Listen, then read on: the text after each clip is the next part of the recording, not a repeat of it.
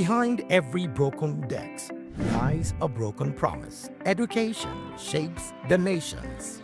But who is asking the right questions? Introducing Edu Dialogue, the show that goes beyond the surface, exposes the cracks, the corruption, and the silence in Nigeria's education system. Edu Dialogue, Saturdays, 3 p.m., only on Voptv. We break the biggest stories, from missing funds to policy failures. We ask the tough questions and demand real answers. Edu Dialogue, this Saturday, 3 p.m. on Voice of the People Television.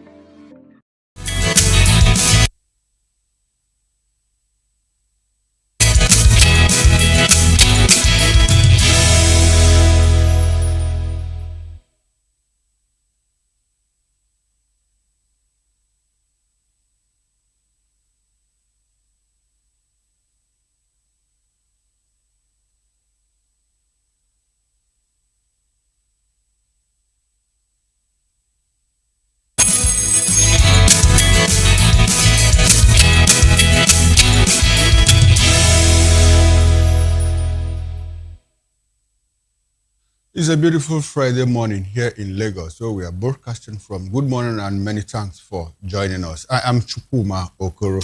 In the next 2 hours, we'll be taking you through very interesting trending stories. And we'll start with Tinubu set to disclose use of funds saved from subsidy removal. Quite interesting. Away from that, we'll also talk about ICPC uncovers 900 ghost workers, 24 billion naira in ghost pension funds.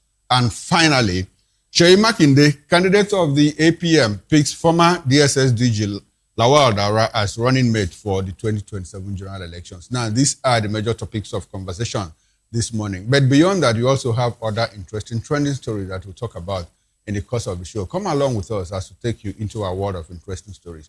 I am Chukuma Okoro. Many thanks for joining us. All right, then, come along with us, indeed. I am Moses Humphrey. It's a beautiful Friday, and Fridays, I look up to Fridays, because then you kind of want. I'm happy that some people now look up. I look up to it. Understand? We are saying the same thing. I look up to Fridays because then you get to unwind, and then, life gets a little easier in Lagos, especially in the evenings on Fridays. So, yes, it's another Friday, and that's why you see us dressed like this, representing Nigeria, our culture, basically. I'm Moses Humphrey. I think I said that already.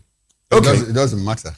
Well, let's take you through some of the conversation, some of the things that Nigerians are talking about. And of course, the focus in the past, over a week now, actually, has been on Osun State. And here we go again. A horrible story is coming from Osun. Now, there is a developing security story coming out of Osun State ahead of Saturday's governorship election. But the APC House of Assembly candidate for Atakumosa, East-West local government area, Babatunde Komolafe Festus, has reportedly been arrested by Nigerian Navy operatives in his hometown, Ifewara. Well, sources claim the former lawmaker was arrested while allegedly in possession of a gun. Although the circumstances surrounding the incident remain unclear and the Nigerian Navy has not officially commented, a video circulating online reportedly shows an APC branded vehicle, some of those arrested, and a gun at the scene. Well, we have the video. That's it on your screen right now. Now, there are different narratives to this. And, what starts to wonder? We need official statements from authorities concerning this, because in some of the posts, some are saying, oh, these are Accord members carrying a branded APC vehicle to perpetrate a crime, so people will think it is APC. Some are saying it is APC thugs. So there are many narratives to it, which leaves it confusing. So we wait to hear from the authorities themselves, and we also wait to see prosecution. A lot, 29 people reported dead. And by the day, I think it gets even worse. More have died since that report came out. And that report says it was from 73 incidents. And we hear that Senator Fadausi, who made incendiary remarks, was invited for questioning and bailed, was let go on bail the very same day. And Nigerians are asking, at what point does it get too much? Should this be a pointer to what to expect in 2027? If this would be a pointer, then we need to look at our democracy and do something about it, because we can't continue killing ourselves just because we want to elect those to, rule us, or, those to get into elective offices. We can't continue like this. Elections are held in other climes. And yes, politics, you play politics, but we don't see people go after people, kill people. I cannot forget a particular incident I witnessed in the build-up to 2015 election. I think I've said this a lot of times, and I will continue. I was around Oshodi area, and then there was a vehicle parked with boys gathered around it, and the individual was bringing out machete from the boot of the car, bringing out machete and giving to these boys. A lot of it. And what happens after elections? They keep those things. They use those things to harm other people. We've seen politicians give guns to their thugs, and after elections, of course, these guys are unleashed on the people. They rob, they kill, and you can't even arrest them. Justice, those that are affected will not get justice. It is bad. We should have a place, have where to draw the line and say, look, enough is enough. All we want is to elect leaders, not to kill. I mean, it's not do or die. And I think we have to go back to the Constitution that appoints, that gives powers to elected officials, and find a way to reduce some of those powers. Maybe then it will not be a do or die affair like it has been in the years past, and even up till now. Yes, it's Moses. I agree with you totally in everything that you said. There are gaps in terms of security reporting and all of that. At last count, we don't even know the exact figure of the number of people that have been killed. So at some point, we hear 29, and APC says, well, 19 of our people have been killed, and Accord says 30 of our people have been killed. So in total, you have 49. As at day before yesterday, nobody knows what happened yesterday. And this issue, when you talked about this gun running, as a matter of fact, because if it is only one gun, you are running the gun if you are not authorized to be in possession of that gun at that point in time. Now, if there are accusations and counter-accusations about using it in an APC-branded vehicle, I mean, it beggars belief. How would some Accord party go and paint? But nothing is beyond politicians anyway. Nothing is beyond politicians. But there's a finger, someone, candidate of the APC. And so it should be a takeoff point for investigators and all of that. When you talked about the incident where a young man was pulling out machetes, and giving to people, my mind quickly ran back to Hotel Rwanda. If you saw that movie before Rwanda Unraveled, there was this wealthy businessman. On top of my head, I can't forget his name. He was busy importing machetes, and that was what they used to perpetrate, that genocide against the Tutsi, against the Tutsis themselves. And so if you see a situation where we are brandishing machetes here our elections have clearly become militarized, and it's not supposed to be in that way. We have situations where in Africa, Seychelles conducted an election. You might say that Seychelles is a small country, is a tiny country, but they conducted elections. You saw people walking to polling booths, There was no need for police presence, In one corner of the city, people cast their votes and walked away and went to work. Now, I'm sure that Osun State will be shut down by 12 p.m. today.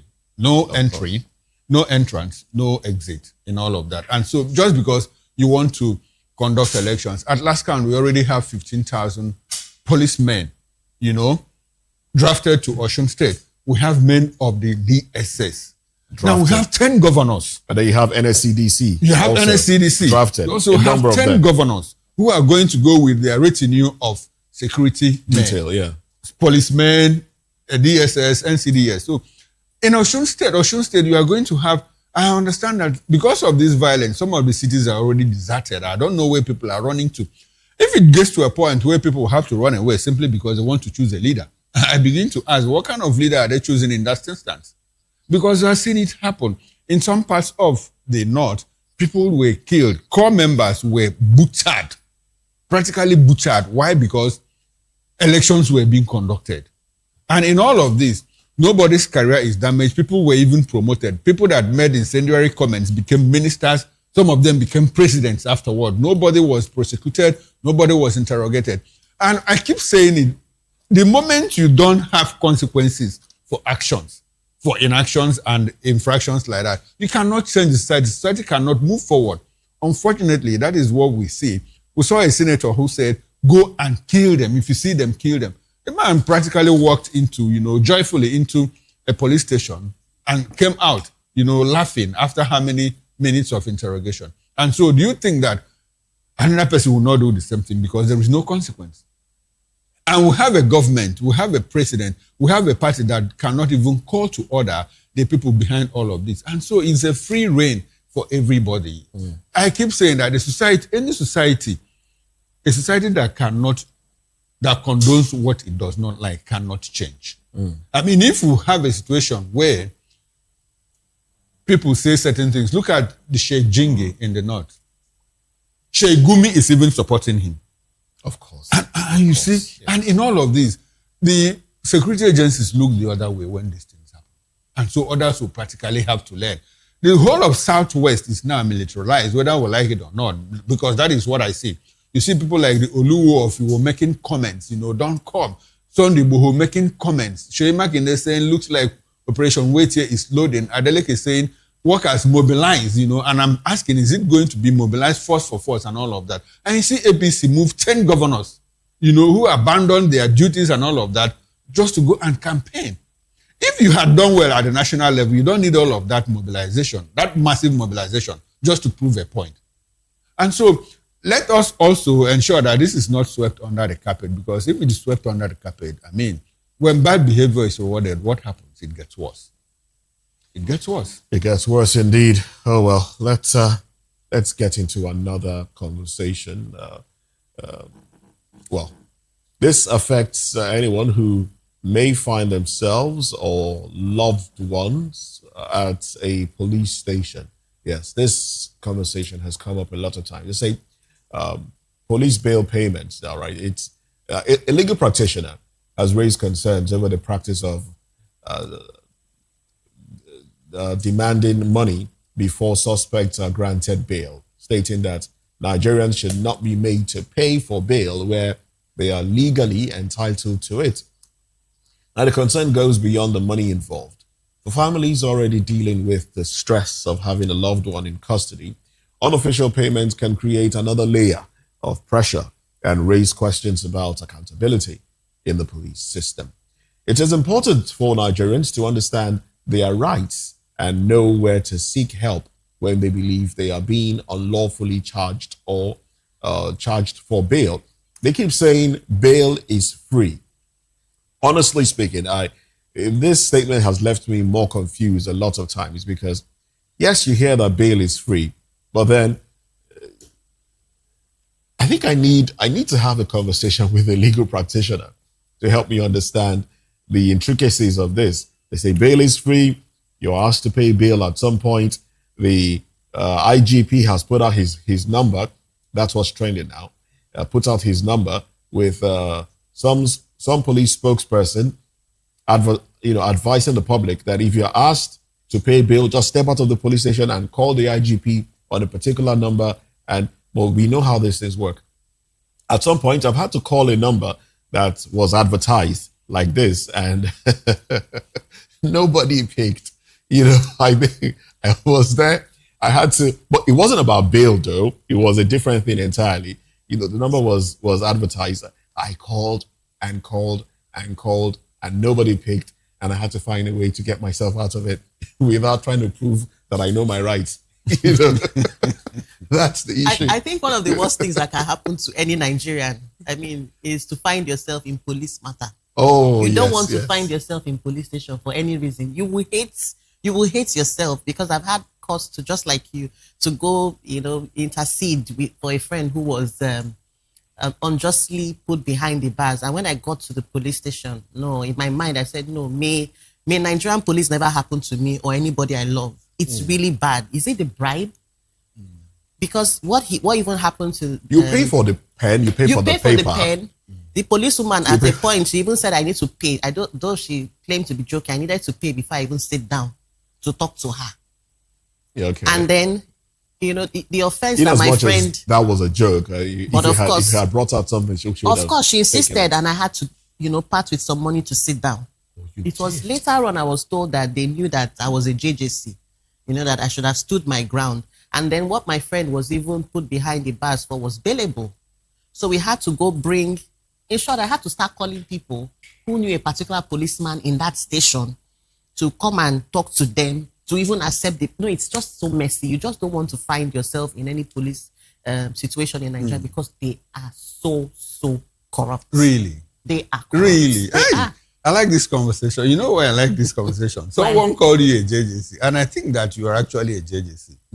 You know why I say this? Bail is supposed to be free, but it is not. Now, let me talk about what you have. Moses Jane said, if you ever if you have a case in this country, the best place to resolve it is the police station. The moment the case gets into police station, it is finished. In this country. If you have money.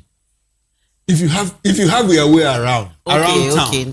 Now you're talking. If you're owing somebody, just pray that the person takes that case to the police. Because that case is And dead. then you should have the upper hand, like money. If you know your way around. Okay. Now, I'm not going to tell you. In any case, this is just a personal. You seem to be from experience, yes? From experience. Uh-huh. From experience. So you know your way around. I know my way around. You're one of those that aid the corruption. I will not allow you to do that. I will not allow you to do that. I'm telling you in practical terms.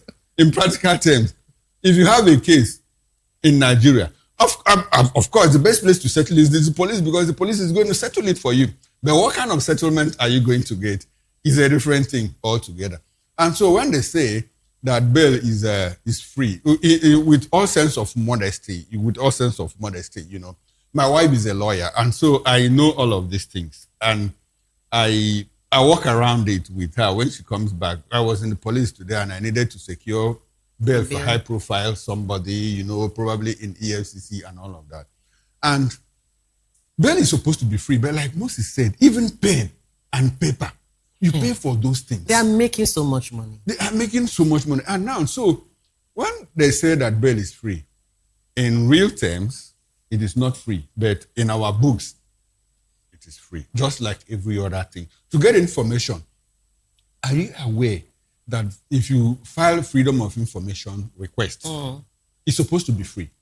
But do you know that you pay for it? Of course. In this country. Of course. You practically, like the other day I said, the only thing we don't pay for in this country is the air that we breathe. That is if it won't be taxed very soon. If it won't be taxed very soon. And so bail is supposed to be free. The police don't even help the matter.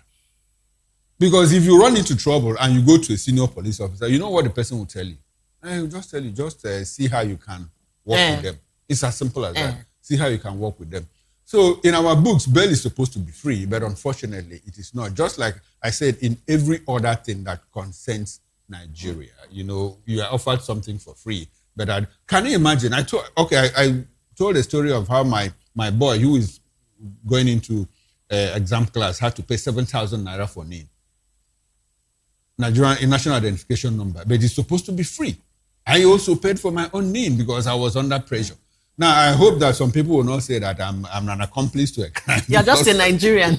I'm just Nigerian. So these things happen. How do we stop it? Yeah. If the Inspector General of Police is intentional in making bail, to be free, I think there's a way to do that. Ensuring that if he gets a report, that somebody is trying to collect bail money, the person should be penalized. But how often do we see people penalized for that? I'm not sure I've ever seen one case where a policeman was moved out of job because the person collected bail money. And so if the police is intentional, they should also put some kind of measures to ensure that people, that extort others by way of collecting bail money are sanctioned and penalized. Have you been to a police station lately? It looks like a marketplace. What is a it? lot of buying and selling a lot of trading. So, let's just move on. Still in Ibadan, sachet alcohol sellers have taken their concerns to the streets, appealing to the federal government to reconsider the ban on alcoholic drinks packaged in sachets and containers below 200 millimeters. The traders protested at the federal secretariat in Ikolaba, saying the policy is threatening the livelihoods of thousands of petty traders, particularly women and widows who depend on the business to support their families. The traders say they are not against efforts to tackle alcohol abuse, but want the government to consider the economic consequences of the ban and engage manufacturers, distributors, and retailers on possible alternatives. This comes as NAFDAC intensifies enforcement and market surveillance, including a nationwide mop-up of the prohibited products. We have a video from the protest. Let's take a look.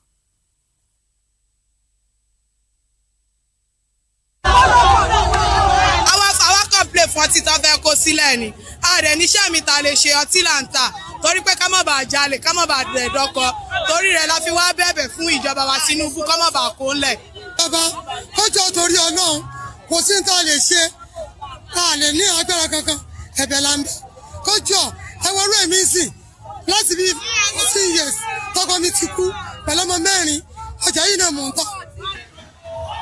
Sit down man for front. Sit down man. You see, we are pleading to the federal government to lift embargo on sachet and PET because our people are dying. Since the day they said they should not sell, even this morning, about 30 or 60 people come to me that they don't see anything, they don't get anything for their children again. So, and it is this business we are doing to cater for our family. It is business we are doing to send our children to school. It is this that we are doing to do goodness things. So for this, please, we are pleading for our President Ibrahim, to talk to our good mother, Chief Mrs. Adeyeye, to please lift embargo on this. Because if this is done, if this thing happen, you know what will happen? They are going to make us as a street beggar. There's going to be a plenty alert. There's going to be all this. Sit down man for front. Sit down man. Nigeria towers. Ni ruwala. Amaka ba ruwala ka so fún wa. Ṣé ìpẹrẹbẹtẹ wo yẹn? Ó dá gan. Ọwọ́ ìwò gbogbo àwọn tó jẹ́ olórí wa lórílẹ̀-èdè àwọn mú àjọ mú ni. But àwọn tí ń tún kíní yẹn ṣe náà ń bàjẹ́ fáwọn complain tí wọ́n ṣe jáde.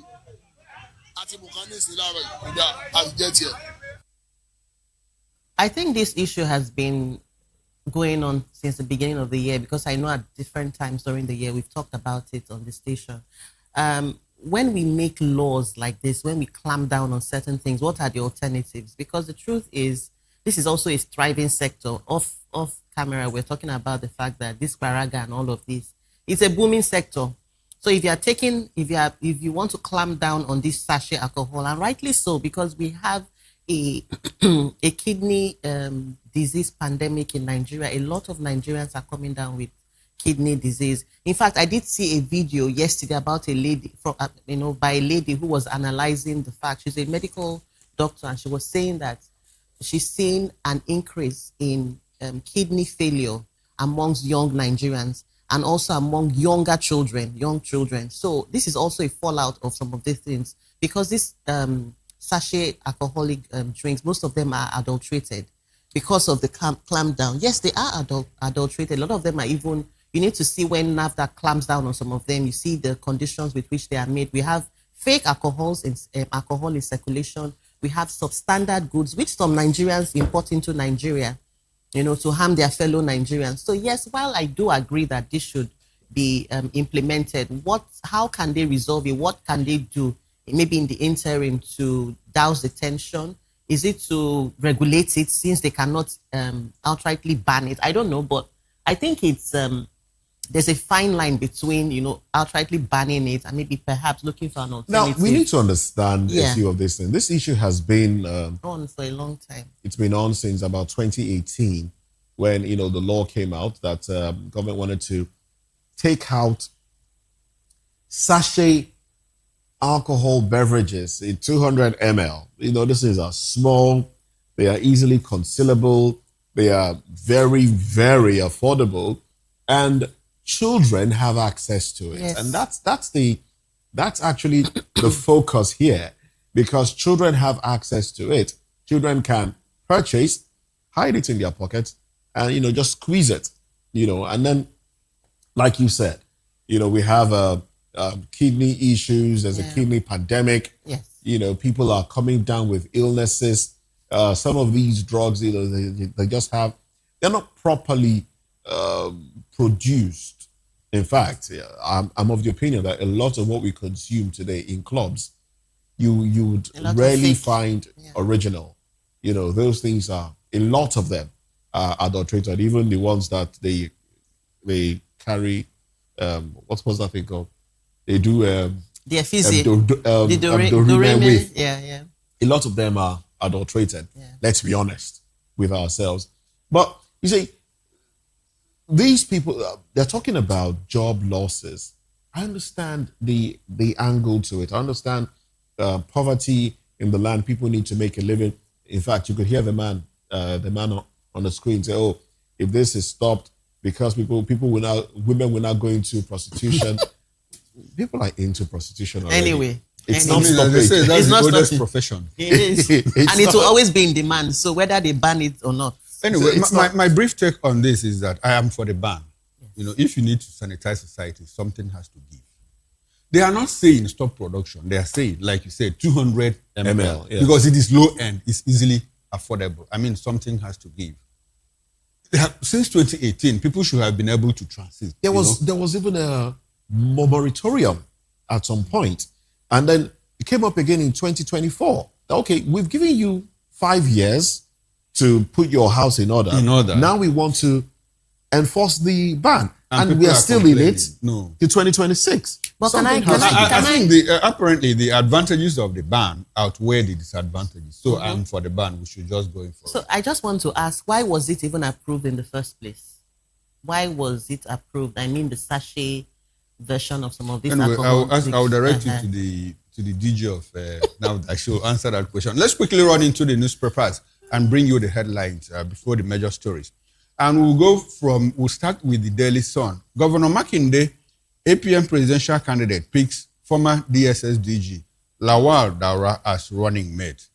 Customs links cannabis to acute psychosis, severe cardiovascular distress. Now the big story.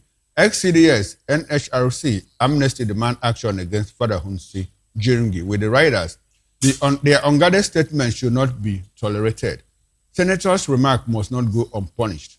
Amnesty International. We must guard against igniting Rwanda-style violence in Nigeria. NHRC. Most stories from the Sun newspaper. Osun election. Accord. APC, ADC orders in final push. TSC. Federal government gives airlines 1 week to submit repayment plans. Tragedy as pit collapse kills 7 miners in Plateau State. Quite unfortunate. NAFDAC sets new safety rules for blood products. Now, those are the stories from the Sun newspaper. Let's move over to the Vanguard newspaper. Factors that will decide Adeleke, Oyebamiji, Salam, others' fates. That's as Osun decides tomorrow. Nigeria's refineries will soon bounce back. Tinubu says we will soon publish how subsidy saving is being utilized. State Police, Presidential Working Group extends deadline for memoranda.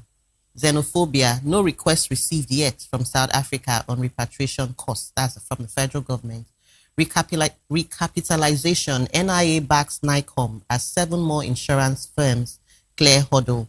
2027 polls, heed our warnings on hate speech. HHRC tells federal government. 2027, attacks bigger than winning. Makinde picks ex-DSS DG Daura as running mates.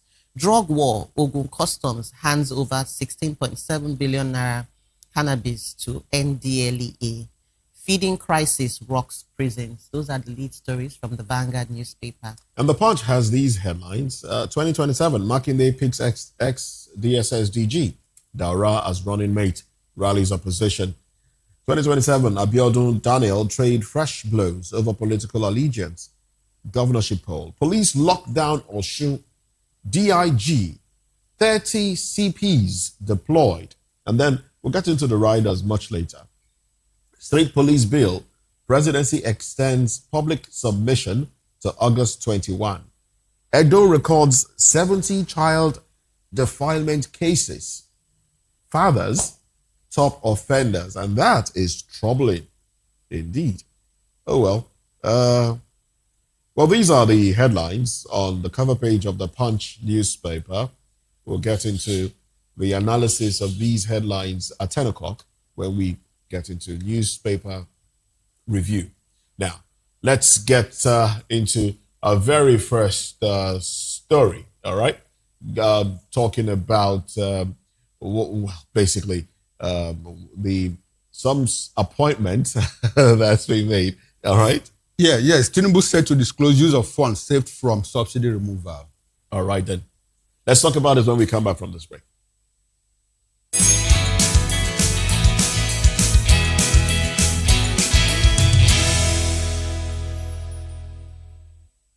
Big news this year. Your favorite Voice of the People television station is now on free to air on Nigecomsat. All you need to do is align your dish using the following: orbit position 40.5 degrees east, 12.685 gigahertz, 30,000 kilobytes per second. Polarized vertical. Frequency 2, 12.731 gigahertz. Symbol rate 26,250 kilobytes per second. Polarization H. This works on any decoder. Catch up to 100 channels, sports, movies, news, all for free. This is with better quality at no extra cost. Voptv on free TV. Now you have more than a voice.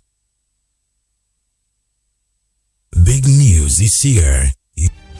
In a world where power shifts its every headlines, news breaks and events happens, we bring you unbiased and explicit information on politics, economy and state of the nation. We break down the chaos. Facts, not fluff. Truth, not spin. We discuss not just politics, but a glimpse into the future. Voice of the People Television. Now you have more than a voice. That 10 seconds you save by crossing the road could cost you your life. Pedestrian bridges are built for one reason: to keep you safe. They are free, they are strong, and they are there to protect you. Dashing across expressways leads to injuries, loss, and grief that last forever. Using the bridge takes less than 1 minute. Losing a loved one lasts a lifetime. Parents, teach your children. Drivers, slow down near bridges. Everyone, please use the pedestrian bridge every time. Your life is worth the climb. This message is from Voice of the People's Television.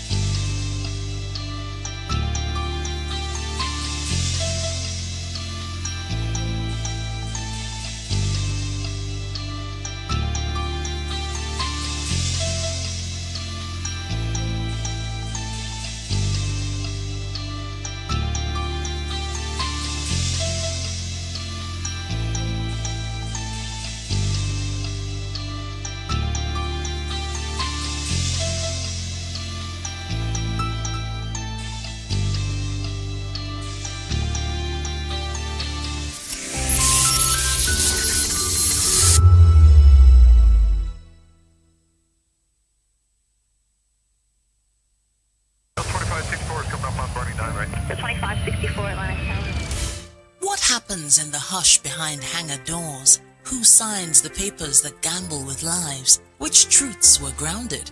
before they even ever had wings. If you've ever buckled a seatbelt at 30,000 feet, if you've ever stared out of that tiny window and wondered who's really in control of the skies, it isn't just flight, it's power, it's politics, it's pressure sealed in steel. We're peeling back the clouds from runway risks to sky-high secrets. We're diving deep where most dare not to look.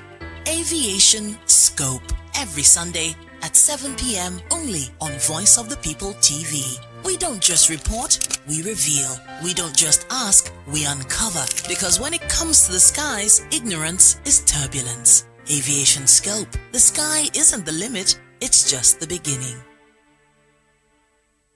The rains are here. They bring relief, green fields, and fresh water. But they can also bring danger if we are not careful. Rule 1. Avoid flood waters. Never walk, wade, or drive through moving flood water. Fast-moving water can sweep you off your feet, and that water may hide open drains, sharp objects, or live electric cables. Rule 2. Stay away from weak structures and slopes. Heavy rain can weaken buildings, walls, and hillsides. Avoid sitting on the old buildings, billboards, or trees.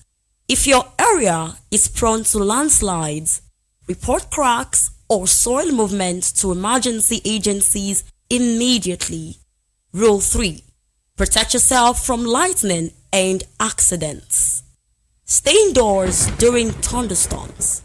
Avoid open fields, tall trees, and metal objects. If you must travel, drive slowly. Use your headlights and never use an umbrella near power lines or while riding. And rule 4. Stay healthy. Clear your gutters to stop mosquitoes that causes malaria. Boil or filter your drinking water. Keep food covered to avoid cholera and typhoid.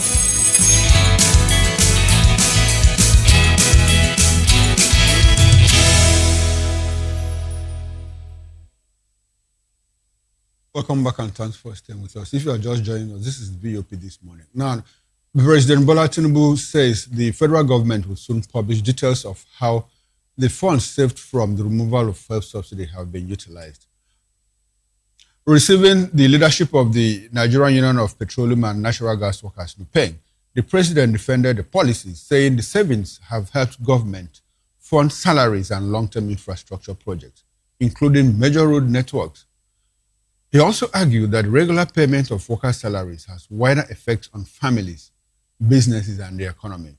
President Tinubu also urged NUPEN to ensure that the benefits of compressed natural gas (CNG) reach ordinary commuters, saying the reduction in operating costs should not remain with truck owners.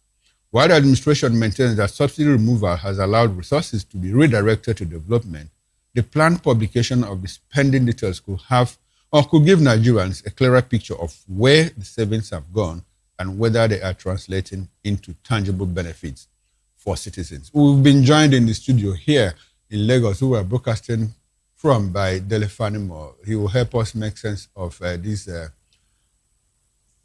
idea from the president that they want to publish the fuel subsidy removal, the monies, the funds, and how those funds have been spent. Dele, by the way, is a reporter, but he appears in the capacity of a public affairs analyst. Good morning, Dele, and thanks for joining us. Good morning.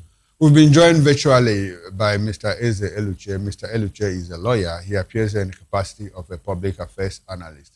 In the course of the program, we'll be joined by other guests virtually. In the meantime, let's stay in the studio here where we have Dele. Dele, good news or what? First subsidy removal, the funds. The president says we intend to publish very soon, how these monies have been spent, so that Nigerians will know where the monies went into. The president says, well, salaries have remained consistent and it's helping households, to stabilize and all of that. We have also embarked on building road networks, new ones, old ones, and all of that. This idea of having to publish where the funds derived from the first subsidy removal, where they went to, how do you react to this development holistically? Well, for me, it's the right thing to do anyway, because it's not anybody's money. It's a collective resource. And so there should be accountability, there should be transparency, in the administration of these funds. Even in private businesses. That's why sometimes you call external auditors to look at your books. It's not necessarily to indict anybody, but to know the trajectory of that particular company at that point in time. So if it was a consensus among the top candidates in 2023 that subsidy needed to be removed to prevent the continuous hemorrhaging of the economy, then if it has been removed since 2023 up till now, then we should also have an idea of how the money that was being sunk into subsidy is used. And it's a good thing that government is saying that they want to come up with the records of how this money was spent. And yes, I'm sure it was part of why the American government showed concern. Exactly the point, because I wanted to ask, do you think it's an afterthought? Is it coming from the pressure? No, I think they mentioned it at a forum, apart from what the president just said, when Nupeng officials came to see him. I think somebody in government mentioned it on behalf of the presidency, that very soon they will come up with how the money realized from subsidy stoppage was spent.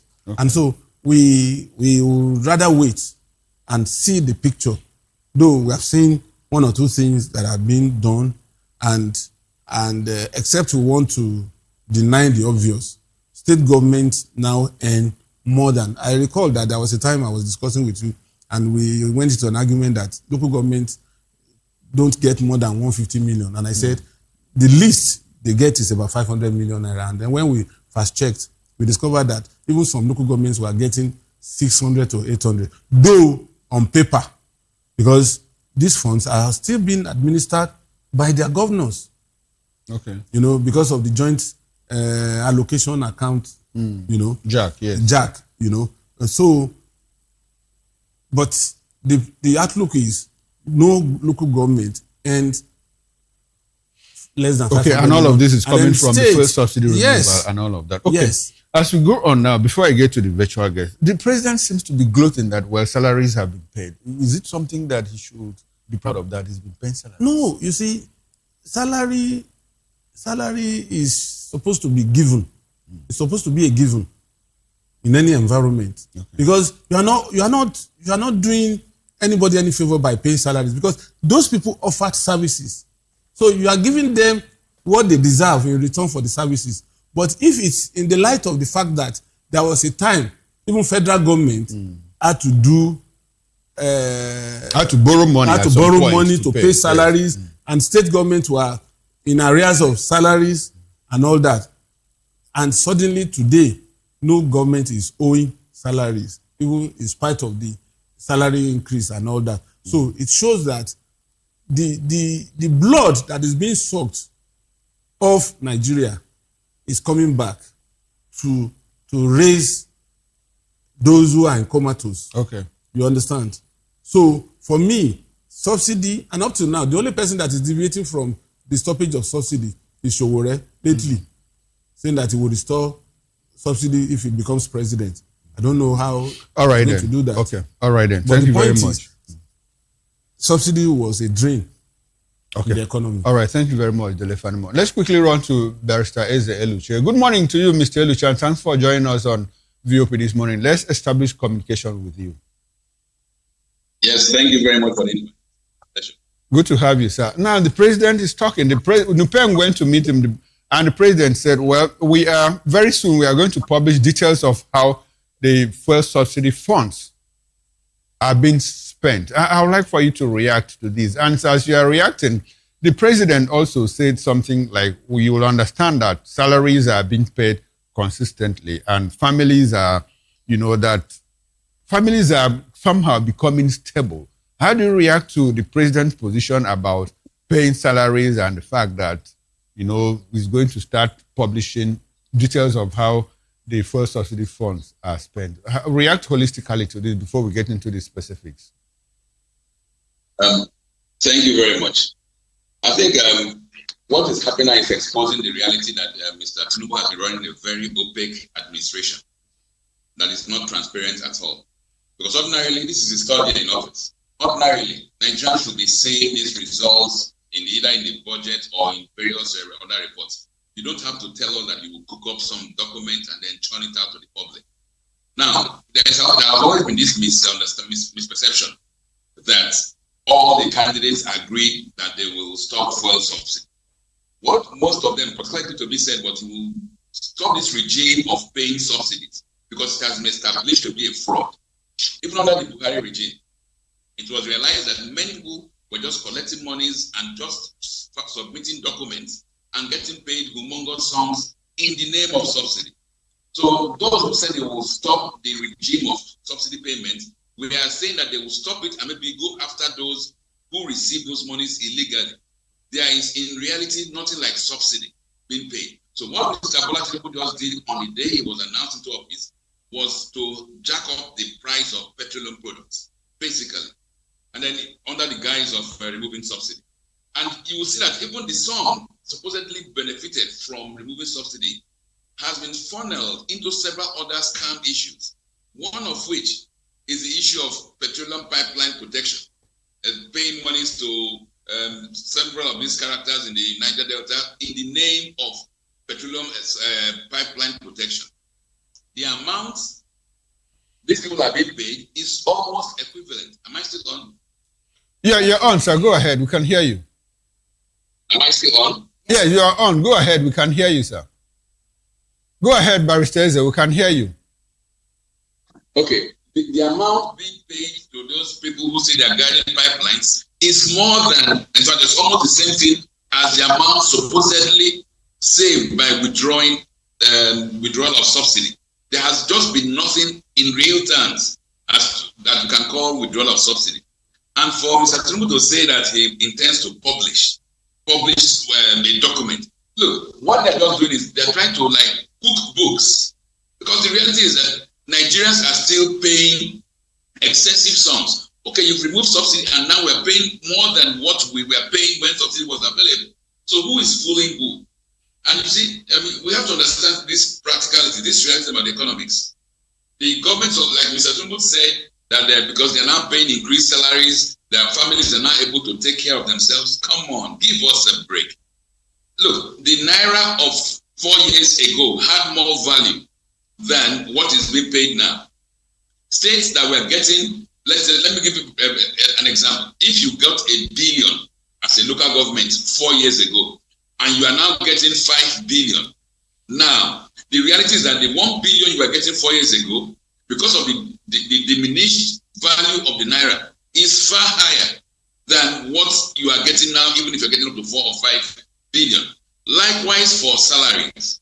Yes, the states are paying salaries, but what is the essence? How useful are those salaries? Those who were earning salary, earning 100,000, like in 5 years ago, were able to cater for their families, do whatever they wanted to do with the funds. But now, that same 100,000 can barely buy one bag of rice and the condiments to cook it with.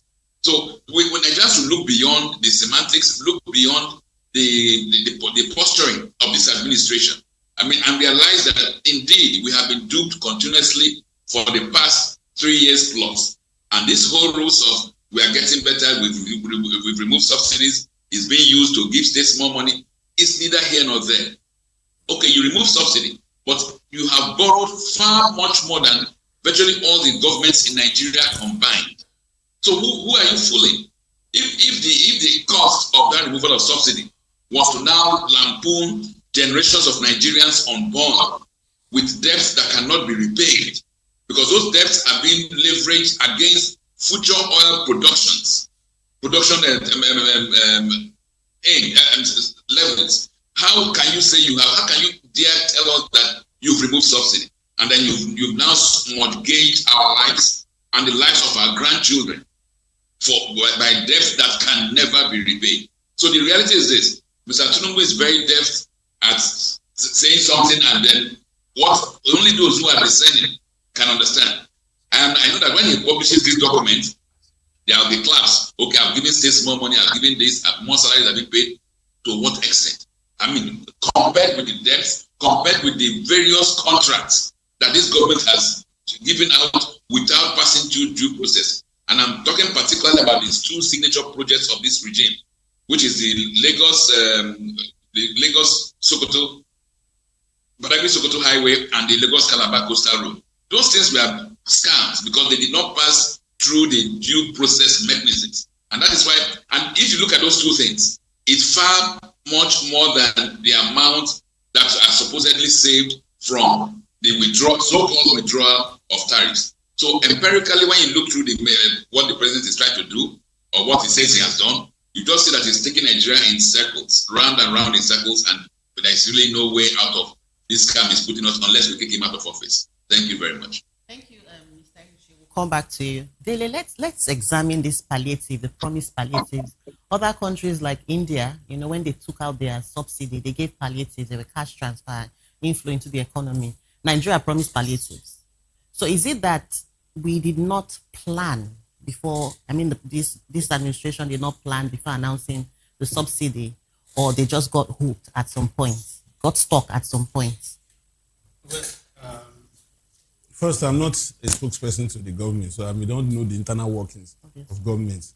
But from what I see, for me, palliative is not the answer to our problem in this country. Yes, during the COVID-19, America did a lot of support to companies, to individuals and all that, to cushion the effect of the stay at home and all that. And we also had our own form of palliative here that was laced with massive fraud.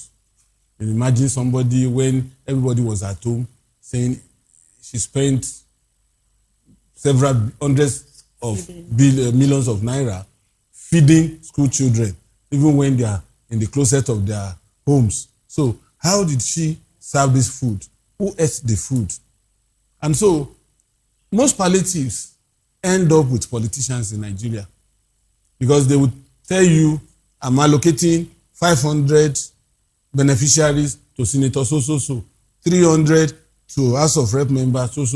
So in the process, they turn it around to those who don't really need the palliative. So for me, it's a waste of resources, because you cannot even track it. You cannot even pin it down to anything.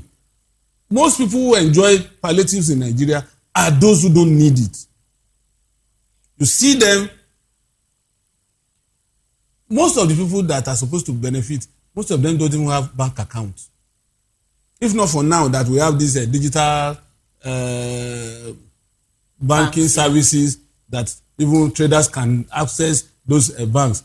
But the conventional banks, who wants to go and queue in a bank that you have to bring your NEPA bill, bring your PSP bill and all that, So, but in the comfort of your office, somebody who is a civil servant that is earning salary will get palliative 500,000 naira. Whereas even seedlings and pesticides, I once told the story of how somebody left my house and was called to the local government only to get there, and they did capturing for that person. And he took 2 bags of maize, insecticide and pesticide, and came back and was looking for buyer. Whereas that particular consignment was made for farmers. Well, apparently, it seems the palliative measures that the government has it cannot work over the years has been laden with corruption. Well, we do have Mr. Chief Asim Adams join the conversation. He's a lawyer and the public affairs commentator. Good morning to you. Welcome to the conversation. Yeah, good morning to you. Good morning, everyone. Good to have you join us. So talking about the president assuring Nigerians that in the coming days, he will release what the money he's gotten from petrol subsidy has been used for. We understand that prior to this time, when Nigerians talk about the monies from subsidy removal, Nigerians are told to ask their governors. Governors are receiving more from FAC, But how do you react to this revelation? And do you think this is because the United States is, putting Nigeria, the government of Nigeria, on its toes to explain its fiscal, how it uses funds? Well, thank you so much.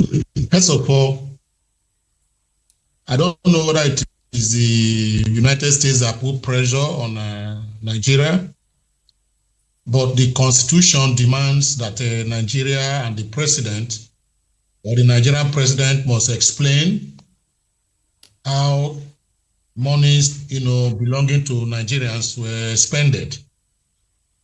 So if the president has decided to explain to us how the humongous amount of monies, realized from subsidy, is expended, I think we have to wait and see before we begin to run commentary on those expenditures. But I believe that they have not really affected, mass majority of Nigerians.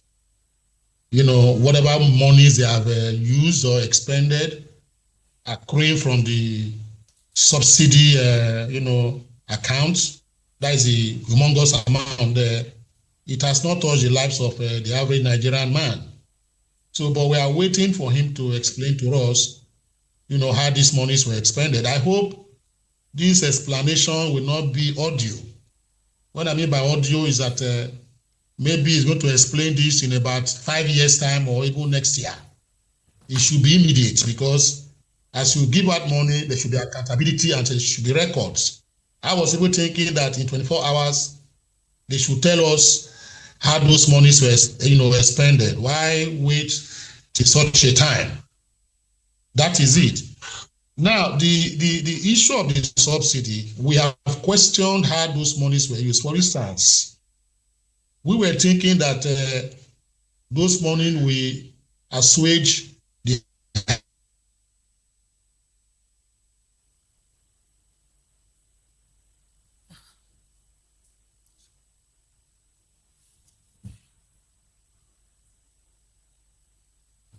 All right, then. Well, we seem to have a network glitch there. Quite unfortunate.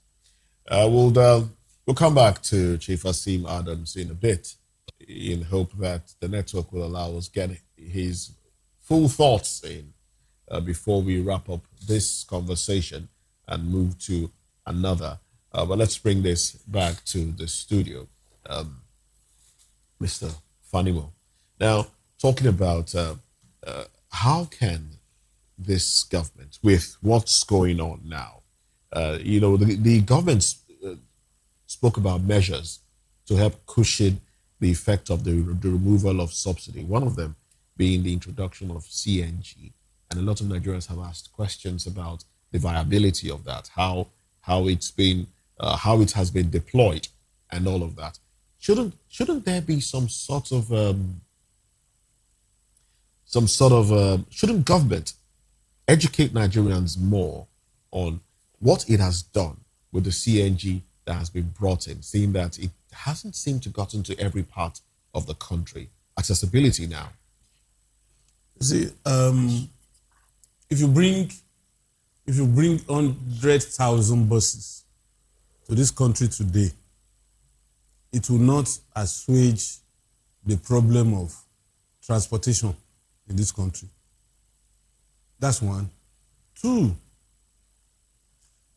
you see, another area that government should look into is not just deploying buses, but work out effective and efficient way of running these buses. If you dump 1,000 buses in Lagos today, if they are not assigned routes, if they are not properly managed, I tell you, in less than 1 year, you won't find any of them on the road. Yeah, but the BRC system is working. BRC system is working. It's working. Go to their dump yard and see what, in spite of the fact that Lamata is running it. I've had experience in this country that 120 buses was released to labor union, and in less than 10 years, they ran it aground. Okay, so sorry. There are two things now. One is to deployment and monitoring. Yes. So is there any? So is it because we cannot monitor that we shouldn't deploy? No, what I'm saying is what they are deploying is too small compared to you're looking the at needs. the numbers. Okay, looking at the needs. Okay. That's one. Then if you deploy, you have mechanism for monitoring. And essentially there are other things that can be used by government in form of subsidy. Healthcare. Look, what gives an average worker the confidence, the rest of mind to work without looking back is when health emergencies come, he knows that there's a safety net. All right. Today, how many people are captured by the NHIS through the HMOs? Only few. For instance, I'm not covered. The only extent to which I'm covered is because my wife is a nurse and she subscribed to NHIS. But how many people? Now, you are trying to drag in, you are trying to suck in the informal sector into the tax net. Okay. But what are you giving in return? What are you giving in return? That's the big question. Well, thank you very much. Let's go back to Chief Asim Adams. We have reconnected with him. Let's have you conclude your thoughts. And I have a question for you. But let's have you conclude your thoughts first, and then we'll wrap this up. So, like I was, like if I to echo what my brother Dele Fanimo said, I was also going to that particular area in terms of health.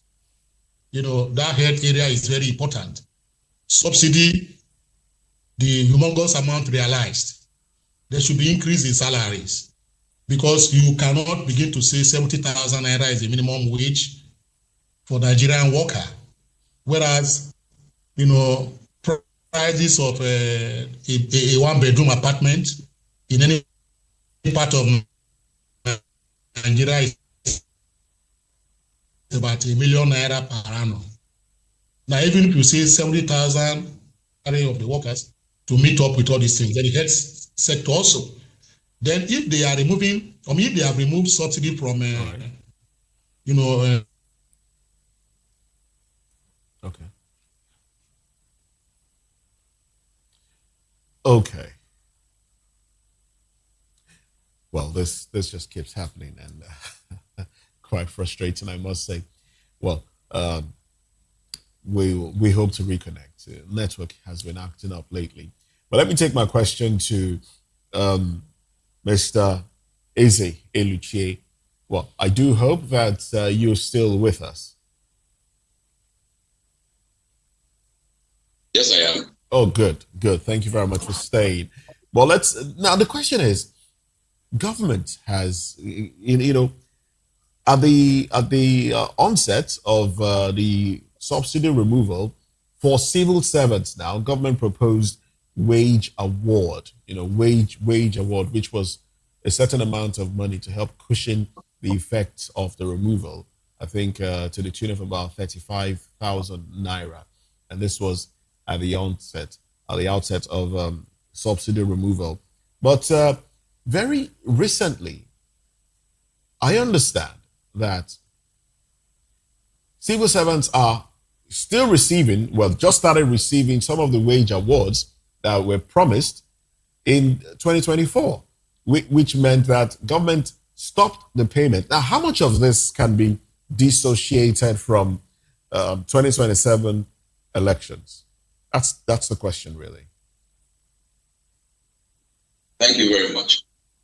You see, when the Tinubu says he's going to reel out this, what the monies have been used for, it's like when you send your child to secondary school. First year, no results. Second year, no results. Then they are telling you that in the fourth year, they'll give you a result of what they've been doing for the past years they've been in office. This is just, you just hit one of the issues. This is all bluster and no action. This government makes direct promises to civil servants. They have not fulfilled it. And it's now at this late hour trying to say they will have, they want to release what they've spent the money. The money is long gone.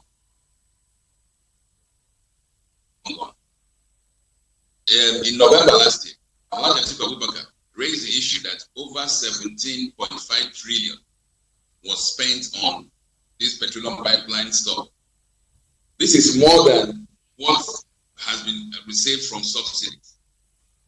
And the government remained mute to that allegation. They didn't even bother to reply because they know that these are facts. And you know, this issue of the wages of the workers, and they keep on raising the same excuse that they've increased the funds given out to states. Okay, it was also revealed that this APC states, my own state governor, Hope Uzodinma, was accused of sidelining over 800 billion from these funds, which was given to states.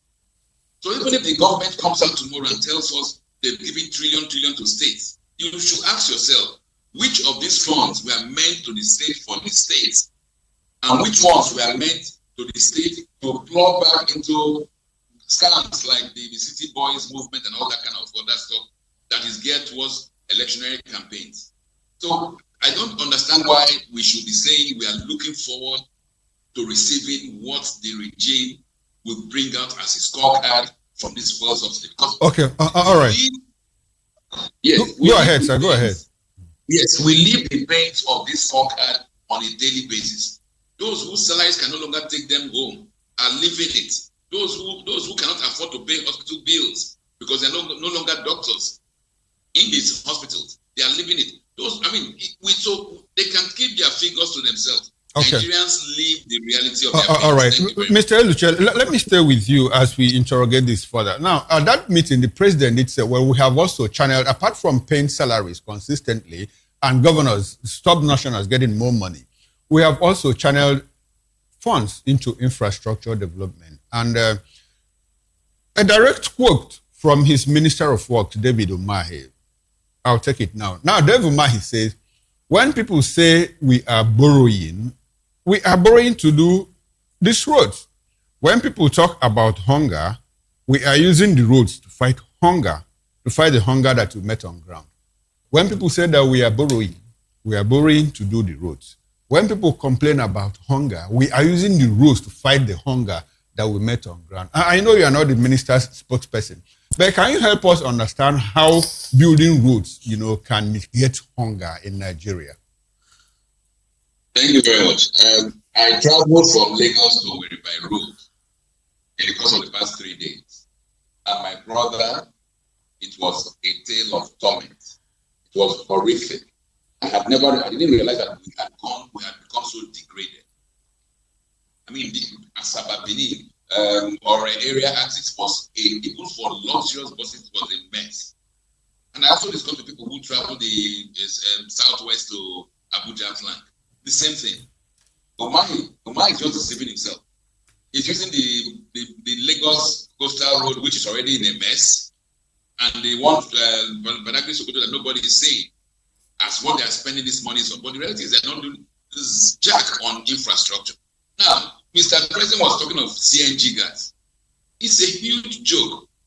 You are toying with Nigerians. Look, any government that wants to talk about CNG gas release across the country has to first of all start with local pipelining of gases, piping gases to major city centers, and not just trucking gases. No country trucks gases if you are interested in CNG. And has any plans been made to pipe gas to any states in Nigeria for a rollout of CNG? If the answer is no, you immediately realize that all the noise being made about CNG is fraudulent. And I'm telling you this, it's empirical. You cannot say you are talking of CNG when there is no gas pipeline to anywhere. How are they wrong? Will a truck get gas in Lagos and not no other place? Then that gas will take him to Sokoto and back. It won't do that. So the reality is this: this is electioneering period. So a lot of crap will come up from the politicians to try to deceive Nigerians. But we must, at this stage, say through whatever they are saying and understand when they are telling us politicking and real and pure lies. In this instance, I'm sure even the Nupen guys who went to see Mr. Tumbu knew he was bluffing, knew he was not talking economic sense, knew all he was saying was he was talking to the media, to the population, that we're going to show you what we've done. We don't need to see what we've done. We are living what has been done with all the money. We are seeing the luxury lives those who are in government are living. We are seeing the escalates he has been buying and the private jets. That is what we see. As for impact on Nigerians, zero. And they even raise the issue that they have increased the foreign reserve. Come on. Who are you taking to foreign reserve that you will also siphon away? And the reality is, the fact is that Nigerians should not be interested in what they publish, since we are already living it. And it's excuse about gas and all that thing is neither here nor there. All right. Thank you very much. Thank you. Let's bring it back to the studio. Dele, it appears as though one of the things, issues, confronting this administration is the trust deficit. Because most times when you hear them reel out the some of the policies they have in place, some of the things they have done, some of the things they are doing, Nigerians still doubt it. So is it a case of, just like Mr. Iluche said, Nigerians should not be interested because they are all lies? Or is it that this government has failed to maybe win the hearts of Nigerians or be perceived to be one that has integrity? You see, the disconnect between the leaders and the led is a pattern in Nigeria. And it's always vilification. The few that got accolades exited prematurely. That is Mritala and Yaradua. Every other person, there's always this trust deficit. And it will continue until maybe when we begin to harvest the dividends of democracy. And the other pattern is the previous government will look more like better than the current government because it would have been deodorized and canonized along the way. But the whole idea is, what are those things you are doing? And how much of it do you sell to the people that are supposed to be beneficiaries of some of these things? And that's where I fault some of the handlers of these political actors. Rather than push the narrative of what your principal is doing, you keep chasing opposition, fighting, abusing, and all that. That's not what Nigerians want to hear. Tell us what you are doing different from what others did. And let us know the outcomes. That's when you can earn our trust. This drama of abusing, counter allegations and all that, back and forth, will not build our trust in any government. That's the whole idea. All right, thank you. Let's go on a short break, and then when we return, we'll discuss ICPC uncovers 900 ghost workers, 224 billion naira in ghost pension funds. Please stay tuned.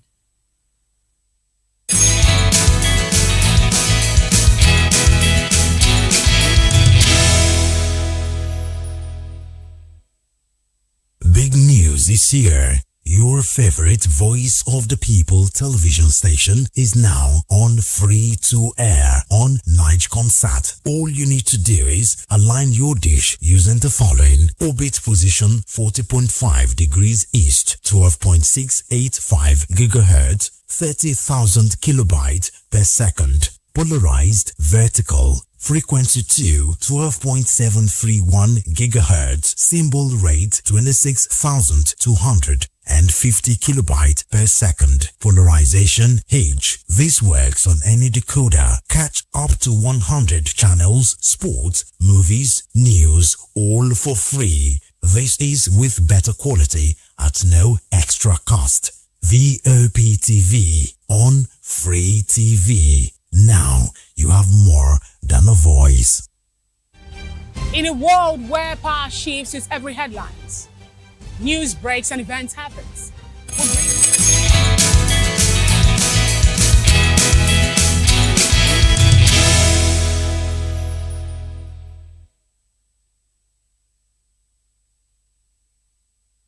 The Independent Corrupt Practices and Other Related Offences Commission, ICPC, says it has uncovered widespread manipulation of government payrolls, including cases where individuals allegedly enrolled family members and collected multiple salaries.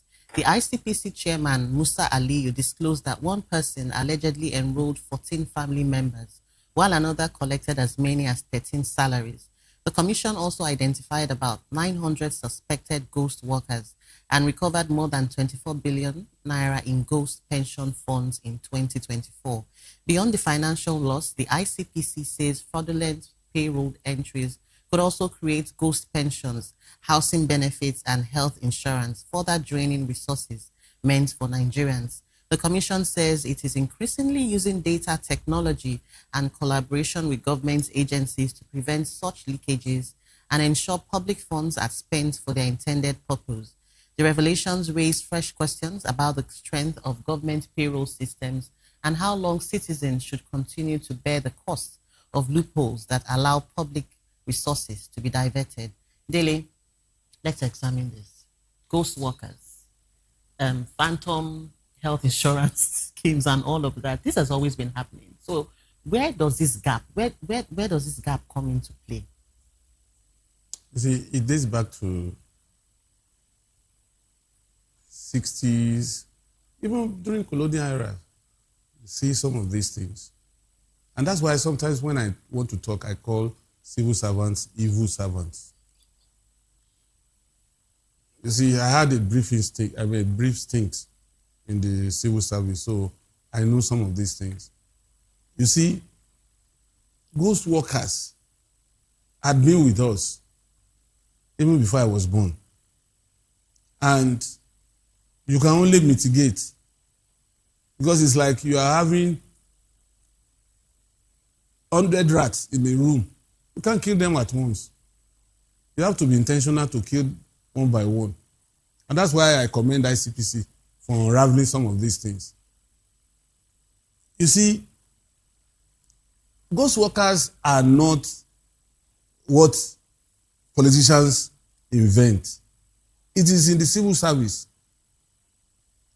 One, we don't care about figures. We don't care about statistics.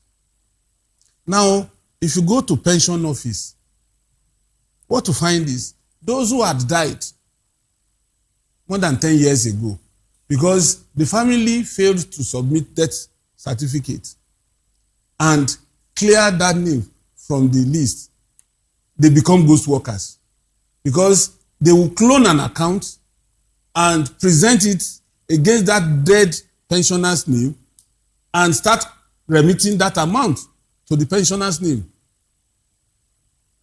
Workers who didn't resign, just abandoned the job, probably went overseas, their salary is still paid to a different account. In fact, it's more pronounced in the health sector because of the level of mobility. If you find a doctor in a government hospital today, if you go there next week, you are not likely to see him. And he may not have resigned properly. So the money that doctor is supposed to earn, a very clever pension office accountant would quickly migrate that account to another account. And then they will start dumping that doctor who has been in overseas for more than 10 years in that account. Okay. So it's a persistent thing. It's a persistent thing. Rodele sounds more like our president, and I'm happy that you're learning fast. Ghost workers have always been with us, even before I was born. Just like the president said, Nigerians have been I'm not hungry. the president anyway. I say you are learning fast. You are learning very fast. The president said Nigerians have always been hungry, even before I was born. Yeah. And let's quickly run to Benin City, where we've been joined virtually by Emmanuel Abogun. He appears here in the capacity of a public affairs analyst. Good morning, Emmanuel. Let's establish communication with you.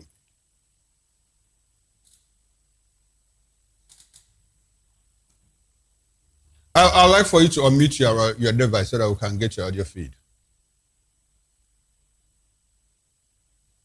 Emmanuel, can you hear me? Good morning. Good morning. Good to see you. Good to have you join us. Now, quickly, the ICPC has... Oh, thank you very much. ICPC has discovered 900 ghost workers, 24 billion naira in pension funds, and all of that. And someone said, if we have ghost workers, that technically means that we have jobs. So how come it's not translating to reduction in the rate of unemployment? What I'm saying is that if those ghost workers exist, meaning that there are jobs for them, can we just take people that are unemployed and fill those positions? What's your reaction to this as you react holistically?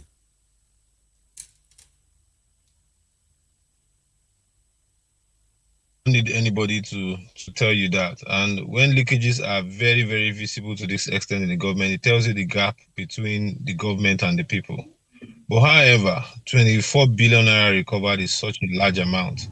The question to ask is, one, where will this money be channeled into? And two, again, who are these persons that stage managed these leakages? Because you must have insiders for that volume of money to be taken without these MDAs and the ministries of government not knowing that they have these lacunas in their calendar check. For crying out loud, we run a civil service system that when every servant report to work, there is a diary to show that such person came in, and at time of closure there is. So if you are actually paying people that amount to 20-something billion, what services were they rendering that you never knew all this while? And government has been paying that money for over more than 40 months. So it goes to tell you that there is actually insiders working within.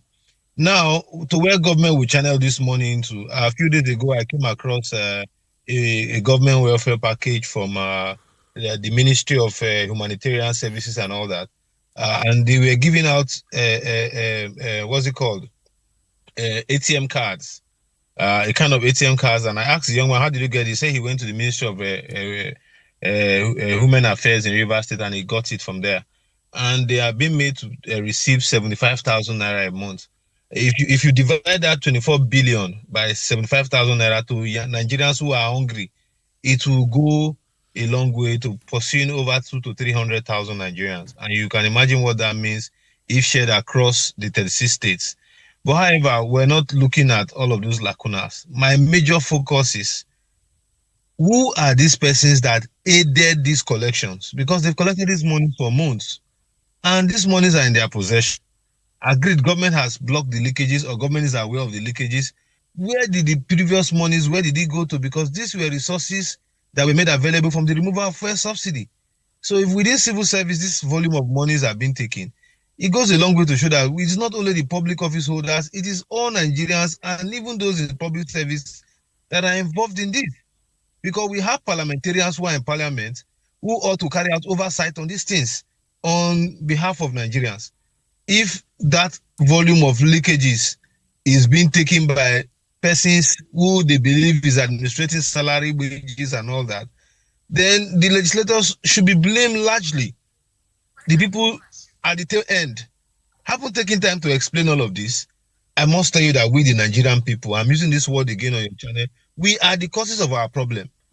We only wait to always give lamentations, feedback. Your House of Rep member, your local government chairman, your governors, how well are you asking them all this billion that comes in? How do they spend it? How do they spend it? Nigeria is a rich country. Even in this midst of corruption, we still have plenty to share for ourselves. But because a certain few persons will sit down in their comfort zone and want to divert public money to their own personal end, that is why we are all suffering. That is my take on it, sir. All right, thank you very much, Emmanuel Agbogun. Quite an emotional take, I must say. Well, let me go to Chief Asim Adams now. And I do hope the network will allow us to have this conversation. All right, if you can hear me.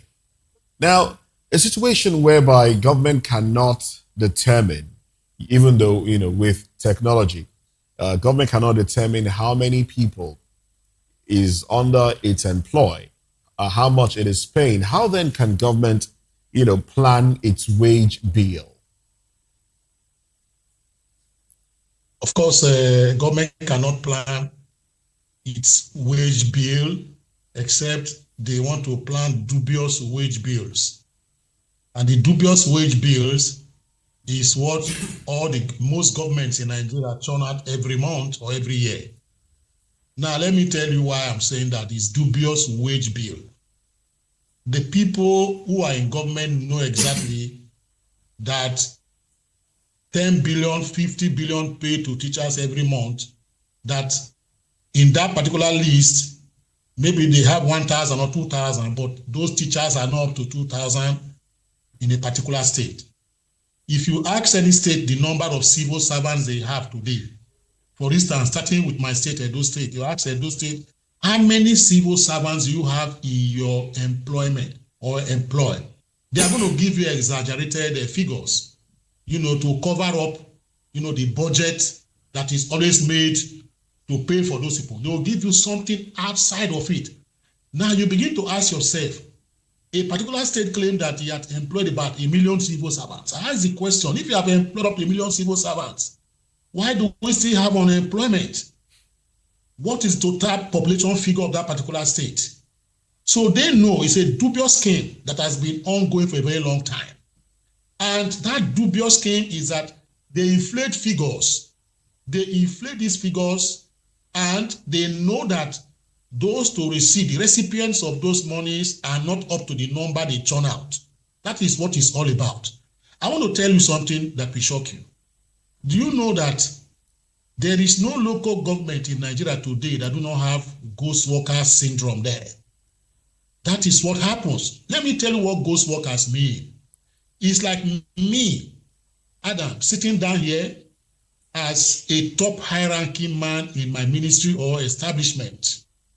I just add the names of my relations, my friends, capture their photos, their signatures, forge it. Add it to the list because I have the means of doing that fraudulently. I will add it, maybe about 100. I will add. My DG in the office will say, add 10 for me. I will add 10 for him. At the end of the day, these people are paid, but physically they are not there. They don't work. How do you explain, for instance, my state governor, Edo State, said he just employed 4,500 personal assistants. My brother, what are you employing 4,500 personal assistants or PAs for? Do you even know that? How can you do you know what 4,000 people, 4,000, when you say you have 4,000 on a payroll of a governor or the executive, government, a particular governor also in one of these states also had about 16,000, as PA him on the payroll. Look, let me tell you, those names that are going to be there, you can't tell me that 4,000 physical people will be present. No. What they do is that they will call on their supporters to say, okay, bring names or people to add to that list. If I'm a supporter and very close to the governor, I can bring about 20 names. And those 20 names, I'm the one that will collect. I own the accounts. I collect the monies and put in my pocket. How can you possibly own the account when we have BVN, and NIN linked to every account? How is it possible for one individual to have, 14 accounts with one BVN or NIN? How is that even possible? The question is that when you have, BVN or NIN to your account, I have seen situations where people in politics, I'm speaking from a political angle, I've seen situations where, some supporters will come to people and say, please, can you get like 10 BVN numbers? Can you get like 10 NIN numbers? That government wants to give a grant. Some people who do not really understand or who believe in those politicians submit their BVNs, to them. And because they know that they're going to get free money at the end of the month. If I'm able to collect about 30 or maybe 300 BVNs from different people, I tell them that, governor side should bring. They will submit their BVN and NIN to me.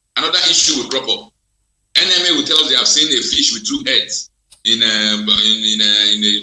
Atlantic Ocean. Nigerians will start talking about that one. Oh, this government is this. The reality is this government has been fraudulent, is very, very corrupt, and it's all this is doing is just to try to shift focus, for goodness sake. That's my take on this. And I await the scam they will bring up by next week.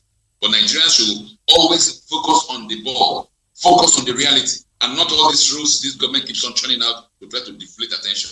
Thank you very much. All right. So the government said, the ICPC boss said 24 billion naira was recovered. People are asking now, so how much was not recovered? And how do we really ensure that this money that was recovered goes into the right channel, maybe into schools, hospitals, and not into another person's pockets? You're hitting the nail on the head. How much was recovered? Where has it been put? Or will it also disappear into somebody's pocket? And you are saying that you are coming. Does he want it? I mean, perhaps the audience would have clapped for him in that event, and nobody will ask any serious questions. Okay, where are those people who took these funds? Or did another snake come and swallow the 24 billion? These guys, they joke with Nigerians. They know we don't even ask them serious questions, so they just come and do like a comedy skit, and then get accolades and go. Then tomorrow they'll be ready for GCFR. One of that title and say he has done so well as ICPC. This was the same man who went to give a lousy report to Tinubu the other day that they have seen 2 extra scam agencies within the PFIPC. What have you done? What has the police done? What has the SSE? Who has been prosecuted? Who has been arrested? If the answer is 0, they should stop wasting our time with all these stories. I mean, it's so annoying. It's insulting, actually. It's insulting. Because nothing will happen out of it. Every government that comes into Nigeria will keep on telling us these stories. And then, like Tinubu will say, he did not the one that started this issue of hunger. So he didn't also start ghost workers. So it will continue. Really? Really? My brother, Nigeria Wahala is too much. But I hope that when we begin to ask serious questions of these rulers, when we begin to engage them physically, I mean, physically impossible, but intellectually, let them understand that we know these scams they are playing, and they should give us a break and stop playing it. Because ghost workers, there's nothing like ghost worker. It's a human being that goes to collect the salaries and pockets it, and nothing happens. And many of them they're already on the pension. Let me give you an example. There are people who supposedly work in a Jabuta steel mill that never produced 1 nugget of steel, and they have gone into retirement and they are receiving pension. So it's not as if they will receive pension. The ghost workers, that's the thieves, are already receiving pension. And the real workers, the real policemen, the real soldiers who sacrifice their lives for us, to secure us, they are dying on the pension line. They can't get their pension. And you tell me this government is not complicit in these criminalities. Thank you very much. All right. Thank you, sir. Emmanuel, let's have your take on this. Ghost workers has been in existence forever. What is that one reform you think, that can help curb this recurring issue? If I go by what Sanusi said sometime in 2013, he said the federal government could be able to eliminate illegal transactions. And if you go by the definition of what this ghost worker is all about, it talks more about illegal transactions. So if we are still down the line over 12 years and talking about those same issues, then it raises caution. But however, thank God government is now able to identify it. Who and which of these agencies are in charge? You talk about the ghost worker. That should be our question. On which agencies? Ministry of Mines and Steel, Ministry of Power, NIPP, NNPC. Let us know where these people are and the numbers that follow, so that we're able to identify, because we have young graduates who can actually have an impact, that are still out there roaming the streets, believing that one day they will get one opportunity or the other, whereas people are back there stealing their wealth of contribution through means of payment and fake employment that is being announced by the ICPC. And most painful is that matters like this, you wouldn't see the police and the EFCC immediately collaborate to put a fact check and come out with a clear picture of what has transpired. but let it be some Yahoo boys or some suspended land speculators, you will see them come all out. Let us show those persons who are stealing the common patrimony of this country that they are more evil than the ordinary criminal we see on the streets. Because what they are doing is distorting the database of this country. It's a serious offense. It is indeed a serious offense. And not until when we begin to put checks into this thing. Because for me, I would commend Mr. President a little bit for coming out to say, what are you asking the governors? What are you asking the senators and House of Rep? I'm giving these guys projects, I'm giving them monies that they used to ordinarily in time pass lobby for. Now they all get it at their beck and call. So why are nobody questioning them? Why are nobody questioning them? All right. So for me, it is very, very painful. It is very, very painful. And Nigerians should stop being on the page of lamentation. It is high time Nigerians get up and demand what truly belongs to them. All right then. For crying out loud, you don't need the white man to come here and do it for us. We have to get up and start demanding what belongs to us. Well, thank you very much. Thank you very much, Emmanuel Agbogu. Should I take this as your concluding thoughts? My concluding thought is that we know the country is going through a hard time. But for me, I believe if we believe in true federalism and decide to hold our leaders accountable, we can actually get it right as a people. All right, we can get it right as a people. Thank you very much for that message of hope that you just put out there. Now, I mean, it's okay to find 900 ghost workers. It's okay to recover stolen funds. It's okay to recover stolen money, but we're asking for prosecution of perpetrators. Well, let's get concluding thoughts now. I would like to go to Mr. Eze Luche. Let's have your concluding thoughts. You can merge both conversations we've had this morning. We should guide our lines for the one that is scam that the government will release next week, because there'll be something else they will churn out to the public to get us to distract Nigerians from the reality of their maladministration and misgovernance of the polity, from the rising insecurity, from the bad growth. There'll be something else they will churn out. But we should take this in our stride and all work seriously towards ensuring that, despite the fact that they seem to have everything in their clutches, that these guys don't get back into office come 2027. Because if they do, we're going to pay dearly for it. Thank you very much.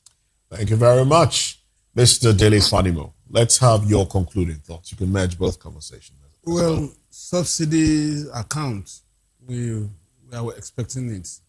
And when it comes, we'll cross the bridge. Then, as for ghost workers, it's a battle that will be a long-drawn battle. A long-drawn battle? What I mean is that it permits all facets of government establishments. When I say all, I mean all. And so ICPC alone cannot do the job. So in as much as 900 is fact, alarming, it's way more than that. 900 is a minute picture. In fact, if we go to the Nigerian police, you may find up to 2,000-3,000. And that's troubling because someone here did share that at some point he saw an Okada rider brandishing a police ID card. Basically, he just might even be on the payroll. That's you never what I'm can saying. I know of a and particular, he's not I know an of a officer. particular lady that was dismissed after 6 years. She was smuggled into the payroll, and she collected salaries up till when I last saw her. Something just came into my mind now. You made an emphasis that it's something that we find in the government offices and establishments. All of them. Yes. You have all of them. Now you have played in the private sector. Do we see this kind of thing in the private sector? Private sector is better managed. Okay. And there is, most times you don't get compromise. You know, the banks don't have up to this large number of ghost workers. So it's an issue of national cake. Let's grab it. That is it. But you ask yourself, those directors, you won't work in the civil service, even with the new minimum wage, the director does not earn up to 1.2 million naira. Yet they have estates, not building, estates, comprising about 50 to 100 buildings in Abuja. The ICPC, Dele said that they relied on data and collaboration. So why did it take the ICPC to flag this? Why didn't the Auditor General Office flag this? Accountant General Office of Nigeria, why didn't they flag this? Why did it take the ICPC to flag this? Why would the police boss who gets returned from what they get from roadblock flag those on the roadblock? That is the answer. You opened another vista. You opened another vista again when you said we can't find it this much or this high in the banking sector. Yes. Look, are they actually because it's better managed. So there could even be one or two in the banking sector. Is it possible? It could be, but I've not seen. You've not seen. I've not seen. Okay. All right. So, Chief Asim Adams, let's get your concluding thoughts now.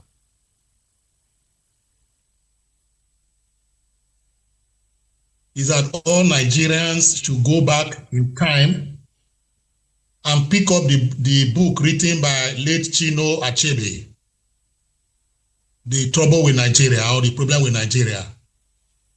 In that particular book, it was written in 1983. Until and unless the problems highlighted in that particular book by Chino Achebe is resolved, Nigeria can never be a state nation. And he's talking about corruption, nepotism. These are the two things killing this country. Corruption, nepotism. And right from time, ghost workers, corruption, embezzling of money is corruption. Subsidy expenditure, they want to give whatever, it's all corruption. That is why they are doing all these things today. So corruption has eaten deep into the fabrics of the nation called Nigeria. That was a WAEC question in 1978. A WAEC question in 1978. Corruption has eaten deep into the fabrics of the nation called Nigeria. Discourse 30 marks. That's what they awarded at that time. Now, till date, you still find out that we've not been able to unravel that. Those are the things I want to tell you. That go back. Those people that set that exam question, it was a past exam question. I ran into it in 1982 when I was writing my YS in 1982. Ran into it when I was trying to prepare. Corruption is a canker worm that has eaten deep into the fabrics of the nation called Nigeria. Discuss 30 marks. Why question? Then, so from that 1970, whatever to date, we have not been able to exorcise corruption. It means that there's a systemic problem, existential problem of corruption. And Chino Achebe, in his problem with Nigeria, the trouble with Nigeria, also highlighted issue of corruption, nepotism, ethnicity, and why you see in the fourth one was that Nigerians are not ready to take their country back. Nigerians support whoever that is the politician they love. They don't care whether the man is corrupt or not. They want to follow him because he's from their tribe. Is somebody they love from their political party to see. Okay. Until and unless we put all these things together, we exercise, we can never have a good nation like other nations. Okay, you just dashed the hope that Emmanuel, gave us as he was giving his concluding thoughts. But thank you very much, Chief Asim Adams. Well, gentlemen, thank you very much. We've also been speaking with Mr. Eze Luche Esquire, Asim Adams Esquire, and Emmanuel Agbogun and Dele Fafanimo with us right here in the studio. Well, we must appreciate you, gentlemen, for your time and your contribution. This is how far we go on VOP this morning. Newspaper review comes up next, 10 o'clock on the DOT. I am Moses Humphrey. I'll see you at 10. I'm Jane Ogoye. Thank you for watching. I am Chukwuma Okoro. See you again. Bye for now.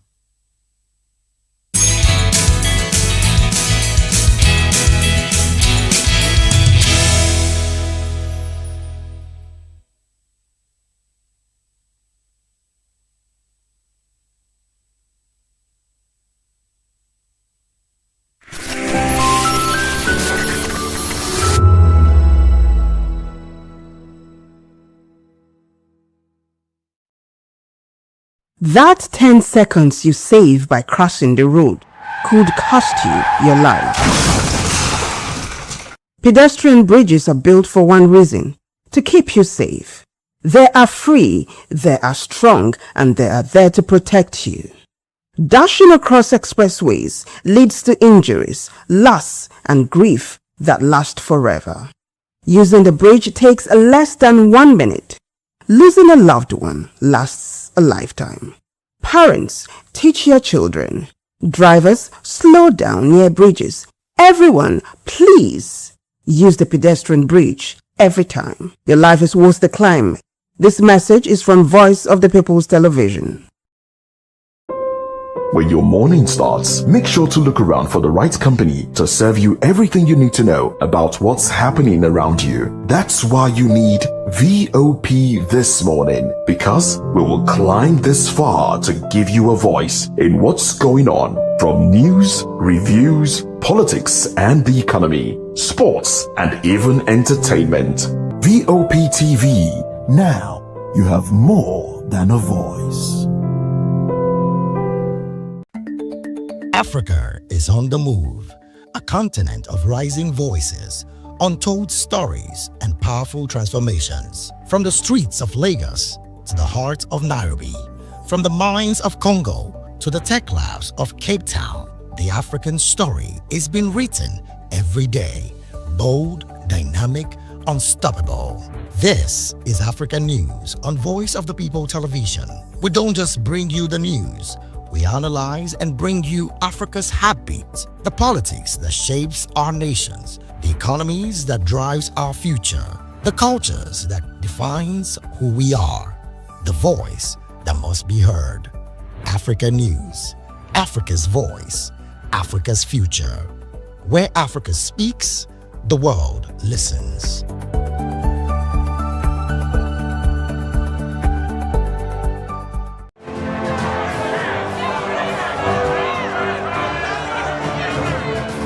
Do you want your voice to be heard? Do you know that you matter in the scheme of things?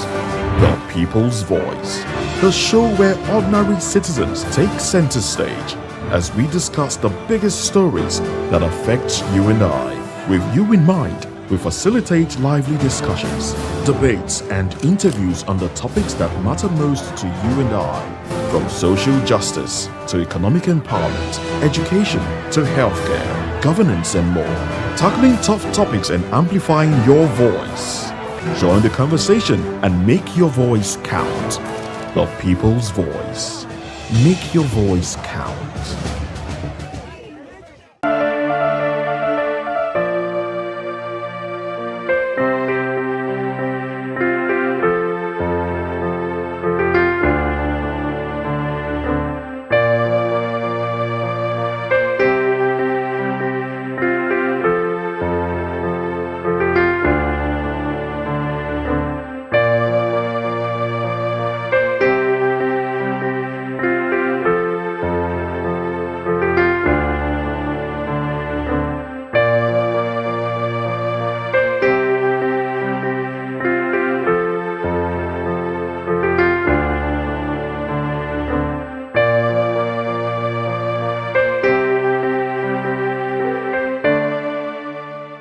From the views on the street, we go to bed empty hunger, to the blaring horns of a hustling city, the loudest voices of the common man got a medium to be heard. This particular administration, they were coming unprepared. It's not a bad thing to renovate the president's lawn. Through top-notch programming, unbiased reportage of news, sports, business, entertainment, and cultural documentaries, Voice of the People 90.3 FM became a symbol for 21st century media. And now, a new baby is born. Voice of the People Television, VOP TV, youthful, full of vigor and penchant for excellence in the continent's media space, exposing the wrongs, applauding the rights, dissecting the news without fear or favor, through factual and accurate stories and contents. Corruption kills three things that makes a society. Representing the interests of the people and giving them a voice. Voice of the People TV is here to stay towards building a fair society. VOP TV, Voice of the People Television, truly a voice for the people. Behind every broken desk lies a broken promise. Education shapes the nations. But who is asking the right questions? Introducing Edu Dialogue, the show that goes beyond the surface, exposes the cracks, the corruption, and the silence in Nigeria's education system. Edu Dialogue, Saturdays, 3 p.m., only on Voptv. We break the biggest stories, from missing funds to policy failures. We ask the tough questions and demand real answers. Edu Dialogue, this Saturday, 3 p.m. on Voice of the People Television. In a world where power shifts with every headline, In a nation full of questions. In a world filled with noise, the truth needs a voice. The policies that shapes our world and the economy that determines our future. Every hour, every day, the grapevine keeps buzzing. And together, we are committed to telling the stories that shape our world, because your voice is our focus. Don't forget, our voice matters the most. Let us come together and share our concerns.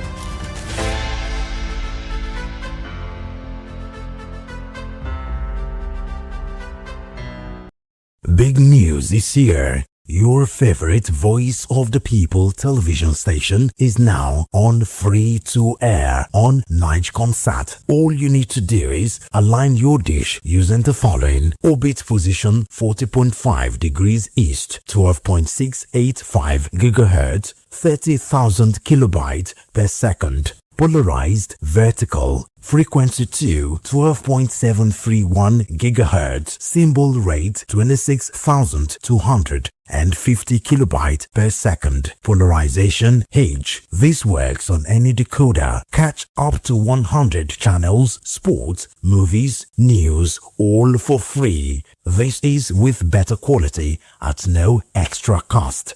Voptv on Free TV. Now you have more than a voice. Welcome to the locker room, the home of football talk that matters. I am Jerry Arpillon. Join us every weekday, Monday to Friday at 5 p.m. Nigerian time, as we share the hot takes and hot debates in the exciting world of football. And joining me are the usual suspects, Ikechukwu and Mayowa, as we break down all the hot takes and everything that's happening in the football. Don't just watch football, live it with us. Catch us on the locker room and Voice of the People Television at 5 p.m. Nigerian time. And like I always say, if not going to the front, with the sport. And it's Hakim Ziyech who puts the Every day strike, ASU strike, market women strike, even Kole people they strike. We don't become country of strikers. Even light self, they no fit give us. Don't run for motor. Even leg self, they get accident. Why una dey complain? Why una dey complain? No be una dey collect bribe, dey vote Sokoloko Bango ṣe. Ìṣèjọba tó dára, òun là ń béèrè. Anyị chọrọ ọchịchị onye kwuru uche ya. Anyị achọrọzi ọchịchị nchigbu. Ala ndeze temeka muna so make you. Wetin we want na make the rule us well. Don't take it for noise. It's the people's voice. They have made their choice. Respect that voice for all to rejoice. VOP 90.3, Voice of the People. My name is Tao Familoni, and here's to VOP TV. Keep watching, stay tuned, do not touch that dial. Arararara, my name is Made Kuti, and you're watching VOP TV. Keep watching. Welcome, my name is Zika Davis. Distinguished ladies and gentlemen, boys, viewers, everybody, boys and girls. This is VOP TV. Do you know what that means? Voice of the People TV. You don't have a voice, don't come here.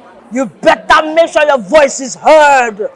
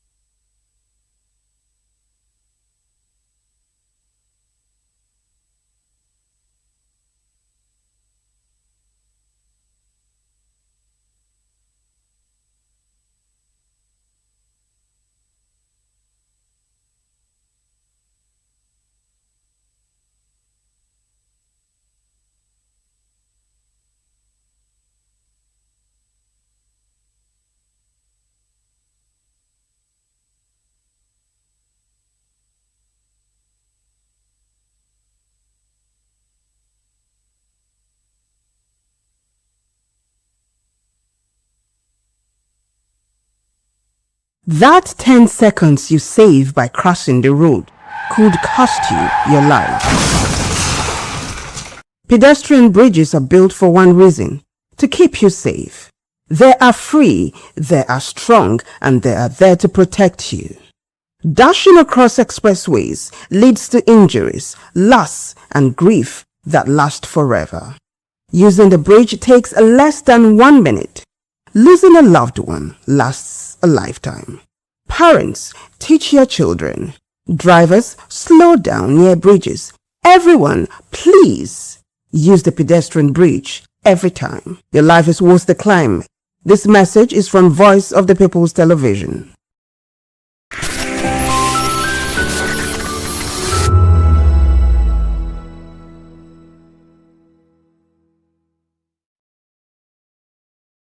Dana Voice. In a world where power shifts its every headlines, news breaks and events happens, we bring you unbiased and explicit information on politics, economy, and state of the nation. We break down the chaos. Facts, not fluff. Truth, not spin. We discuss not just politics, but a glimpse into the future. Voice of the People Television.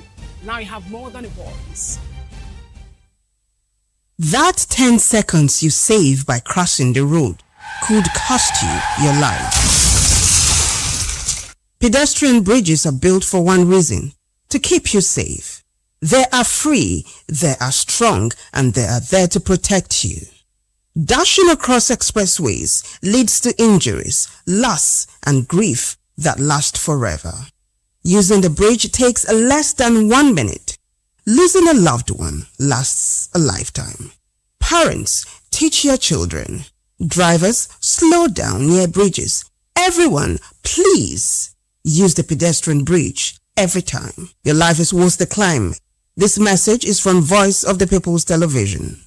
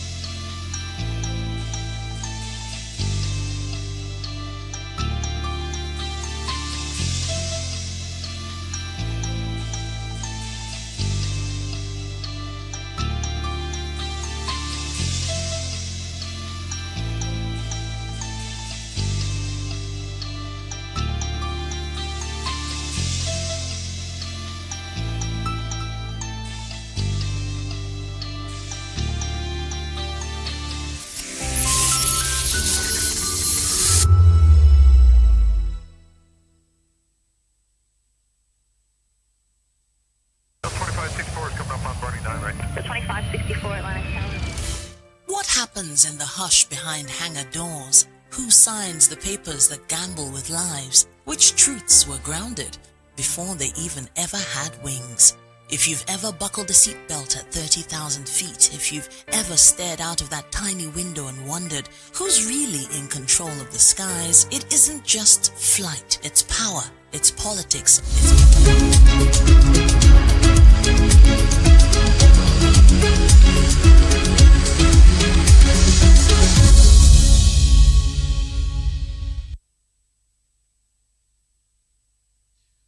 Thank you very much for joining us. This is Newspaper Review. I am Moses Humphrey.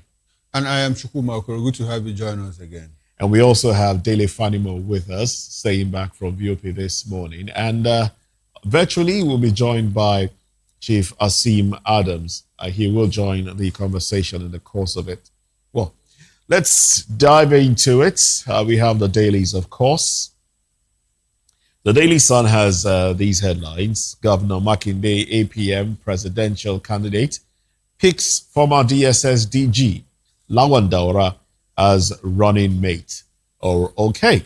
And yes, this of course is one of the conversations we wanted to have earlier in the day. But well, let's go into it right now. Chukuma, let me start off with you on this one. Makinde picks ex-DSS DG Lawan Daura.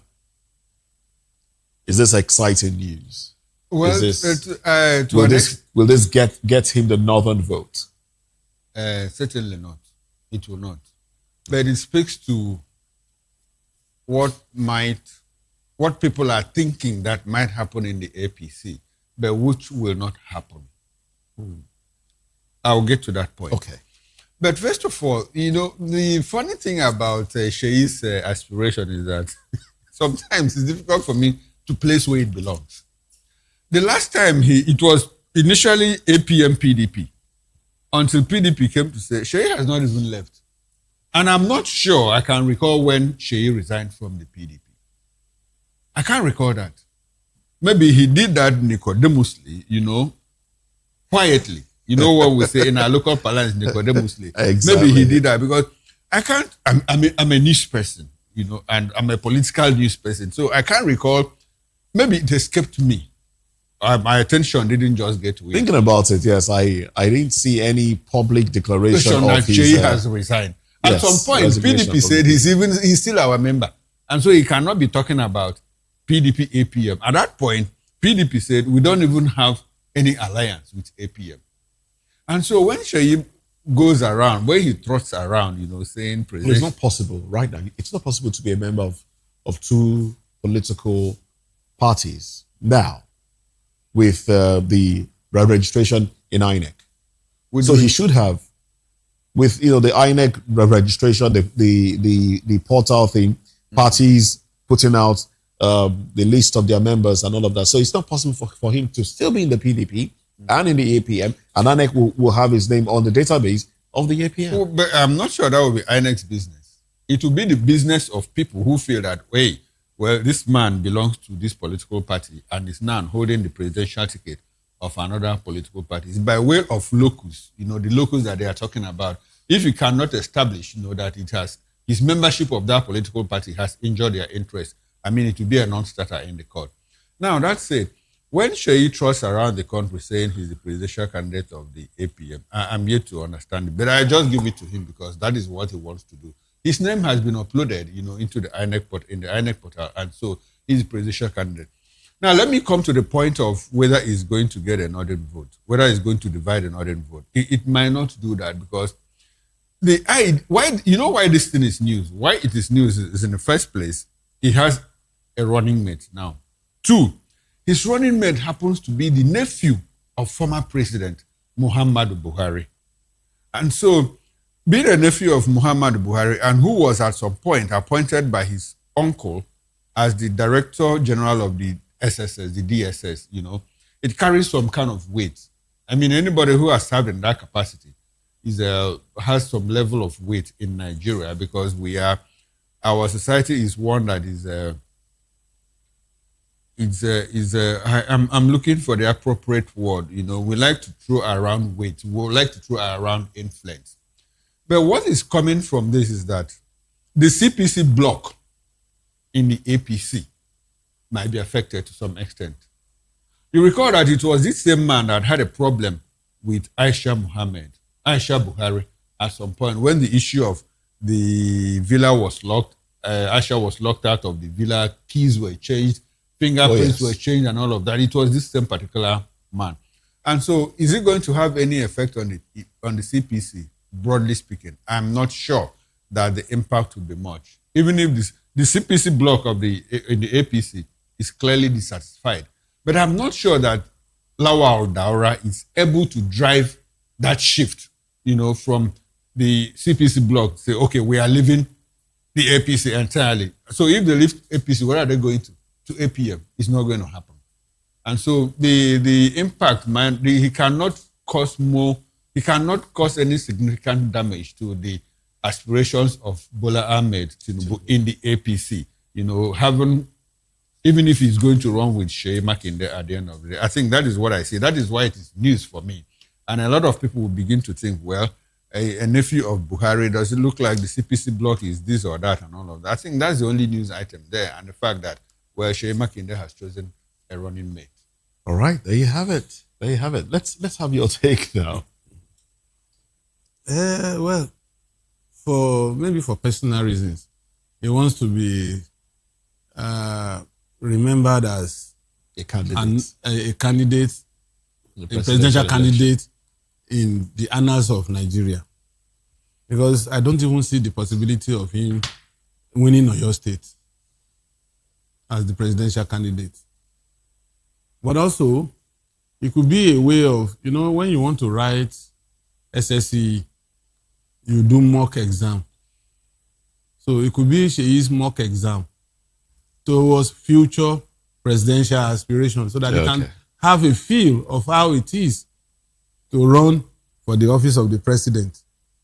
Other than these two, I don't see anything that is tangible that is likely to be achieved in this race. It's not among the 5 that will run for the presidency next year. So Daura, Mama Daura is a quiet technocrat that just came into the scene as a result of his appointment as a DSS, and now after he left that office, he just went quietly in retirement. Now they are bringing him up. I don't know the particular political value he's bringing to Seyi Makinde's candidacy in the next election. So I think Seyi Makinde is writing jam. I mean, mock exam. Okay. But in all of this, you understand that Seyi is also among the Ibadan declaration candidates. And the day before yesterday, he's been talking tough. Not really talking tough, but he's been saying, well, we are still going to produce a sole presidential candidate before 2027. He said that yesterday, Seyi Makinde. So whether he is thinking that it could be him, or I also understand that he's been holding meetings with Atiku Abubakar and Peter Obi, and all of that. Is there a possibility that, what if scenario, if Atiku Abubakar decides, magically to step aside, could Seyi run? Like Dele said, he's not among the top 5. Seyi Makinde, not among the top 5. He's not among the top 5. Okay, but Kwakwan so that is a running mate is also very deep in that consultation. So if as a running mate, he is mentioned, his name appears, he's on the spotlight. Now we have a presidential candidate. Why do you think that he's not among the top 5? I mean, if you mention, apart from Atiku Abubakar, Peter Obi, Bola Ahmed Tinubu, he is the next person. Who else? How is he the next person? Is he sure? Even SDP will beat him. SDP. I'm not sure. Adebayo of SDP is also... He's stronger than him. Stronger than Seyi? Yes. I'm not sure.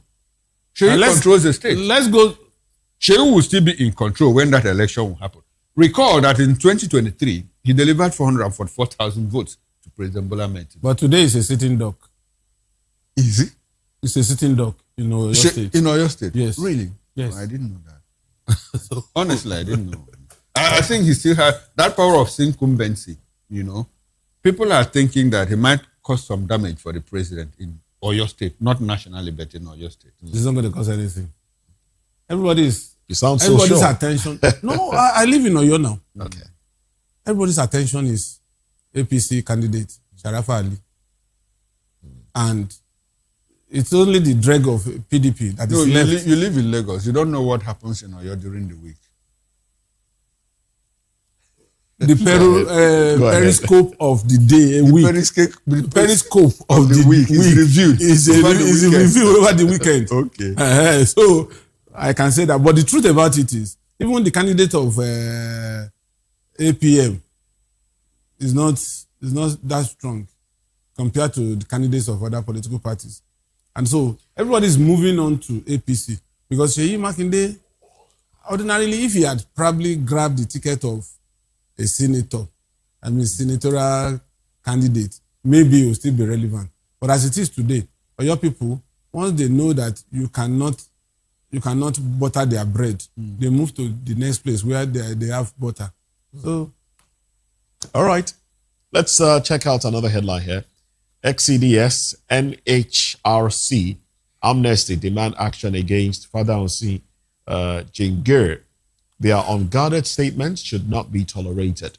Senators' remark must not go unpunished. Amnesty International. We must guard against igniting Rwanda-style violence in Nigeria.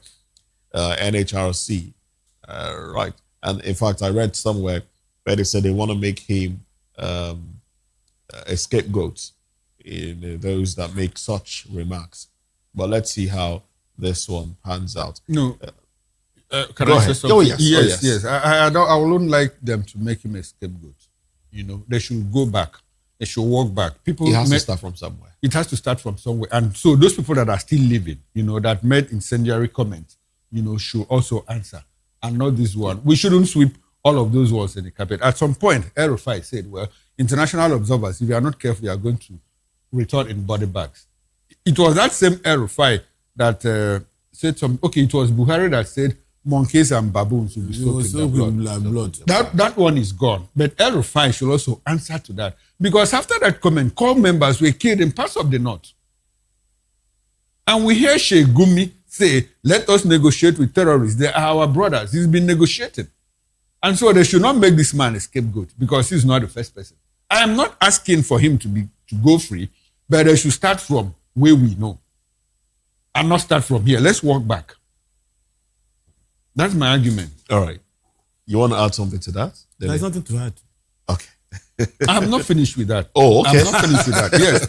Because these comments like this, if we sweep them under the carpet, they have a way of reverberating. I hope we are not going the ethnic angle in this. Starting from here, is it because he's from the southwest or what? No. It's not. Okay, it has nothing to. If we sweep these things under the carpet, you know, they have a way of spinning out of control. Amnesty International mentioned something. They said we don't want to get to the Rwandan style because that was how it started. Comments like these, unguarded comments that were not checked. And so the thing... And amplified by a particular radio station. Amplified by the media, by a particular radio station, you know. And so at that point, because they didn't check it, ordinary Rwandan nationalists, people, or even the Tutsi moderates, didn't believe that anything could happen to them because they had lived together for a very long time. Skirmishes here and there. But they didn't know that the out of control could get into that magnitude where over 1 million people were slaughtered in just 3 months. It just takes a spark like this. And so when a certain Islamic cleric says, we have to show the infidels their limits. We are majority. We outnumber them. And so they should be subservient to us. Government should do something about it. As a matter of fact, government should even talk to itself because this same government, we have a president, a Muslim president, Bola Ahmed Tinubu, that went to Turkey and he was received as the leader of a Muslim country. And he didn't refute that. So let us even start from there. He should go back and say, Tayyip Erdogan, Nigeria is not a Muslim country, except he wants people to start thinking otherwise. That we have institutions that are reinforcing comments like this by their actions or inactions. It's a big thing, but we are not seeing it until it gradually explodes. And that is a place where we don't want to get to. I had a conversation with someone the other day and says, if Nigeria explodes, the entire African continent, you know, will feel it. And I told the person, Nigeria has not even exploded. And the African continent is even feeling the heat from Nigeria simply because of bad governance. Go to South Africa, what is happening? In Mozambique, in Angola, Nigerians are being chased. In Ghana, in Togo, in Cote d'Ivoire, in all, because Nigeria is still safe. Then you can imagine what will happen if Nigeria explodes. So this is the time, you know, to keep it cool and calm. And until such unguided comments, they become consequences, people pay for those actions, we will not learn our lessons. All right, then. Okay, some other headlines here. Let's go to the Guardian newspaper. A few headlines here. Will 1.9 million electorates win? That's the big question. I think that Osun 2026, yes. Will 1.9 million electorate win? So let me just take the riders. Well, there are no riders to that one. Just some quotes there. Okay. Well, this is a focus on the Osun election, which comes up tomorrow. So people of Osun State will be going out to vote tomorrow. Now, what that headline says is, seems to say is, will will the votes Count. count? Will votes count? That's his message.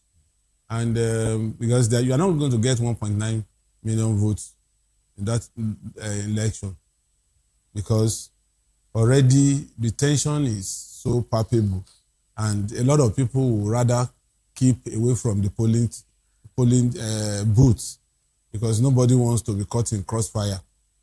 But between now and tomorrow, I think the various security agencies that are deployed to Osun should show the people that they are covered for the electorate to cast their vote without any incident happening.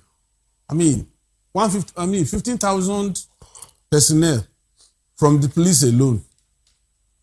The army will supply, civil defense will supply, and even other paramilitary agencies will supply officers and men. So with that, I think we should have enough cover for the electorate to have that confidence that they can come out and vote without any incident.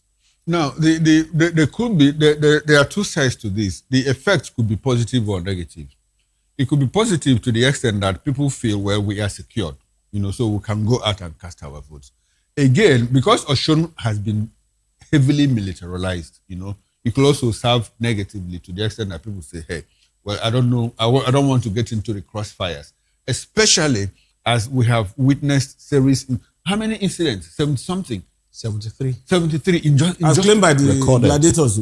Recorded incidents. In just about 2 weeks or so. And so you can imagine. 29 deaths. 29 deaths. 29, they are conflicting figures. Yes. APC said we have lost 19. Accord says we have lost 30. So if you put that together, we have 49 people already dead. And this is just before the election proper. Somebody was killed on Wednesday too. Okay. Oh, and that's not included in the 29. That was not included in the 29. And so a situation where the place is already militarized, it could serve as some kind of induced voter apathy. People don't want to get in the crossfires, between one camp and the other, and they will just say, well, let's just stay away. And there is something that Moses always says: if you stay away, it gives the politicians, the parties, the opportunity to rig, because if you don't come out to vote, in a polling unit, be counted. Votes will still be counted. And so in a polling unit that is supposed to have 500 people, you just see them, 498 voted. Meanwhile, about 10, 15, 20 people voted. So it gives people, the parties, the manipulators, the opportunity to do that. Yes. So Nigerians, Osun people, the police is there to protect you. And I'm sure that, I just hope that the police will act responsibly. In some instances, in Edo State, we saw police aid people that were snatching and running with ballot boxes and all of that. Yes. We don't want to see that. And so people happen. don't even trust, they don't trust the deployment of the police anymore. Yes. And to make matters worse, we had an election conducted in River State without the police. That election was hitch-free, no single incident. And so why can't we learn lessons from that? Because at some point, the IGP called the state police commissioner, withdraw the policemen, a day to the election. And the election went ahead without any single incident in River State in 2024. Not 20 years ago, just 2 years ago. So why are we deploying men, materials, and 15,000 policemen, NCDS is there, NCDC is there, soldiers, DSS. And you have 10 governors, troop into Osun State with their own retinue of security agents and all of that. The whole city is clearly, I hear that people are even deserting some of their cities. That people are running away to save heavens, to say, well, I don't know what will happen. Mm-hmm. The governor has asked workers to mobilize, to mobilize and come out and vote. That word mobilize, does it look like it is force for force? Because APC is coming with force. Is it asking Accord people and the workers to come with force? I'm even worried. Why would 10 governors abdicate their responsibilities in their states and then come and perch in Osun because of an election? Looks like they want to win at all costs. That's what it looks like. Winning at all costs. I'm sorry to take us back to the National Human Rights Commission statement, saying raising concerns about hate speech and all of that. There are writers here, maybe to buttress the points that you've made already, and maybe to raise more talking points. I don't know. So the NHR, according to the Guardian newspaper now, the NHRC, that's the National Human Rights Commission, Action Aid, raised concern over hate speech disputes ahead of 2027 polls. Commission opens situation room, toll-free line to track incitement. Panel seeks two-tier election litigation, limited Supreme Court appeals. Kwankwanso urges Tinubu to protect opposition, democratic institutions. Atiku challenges youths to demand accountability from political leaders. APM re-elects Dantale, names Bala Mohammed national leader. APC group launches grassroots drive for Tinubu Shatima. All right, so basically buttressing some points made already. Now let's get into another headline here. Refineries will work again. Make profit. Not just work again, but make profit. Tinubu pledges amid failed $2.9 billion rehabilitation. That's the latest. That's the latest. Which one would I believe now?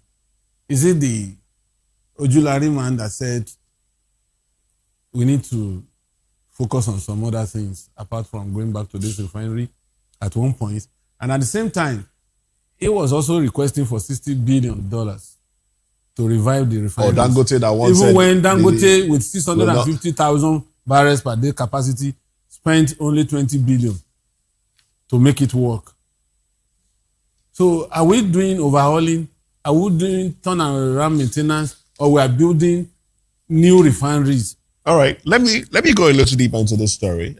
President Bola Tinubu assured yesterday in Abuja that the government-owned refineries will return to operation, insisting that merely restarting the facility would not be enough without ensuring their profitability and long-term viability.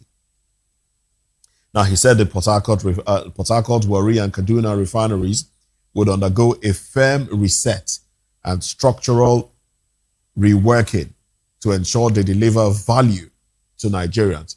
Firm research and reworking. And the president also spoke during the meeting, said a few other things. Now, the president is quoted here. He says, the refineries you mentioned are going to come back to work. We are just building a very firm reset and structural reworking of the economics of it. And then he goes on. He says, ordinary flame and smoke of a refinery doesn't mean that it is working until it is profitable and yields the value for which it was built. Okay. He says, I'm not a man who will go looking back at everything because I have accepted the assets and liabilities of my predecessors. No matter what has happened in the years past, it is my responsibility now as the president to fix it, make it work for the largest common value of our population, he said. I'm thinking that ordinarily the president will not say this. The person that wrote this thing for him is very mischievous, because I know that the president does not even believe, with all due respect, he does not even believe what he said. The person that wrote this thing for him to read out or to say is probably talking about 2027. He wants to give hope again, to Nigerians. Look, this thing is going to work. It can work and all of that. The president understands, like you and I, and even Bayo Ojulari himself understands, that refineries cannot work. Refineries. That's why I'm worried. You know what he said? That the refinery bringing up smoke alone is not enough. But let it bring up smoke first. How much did we sink into the Port Harcourt refineries 1 and 2, Warri refinery and all of that? They ran for 1 week and shut down. There were arguments here and there that petrol was lifted from somewhere and put in the tank farm. In the, what do they call it again? What do they call it? The place that they take, on top of my head. Gantry? The gantry. That fuel was brought from somewhere and put in the gantry and dispersed for like a few days. And somebody joined us from Port Harcourt and said all of that. You recall. So in all of this, it's the president is just is public posturing. He's making a political statement, against 2027 for people, to people with impressionable minds to think that, well, it looks like something might just happen. The mistake Yar'Adua made was to Obasanjo sold refineries, and I think Dangote was lucky that he didn't buy into it. That he didn't buy, because he wouldn't be where he is now. He probably still would have been struggling. He probably would have fixed it. How would he fix it? He probably would have changed everything, all the pipes and everything, including sacking the whole of NMPC's refinery staff and all. He's a businessman, so he probably could have. Yes. The trouble that will have come with it, that it got to a point where he was saying, well, I even want to, because of the troubles within this business, I want to leave and go and establish something elsewhere. He was very lucky that he did not buy that refinery. One thing we can do, the first refinery was built I think that was in 1965 or so. Port Harcourt 1 was built in 1965. Talk about OEM, original equipment manufacturers. Are they still there? Some of those equipments might have gone atrophy. Some of them have been cannibalized and all of that. So the best thing is to see how to scrap. You said you cannot kill the B2. How many B2 have you found on the streets, on the road today? Today. When the plant that is supposed to manufacture the spare parts had shut down many years ago. These are refineries that are moribund. And over 294 billion salary every year. Every year. Without a drop of petrol or other byproduct coming out from this refinery. They're undergoing trainings abroad so that whenever the refineries that is true, they can put that knowledge into it. That is true. Because when Chukwuma said if they do away with the workers there, Nigeria will burn, he knew what he was saying. Because your son, my son, you and I cannot find ourselves in ghost workers probably. No, they are there. I mean, you might have ghost workers. Maybe I can have my name there as ghost worker without knowing. But the point is, you can't find your way into that place if you are son of or daughter of Mr. Nobody. Of Mr. Nobody. You have to be very well connected. You must be well connected. All right. Well, let's check out a few more headlines. Still from the Guardian newspaper. ICPC recovers 24 billion naira from ghost workers. Over 900 accounts forfeited. I don't know if Chukwuma has anything to add to this, because now is an opportunity for him to react to it. He's on the other side now. But let's take another headline here. Military launches offensive against Lakurawa, others in Northwest. SEC orders freeze of assets linked to 9 terrorist financiers. All right, so yes, that's some of the headlines there, and then we'll touch on a few others. These ones are on insecurity, and then still talking about insecurity. Okay, this is tragedy basically. A tragedy as pit collapse kills 7 miners in Plateau. Well, how do you react to some of the headlines? Yes, we already talked about the ghost workers, on the morning show. And my take is this: if there are ghost workers, then there are ghost jobs. If people are taking salary for doing nothing, we should find idle people to take those responsibilities and do something, for the government. Away from that, when you say the military is saying that they have an offensive against Lakurawa, we don't want to hear that. What we want to hear is that It's result. Lakurawa has been flushed out. And I tie it to the item that you read about, SEC directing that the accounts of 9 terror sponsors, should be frozen. I also like to hear that, not that they are directing. I want to hear that those accounts have been frozen and that you're able to trace. Owners of the accounts have been traced and arrested. And prosecuted. It's as simple as that. We don't want all this directive and all of that. You say, after some time now, they are going to set up a committee, to review this. And after that, they set up another committee to review the work of that committee. And that sequence keeps building. As the sequence is building, we are losing grants and losing people. So we are also losing money. We are losing money. Because you have to allocate money to that committee. You understand? So in all of this, what we want to hear is outcomes, results. This is what we have achieved, and not this is what we intend to achieve. All right. Naiti, this is from Daily Independent. Naiti audit triggers finance ministry, NNPCL clash, over $3 billion, $722 million. Well, we don't have the riders to that story, but I would like us to tie it to U.S. Fiscal Transparency Report doesn't reflect full scope of reforms. Presidency. That's from the Daily Independent, right there, just beside the picture there on the screen. Gentlemen, Daily, let me come to you. Naiti had been shouting for the 8 years of Buhari's rule. Naiti was at the forefront of calling for forensic, not just ordinary audit of NNPC, but it fell on deaf ears. So whatever money that is detected to have gone to wrong hands, wrong pockets, is at the heart of that negligence, that refusal of government to go into the books of that NNPC at that time. And this is the cash cow of this country. We are just paying lip service to non-oil sector. We are still hard and high on revenue from this sector. And then it's so opaque. Nothing is clear as to the accounting system of this organization. Yet, they are not producing. They are not a major player in the downstream, except for these outlets here and there. And most of these outlets are not even owned by NNPC. They only bought the franchise of NNPC. They are owned by individuals. So, midstream, they are not there. Upstream, they are not producing crude. They only manage joint ventures with IOCs. So why must we keep these people and the retinue of top heavy workers? Yet, for some years, NNPC did not declare any profit for this country.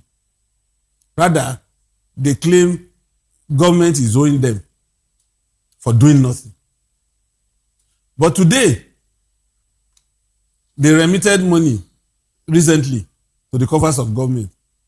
Even the one that was hidden, royalty and all that, now government has compelled them to pay directly into the revenue account. And that's why we are seeing all of this. So it shows that Naiti was right in insisting that there must be a proper audit of this organization. And that is the starting point. If this government will have that courage to go into the books of NNPC, this government would have done something tangible to exercise high-scale, unbridled corruption in this country. Yeah, the question is whether this administration is willing to do that or whether they have the political will. You see, I have a lot of sympathies for Naiti. You know I have sympathies for Naiti. They are struggling to do their job. I said it here one day. Nobody, not the Ministry of Petroleum Resources, not Naiti, not any agency of government knows the exact quantity of crude oil extracted in this country. Yes. Not even one person. And so Naiti is struggling, to get, when you go to a wellhead, there are supposed to be 3 people there. The NNPC, who is represented, the prospecting company, and an inspection company. And so what happens there? Sometimes you don't find the NNPC person. And so between the extraction company and the inspection company, they cook up a figure. Have you forgotten that at some point, 2 or 3 years ago, we were told, 2 years ago, we were told that 400,000 barrels of oil were missing every day for 10 years. And we did some rough calculation and said, if we sell it at $10 break your a calculator. barrel, it will break your calculator. And so when Naiti comes out like this, they are struggling to do their job because they don't even have the accurate data, to work with. Why? Because of compromise. Why? Because of corruption. Why? Because of sabotage.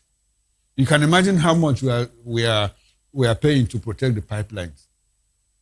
It's even a miracle and thumbs up to this administration that we're even meeting our opaque quota. They have even exceeded it now. And even exceeded. You understand? So, but in all of this, there are still gaps here and there. And those gaps are not perpetrated, I must admit, by the president. They are not perpetrated by the Minister of Petroleum or Minister of Finance. It's a system. It's a system powered by who? Fellow Nigerians like you and I. But the big issue is, you discover that at some point they see a ship, that is ferrying crude oil illegally. You know what they do? They blow it up. Why? Because they don't want to trace where it's coming from. Because if they trace, a lot of people will be in. A lot of careers will be damaged. Moses, it is not ordinary anchors like you and I that get into bunkering. It's top heavy. It's for the big people. And so doesn't it bother you that we removed first subsidy because some people were shouting Nigerians? And in the 3 years of its removal, only one person has been sent to jail. Probably a scapegoat, a fall guy. People were getting in, people were doing round tripping, people were doing over invoicing and all of that. Less than 200 of the 230 million of us. So why is it difficult for us to bring them to book? Is it that the people that are supposed to bring them to book are also involved? And they run some kind of protectionist one way or agenda? the other, you cannot bring them to book, and I'll tell you why. Okay. One way or the other. If you are not an active player in illegal bunkering, if you are contesting election, they use money that they made from illegal bunkering to sponsor you. So how will you now turn to your godfather and begin to arrest him? And close that source of funds. So it's systemic rot. It's systemic rot. Until we have somebody who will close his eyes like Justicia, and just do the job. Irrespective of who is involved, just do the job. That's the kind of person that we need. All right, then. Well, let's go to the Nation newspaper. Let's take a few headlines from the Nation newspaper. I'd like your reactions. Right on top of the masthead, you have Bajabia Mila. More time needed for policing bill input. Indian Prime Minister invites Tinubu to BRICS summit. And then we also have recapitalization. NICOM clears 7 more insurance firms. Ondo opens electricity generation distribution for investors. So, gentlemen, make your pick and react to the story of interest. Let me start with Bajabia Mila. More time needed for policing bill input. I think they are beginning to discover that there are gaps. They were rushing. They were running faster than their feet. Yes, they were rushing it. Now they are beginning to discover that there are gaps. And it's a good thing that Femi is the one saying it because he's the chairman of the implementation committee. Oh, yes. And so if they are walking back to say, well, let us fix this, instead of having to go forward and come back again, it is a good thing. Inspector General of Police used to say, well, we need 60 months to put together everything and make it. 60 months? Yes. Yes, which is 5 years. I thought I heard 16. No, 60. Yes. Okay. 60 weeks, 60 months. 60 months, which is 5 years. And people will say, no, we need it like yesterday and all of that. I'm happy that they are beginning to realize that it's something that you should not do in a hurry. Now, the president of India, Modi, inviting Tinubu to BRICS. Well, we have been an observer nation for like 2 years now, so of BRICS. Then he said something about BRICS the other day, and I didn't have time, BRICS is an emerging, is an emerging economy. Yeah. It's an emerging economy. I give it to them, but try as hard as they can. In fact, the whole economy of BRICS put together, one of the G7 surpasses it. And so they can only try. And they happen to be from what we used to call BRICS has China in there.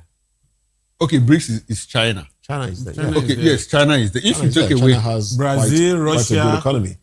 Brazil, Russia, India, China, and South Africa. Quite a good economy. Now, okay, India. The economy of EU and US, okay, will just dwarf BRICS. It's good though. They have from somewhere. Well, there's a move to resist the dominance of America. No, it's a move. Dominance of the dollar, yeah. This is not the first time that they are making the move. I'm not saying that it won't work, but in the interim, America still holds the ace in terms of business, in terms of the numbers. We were talking about IMF the other day. America decides what happens in IMF and World Bank. You know why? Because they have the controlling share, 16.9%.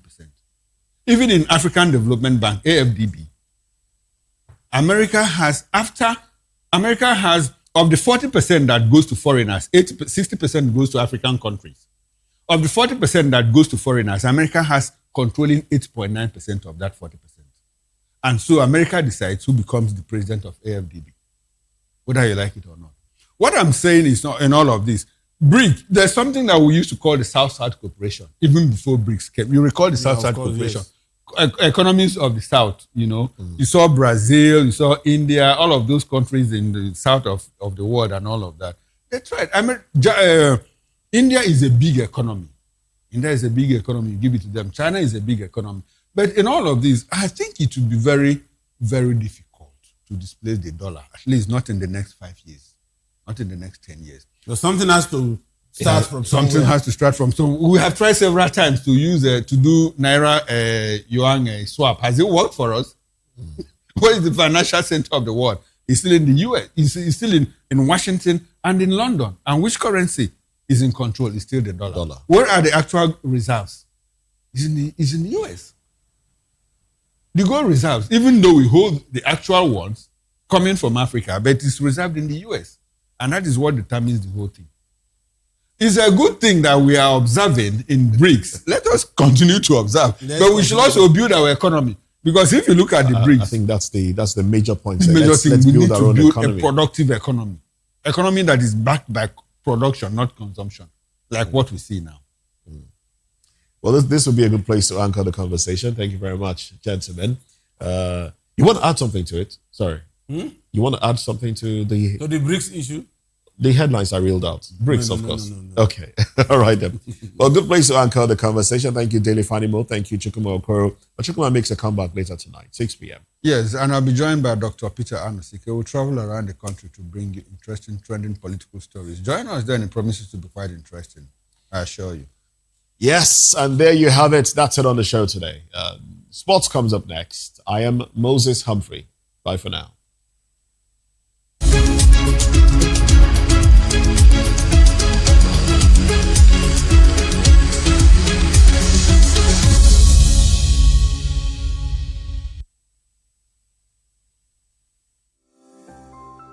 Voptv.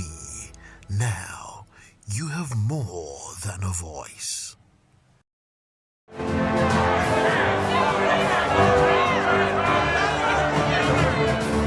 Do you want your voice to be heard? Do you know that you matter in the scheme of things? The People's Voice, the show where ordinary citizens take center stage as we discuss the biggest stories that affect you and I. With you in mind, we facilitate lively discussions, debates, and interviews on the topics that matter most to you and I. From social justice to economic empowerment, education to healthcare, governance, and more. Tackling tough topics and amplifying your voice. Join the conversation and make your voice count. The People's Voice. Make your voice count.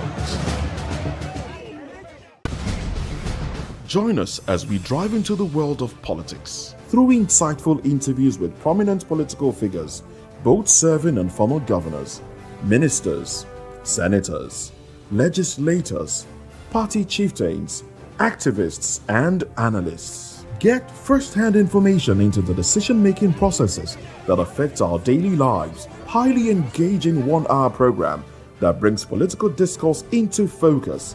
I am Chukwuma Okoro. Political Lens, Monday through Friday, 6 to 7 p.m. Join us. In a world where truth is the ultimate power and opinions scream the loudest, it's time to wade through the noise. Hunger no get tribe! Hunger no get religion! And scan the human interest and trending topics that matter. Stay tuned to The Issues, your plug to the stories making the buzz, from politics to science and technology, social justice, and more. Let's tackle the tough questions and expose the truth. The Issues on Voice of the People Television. Don't just react, understand.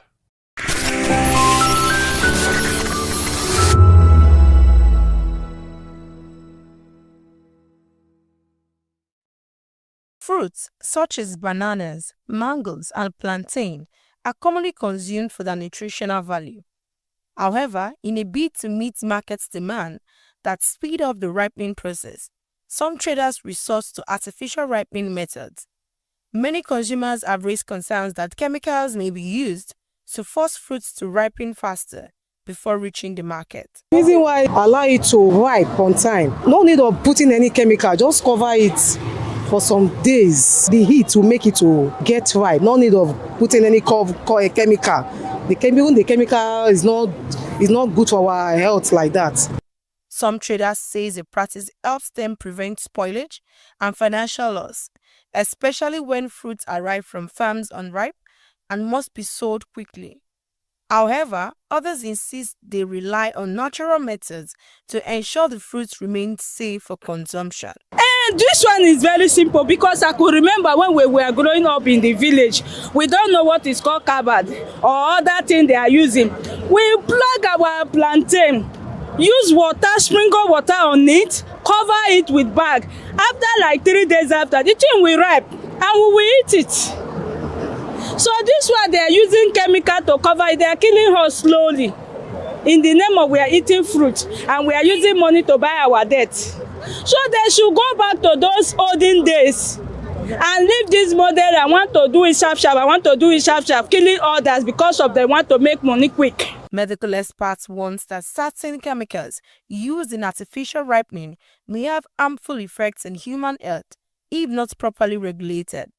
They say some substances may affect the digestive system and in extreme cases pose long-term health risk. There's this new thing going on about artificial ripening of fruits that people consume, and it comes with a lot of detrimental effects on the health of people that consume them. Basically, these chemicals are used to hasten ripening, to make it look attractive, to make it look bright to people and appealing to the consumers.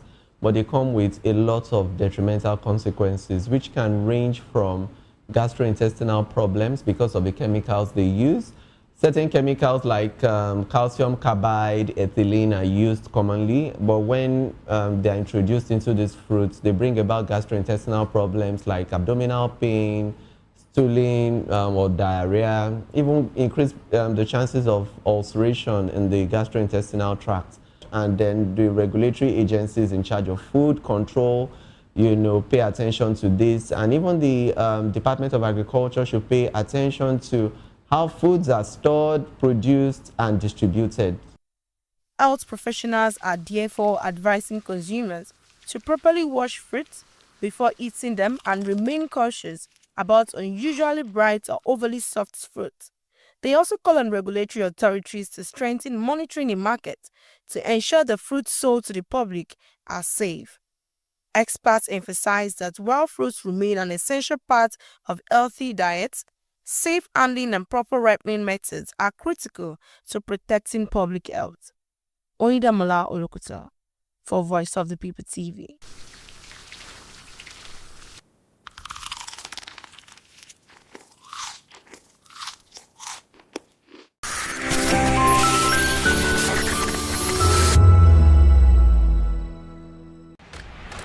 Yes, obviously everybody knows the game is beautiful and that's why I love sports.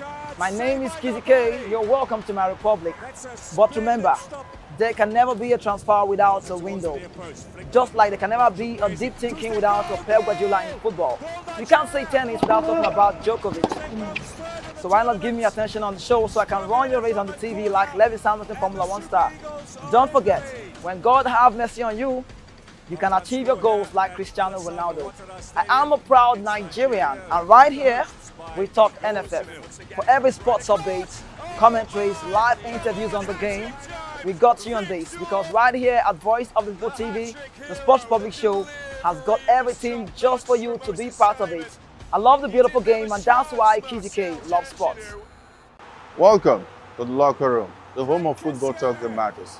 I am Jerry Ampelhon. Join us every weekday, Monday to Friday at 5 p.m. Nigerian time, as we share the hot takes and hot debates in the exciting world of football. And joining me are the usual suspects, Ikechukwu and Mayowa, as we break down all the hot takes and everything that's happening in the football. Don't just watch football, Leave it with us. Catch us on the Locker Room and Voice of the People television at 5 p.m. Nigerian time. And like I always say, if not 20 minutes off, with the sport. And it's Hakim Ziyech who puts the This is Health Check, your weekly guide to better living, smarter choices, and trusted answers. From everyday wellness to urgent health issues, we've got you covered. Health Check, only on Voice of the People television, where your health has a voice.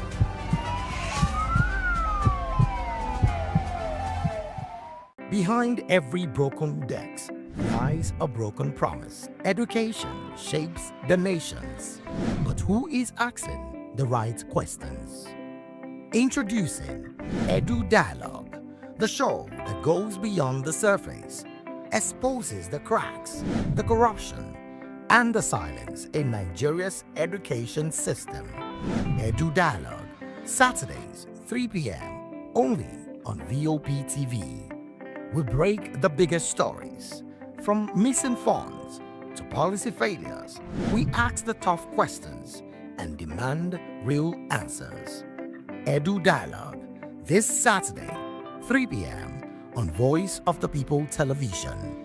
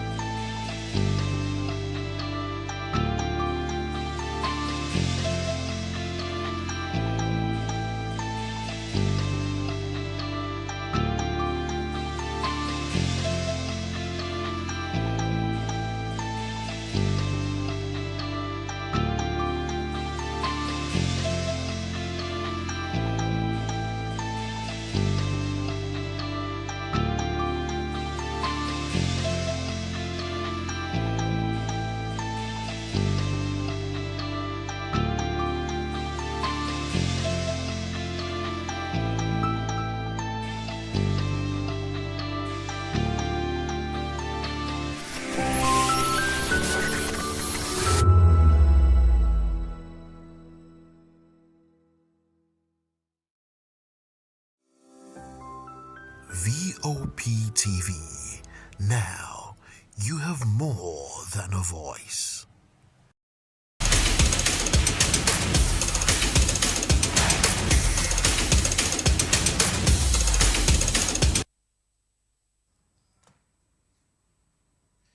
It's so good to be here to talk sport this morning on Sport Republic this morning. I'm Ekechuku Agwago. A lot of conversations brewing in the world of sport, and of course, a very big one, right there in Morocco, where, the host nations of the WAFCON 2026 has been eliminated by the same team that knocked out the Super Falcons, talking about the indomitable Lioness of Cameroon. It was a very feisty one. It actually ended before they actually moved on to extra time, and of course, then penalties. And sadly, the Moroccans also lost, a penalty in the diamonds of the game to have actually won that game, but only go to nothing. But the defense of Cameroon is quite solid, and their goalkeeper, for me, I think she's the goalkeeper of the tournament. That game actually ended 3-1, that penalty shootout. So it is Cameroon. They'll definitely be in the final, and they'll be playing against the Cinderella of the tournament, talking about Malawi, as they also trashed their opponent in Algeria, 3-1. The second semi-final actually did end.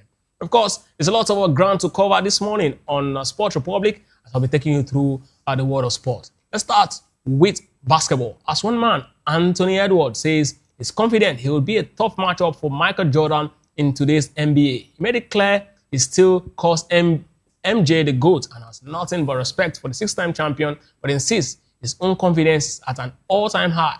Edwards' comments are already sparking debate about era versus era matchup. Of course, whether today's athleticism and spacing would give him an edge over the Bulls legend. I mean, for me, it's actually a very big question, because MJ, for some persons, is not just even the greatest when it comes to basketball. It's actually the greatest sportsman that ever lived. So for this young man to actually be making this sort of assertion that, he's going to be a very difficult matchup for MJ, I don't know. I've seen him play. I've seen a lot of persons in his position. It's not even the best in his position. So for you to actually come up and tell of that, yeah, it's quite good to actually say this. He's actually a very top player as far as I'm concerned as well. But I don't think it's got what MJ's got at this particular point. But let's move on from this particular story, still talking about basketball, as we look into one of the biggest, franchise in sporting history, if this finally pulls through, as the Los Angeles Lakers are reportedly heading toward another change in ownership.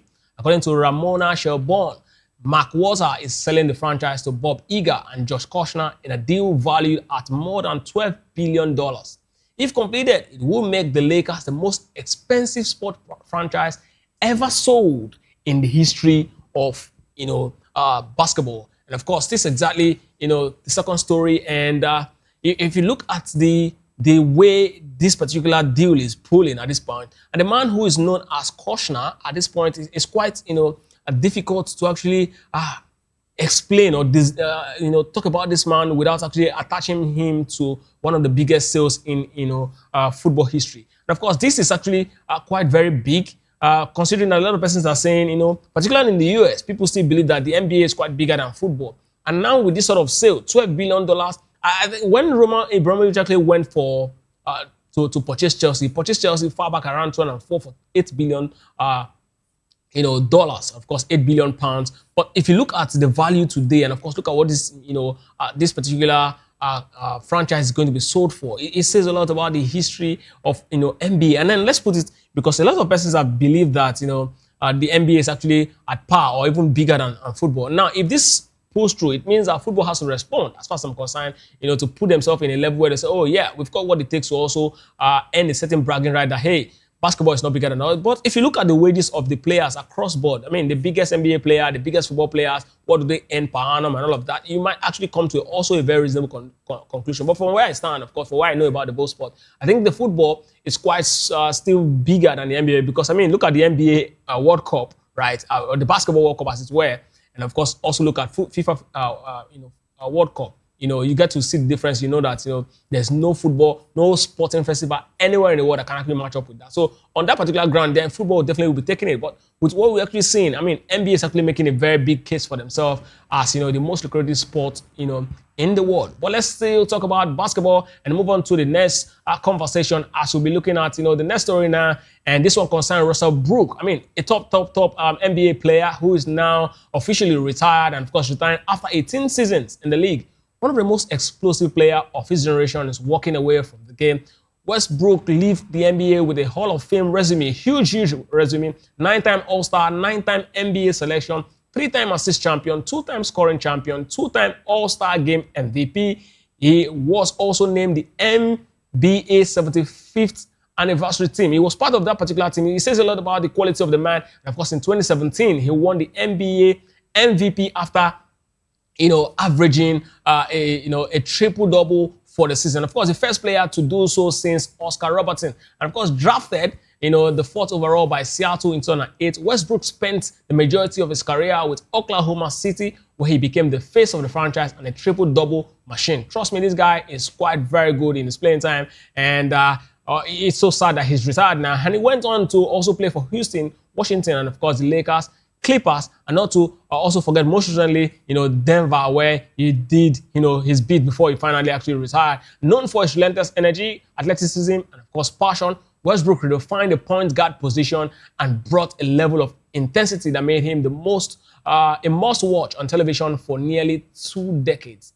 In a statement released today, the league and fans around the world paid tribute to his impact on and off the pitch. With Westbrook's retirement, the NBA closes the book on one of the fiercest competitors the game has ever seen. Arguably one of the fiercest in recent time the game has ever seen. 18 years, playing at the highest level. It says a lot about the quality of the man. I mean, he's likened to the likes of Paolo Maldini, that played 18 good seasons for AC Milan. And you wonder what 18 years means. And you go back and look at a child that was born, when he started his career, and then the child is full-blown adult. In most cases, some of them has already been, drafted into the NBA as well. So it says a lot about the quality of this guy. And trust me, longevity is one thing that makes a player very, very great. You might have all of the quality, but you might not be lucky with, enjoying a very long span of career. But for this guy, Russell Brooks, I must say this, and I will say this here right now. I say, man, Russ, enjoy your retirement. And of course, give back to society. We want to see the knowledge you have, push it to the next generation. Let's see another or a better Russell Brooks, that's definitely going to help the game develop the more. Let's move on to another story. This one still concerns, basketball. And of course, it's none other than Dillon Brooks, the man who is actually described as the Zlatan Ibrahimovic of basketball. Dillon Brooks says he studies opponents before every game so he can recognize their tendencies before they even make their very first move. Can you beat that? He watches film on players, shots, favorite players, and of course go to moves, basically creating his own scouting report. I mean, he was actually saying that he doesn't even leave his work for all these guys, talking about the coaches and also talking about the analysts, people who come into who does their thing on the back foot, and so the background to actually help the team actually succeed. And he's one of the toughest defensive-minded guards ever known to actually grace the game in this particular modern era. And of course, taking on tough opponents, matchups, and I mean the likes of Kevin Durant, LeBron James, and he was actually making this particular conversation that actually was filmed. And he was talking to two persons where he was actually telling them he can actually guard players like not forgetting top players like LeBron James. Said he can actually guard him, that he studies them. And when he was saying it, even people who were listening to him were like, wow, you can actually do that. And he started telling them how he actually come about this idea, how he moves before games, how he studies these things, how he does this. But I would not actually say it for myself. I would actually want you to actually get to hear it from his mouth, so you get to actually get the very first hand commentary for him, so you get to see what the man is actually saying. So let's get to see what the young man is actually talking about, Dillon Brooks. Let's get to hear directly from him as the video actually rolls. You get to see what he's actually saying to these particular people about how he actually does his thing before game time. That's the man. I'm gonna get you next time we play, because I can guard you. I can guard James. You can guard James? Yeah, I can guard James.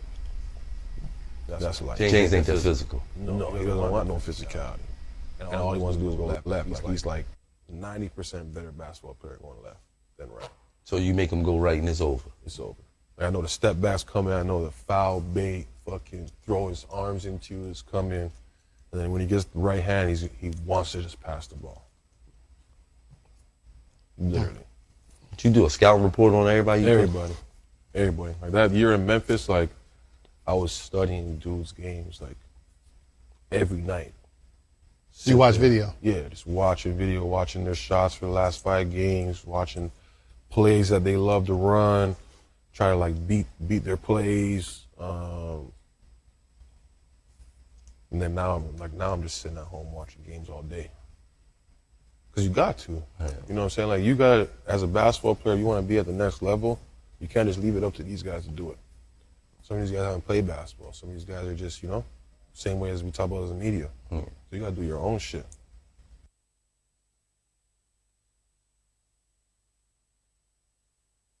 That's exactly the voice of, the man there talking about Dillon Brooks, who is actually a very, some persons actually describe him as a trash talker of the NBA. So but then he's full of confidence. I mean, he knows what he's doing. This is one of the things that, your quality earn you as a player. If you're a top player, you end up bragging rights. You can actually say whatever it is you want to say. And that's the man there. He does his business on the field. Before coming on the field, he's also done his business off the field. That's exactly where he was guarding, LeBron himself. So he's actually a very top player. And when he makes this sort of statements, you know that he exactly knows what exactly he's saying. And I like to see stuff like this. It goes beyond the fact that he's talking, but again, it's teaching young players how to also approach the game. The mentality you need to have, the right mindset you need to have going into every single game. Study your opponent, get to know how they think, so that it's going to be a lot easier for you on the pitch. That's exactly why he's actually arguably one of the very best, defensive-minded player right now in the NBA. And of course, he's actually showing, workings on the pitch. And of course, as he's also doing it while they're, having conversation with people on the court. And they were quite surprised when he said, "You could guard James?" Yes, I could guard James. And they were like thinking, James is all about physicality. And he was like, James don't like being physical. James is a very technical player and he needs to actually study the moves. For James, people see him because he's quite physical, but he doesn't like it, doesn't enjoy it. He's quite very, smart. He does his things, in his head, and you need to get into his head, understand how he thinks, before every game for you to actually be able to, topple him when it comes to one-on-one, matchup. But then quite interesting angle from, the man, the Canadian international, talking about Dillon Brooks. Still talking, sports, but then this time we move on straight to tennis. And it's quite very interesting what's going on right there in Toronto. You know, it's an all-American showdown, right? We're moving on to tennis this time around. Of course, it's definitely the next conversation we'll be having. Yes, this is exactly what we'll be having, an all-American showdown plus a blockbuster in Toronto. Let's start with the men category, definitely.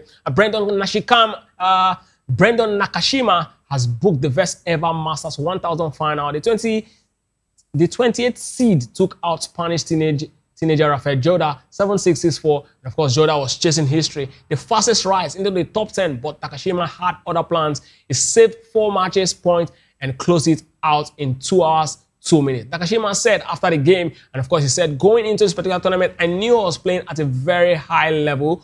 Obviously, wasn't thinking about playing the final. Well, you are here now, you are in the final now. Let's get to see what you're definitely going to be offering against, the man who is definitely waiting for him in the final, who is the defending champion himself, Ben Shelton. Ben Shelton beat fellow American Leonard Tina in the night semi-final and said, after the game, he actually said, super heavy, of course, super excited, super happy with the performance. To get a win over him in the fashion that I did, I'm super pleased. I mean, he's just super all through, for his victory. So on Friday, it's going to be Ben Shelton versus Brandon Nakashima, an all-time American final. I mean, that's huge because the title is going to definitely go back to America, and it's going to be played in Morocco, in Toronto, I beg your pardon, where Montreal, the women will play in Morocco. Montreal, the both cities definitely are in Canada. And now let's head to the female category, where it's quite interesting, where Elena Raducanu fought back to beat Coco Gauff 5-7, 6-2, 6-2 just before 1 a.m. early hours of today. And the Kazakh's second top 5 win of the week. She already has the Australian Open and the Stuttgart title this year. Now she's chasing the title number 13. She'll face Iga Swiatek, the 7th seed out, lasted Elena Svitolina in 6-3, 1-6, 6-3 in a match delayed by rain. Swiatek broke at level 5-3 in the third and 7 served it out. So Toronto final definitely will be world number 1. Iga Swiatek versus Australian Open champion Elena Raducanu.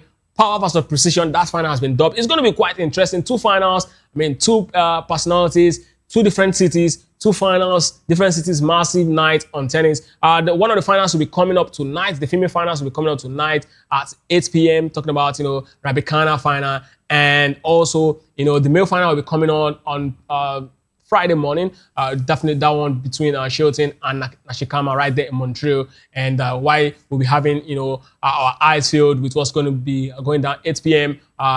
Today, where Swiatek will be taking on Raducanu. It's going to be quite interesting right there. Trust me, in Toronto and Montreal, today and tomorrow, quite interesting for the games. But then, for me, from where I stand, I think Swiatek might just pick this one.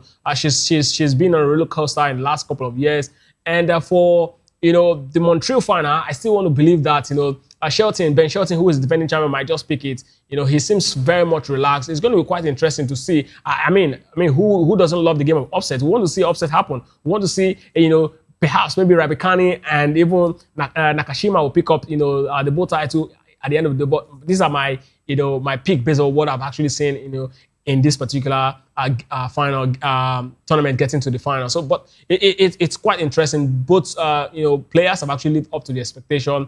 They come into this game as top players, and it's one of those things in tennis. Aside the fact that yes, you want to say okay that one of the big names are not actually in this particular one, but for somebody to actually knock out Coco Gauff, it says a lot about the quality of that particular player. And this is why I'm actually looking at the female category. There might be some very interesting thing to actually look forward to. But I'll not also put it past the Swiatek lady. But then Raducanu, who defeated Coco Gauff, also is quite very difficult to actually look away. But hey, that's where the biggest contention will be for me. But for the male category, I think I'll definitely go for defending champion in Ben Shelton. Definitely any day in time is going to pick up that particular one. But let's get to see what's going to happen. Let's move on to football. And but before we go on to football, we'll definitely go on a short break. When we come back, the show continues.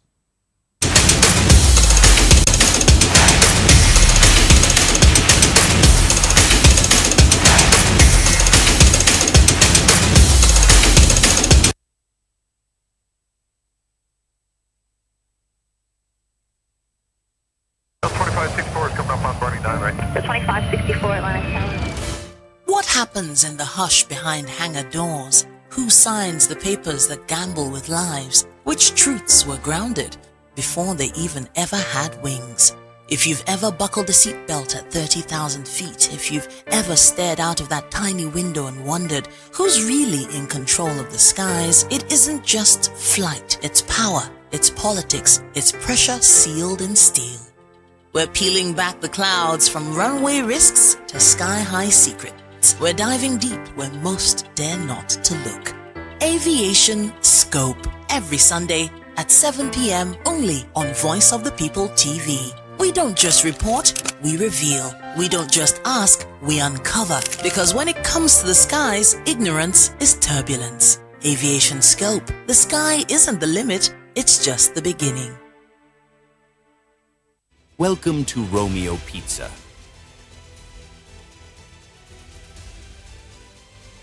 Sink your teeth into our freshly baked pizzas. Loaded with rich sauce, melted cheese, and irresistible toppings. Where every bite is a love story. Treat yourself to our creamy, dreamy ice cream. Smooth, sweet, and made to brighten your day. Or maybe you want it hot and satisfying. Our juicy shawarma is wrapped to perfection, packed with flavor in every mouthful. Pizza, ice cream, shawarma.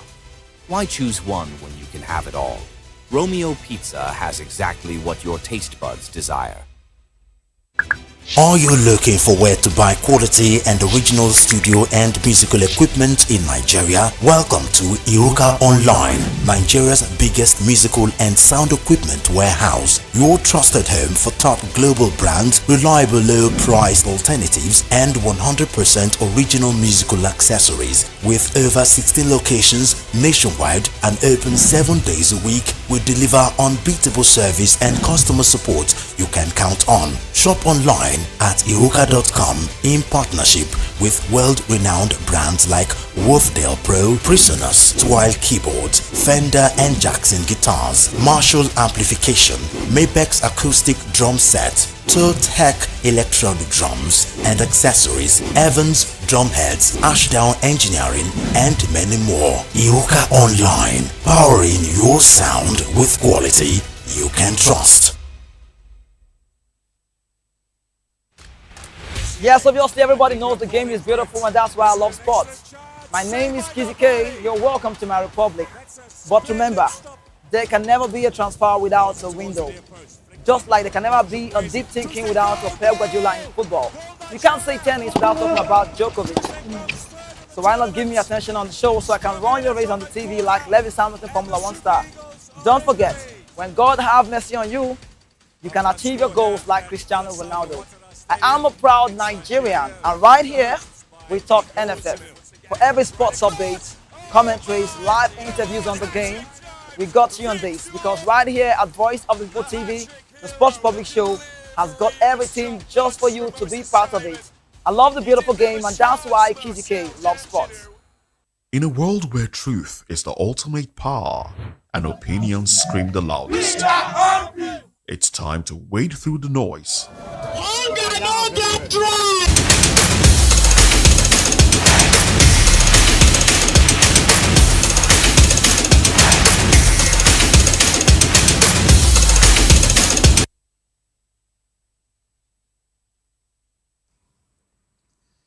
Wow, welcome back to Sport Republic. And of course, from that quick break, we definitely will be having, Taiwo Ibrahim joining us quite very soon. But then as we move into the football conversation, this time we'll be starting with what's going on right there in London, particularly right there in the bridge. The Blue Co and Chelsea actually giving Man City an ultimatum. Of course, Chelsea understands the value. The midfielder, talking about Enzo Fernandez, at 120 million pounds. And they've told City that they must submit the bid by 5 p.m. this Friday, that's tomorrow, if they want to do business this summer. The window closes Tuesday, September the 1st, but Chelsea wants this sorted out now. Why? If you ask, of course, the big question is quite very simple. To avoid the kind of distraction that happened when Enzo Maresca left for City last December, And it was quite painful when he actually left on the New Year's Day. I remember Chelsea also paid Manchester City, I beg your pardon, paid Chelsea £17 million in compensation to take Maresca. And the two clubs clearly have history there. So Fernandes signed for around £107 million from Benfica back in 2023 and still has 6 years left on his deal. If City don't meet that particular £120 million violation by Friday, Chelsea say they won't sell him. And of course, this is actually to help Chelsea go into the season with a very clear head. They don't want any sort of distraction. And this comes as Barcelona had £40 million bid for Rodri rejected. As we speak right now, news breaking is that Man City also have rejected another £55 million bid from Barcelona. And it's actually, quite difficult that, Man City is actually looking for £60 million or nothing for Rodri, who might be going for free for next season. So I don't know how it's going to work out. But for Chelsea, Chelsea just wants their man to actually, either be sold or, stay and then, be part of the plan for them this season, or they use the money to actually acquire the services of other players. And of course, not to also forget that City are also already planning replacement. They are in talks with Lille for Ayoub Boadi, and they've already signed Elliot Anderson for £160 million from Forest. So Enzo Fernandez himself, of course, headlines in April when he admitted he welcomed living in Madrid. He was dropped for 2 games and later apologized. Real Madrid have since denied any interest. So the message from Chelsea is clear: £120 million by Friday, 5 p.m. or forget about the sale of the Argentinian midfielder.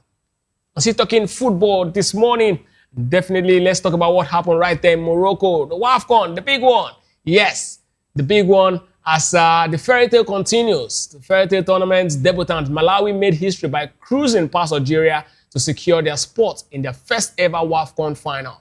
Malawi took absolute control of the match from the opening whistle.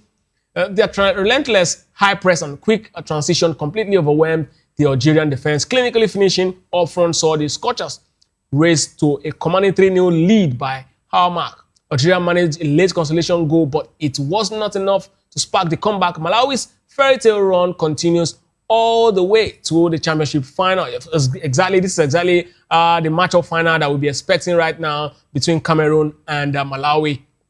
Of course, in the other semi-final, Cameroon played out a goalless draw, with the host nation, talk about Morocco, and won 3-1 on penalty. Heartbreak it was for the host in front of a roaring home crowd in Rabat. Cameroon pulled off a massive upset by knocking out the hosts and Morocco in an intense penalty shootout. The match was an intense tactical chess game and a few clear-cut chances. And of course, the ultimate drama arrived in the dying minutes of the game, extra time. The 118 minutes, and of course, Morocco awarded a penalty. Star forward Fatima Tagnot stepped forward and she missed the penalty. But agonizingly, it was quite very, very sad. Mentally, they were deflated. Morocco struggled and the penalty shootout, and they were not able to actually match up Cameroon, whose mental energy rose after, the penalty that was missed by Morocco. And Cameroon's goalkeeper put on a masterclass, and the indomitable lioness of Cameroon held the nerve to win the shootout 3-1 in silencing the home crowd. Now, this is exactly, what really happened. This is exactly what the match report, that you can actually see on your screen. Now, the interesting thing about what, we saw yesterday is akin to what we saw in the Just Google final between Morocco and Senegal in the male category. They got a penalty late on in the match. They lost it, and then, Senegal won that game 1-0. Now, they also got another late penalty, 118 minutes. That should have won the game for them. But unfortunately, again, they lost it, and now Cameroon is on the verge, of going to the final. Cameroon defeated Nigeria in the quarterfinals, 1-0. It ended, and now they've defeated the host nation. Nigeria defeated Morocco in the last final. So it begins to look like it's Cameroon's here. But, the fairy tale run from Malawi is something that I look back and I ask myself, this is going to be quite interesting, because if you look at how this team has actually come into this particular tournament, right? They came into this tournament without, big name, apart from, the woman who was actually known as the assassin. And trust me, she's been an assassin all through this tournament in the person of, Chawinga Tabitha. Right, Tabitha scored a hat-trick against Algeria to pull them through to the finals. And now, if you look at the side, this is going to be like, the defense versus attack. This is going to be like the defense versus attack, in the tournament. And this is going to be like defense versus the attack in this tournament that we actually saw in the World Cup, where Argentina was scoring a lot of goals, even though they were conceding, and Spain was not really scoring a lot of goals, but they were winning their game clinically, and they weren't conceding. That's more like the two things we've been seeing in this final. Cameroon has maintained a steady, very good defense, and Malawi has been scoring a lot of goals, but getting into this particular final, it's going to be like, what we saw in the World Cup final. I think Cameroon might just pick it, right? They've lost to the finals, in the finals to Nigeria before, 5-0. This is Malawi's first tournament ever, and they're already in the finals. Yes, they've been scoring a lot of goals for fun, but I think it's going to come down to something. Zambia defeated them. It shows that when they meet a top team with a very good forward, a very structured team, they're going to cave. Algeria has never known is never known to be a powerhouse in African football. So I wasn't surprised that Malawi could actually, trash them the way they did. But when it comes to, female football, Cameroon, Senegal, Zambia, these are the teams that you will definitely be putting your money on every single day. But then the fairly tail run from this Malawian side is something we've not seen in African football. Trust me. And with the lady, the Leon forward, the Olympic Leon forward powering them, talking about Tabitha Chawinga, it's going to be quite interesting to see if they can actually move past, every single team and win the tournament on their debutant, edition. Now, let's look at this. If it happens so, it means that, African football has not just grown. It means that every team that see themselves as champions or giants in African football need to step up, because now it's just a matter of time for any other team, to come into the tournament for the very first time, get into the final and pick up the trophy. But then again, I think that Cameroon just has what it takes to actually go the way. And plus, they have a very solid goalkeeper. Now, I'm making all of this assertion from a point where, there's a saying that attack wins you game, but defense wins you championship. And one thing is clear. We saw it in the final in 2026 World Cup. Argentina had attack that can actually get goals, bring them from the dead, win a lot of games from the dead, struggle to win, but still win. But then Spain's got a very solid, compact defense that, they rarely concede goals. And what exactly we might, be having on our hands, come this final. But it's going to be quite interesting to see. And for me, I'm pitching my tent with Cameroon. For some reasons, I think they've earned, this particular trophy. This is the very first time we'll be having, a new champion in female African football, because over the years it's been Nigeria, South Africa, and not to also forget Equatorial Guinea. So we've not had anybody outside that particular bracket. So it's good to actually see a new champion emerge in African female football. So still talking about football, but this time around, let's move straight to a very big conversation. Now this one is about the Super Cup that was played last night. European football season is officially underway. Trust me when I say this, because what the curtain raiser for European football season to eventually start is, the UEFA Super Cup. Now, PSG, right, defeated Aston Villa 2-1. A lot of persons hoped, or rather expected, it's going to happen that way, that PSG is going to win no matter how, or no matter what the scoreline reads. And this is exactly the next story that we'll be looking at into this particular morning show, right?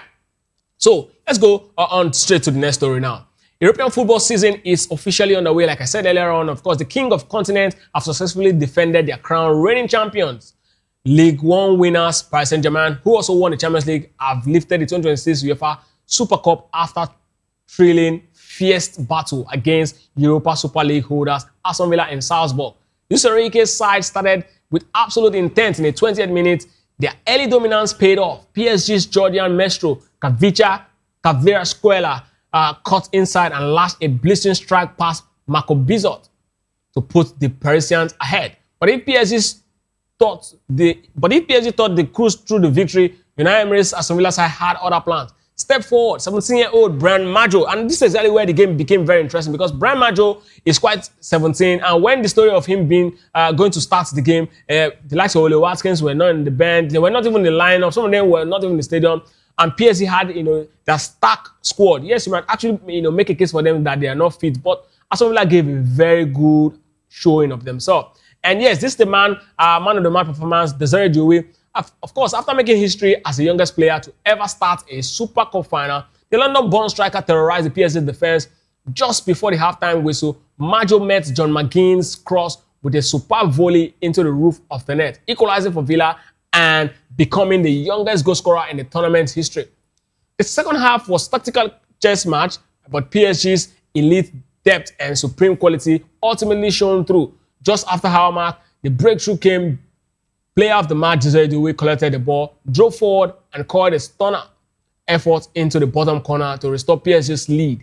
Villa threw everything forward in the final minutes. Georgia Hemmings looked certain to equalize on, but PSG's goalkeeper Matvey Stefanov produced a spectacular match-winning save to deny the English side. Of course, it's full-time result. It was PSG 2, Aston Villa 1, and PSG becomes the first club in 9 years to defend the Super title. And of course, silverware is secured. And this is exactly, where we'll definitely be bringing, Taiwo Ibrahim on board to actually help us look at what really happened. We'll start from exactly what happened last night, where we actually, or rather, the two games actually did play. They were played last night. First one was the semi-final between Morocco and Cameroon, and also we also look at the PSG versus Aston Villa game. Ibrahim, good morning and welcome to Sport Republic. Thank you for having me. It's nice to be here. Okay. Can you hear me, Ibrahim?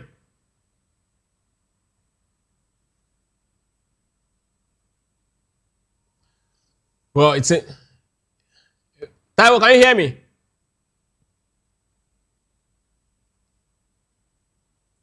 It seems we're having difficulties with Taiwo Ibrahim's audio. When that is fixed, we'll definitely come back to him. So I was saying that this. Can you hear me, Taiwo?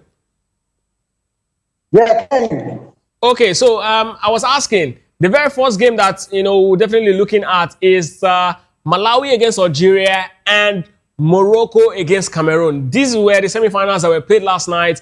And did you even see the result coming between Malawi and Algeria? I mean, fairy tale for them. They've done so well. They've got to the final on the debutant edition of this particular competition. And one lady is powering them in the person of Tabitha Chawinga. She most likely might be picking up the award for the African Footballer of the Year, but we'll get to that very much later. But let's talk about the tournament. How far, first of all, tell me the ratings, your ratings for this particular edition of the tournament, and also tell me, from what you actually saw between both semi-final, who will likely pick up, the final, pick up the trophy in the finals. Well, you have to, first of all, my ratings for this tournament, they are 80%, especially in terms of organization. You have to say kudos to Morocco, but challenge with the turnout very poor. The fans are struggling to get. We are not getting enough turnout. Sometimes we hear echo when the players are playing. So in terms of the turnout, I think our is to do better about people's attention to women's football. The build up to this tournament wasn't quite. I mean, compared to the next, it's not there. Why? We know that when it comes to women's football, the following is as huge as men's football, but at the same time, the potential is there. We've got the talent, we've got the organization, as when it was hosted, but I think another countries need to do better. Can you hear me?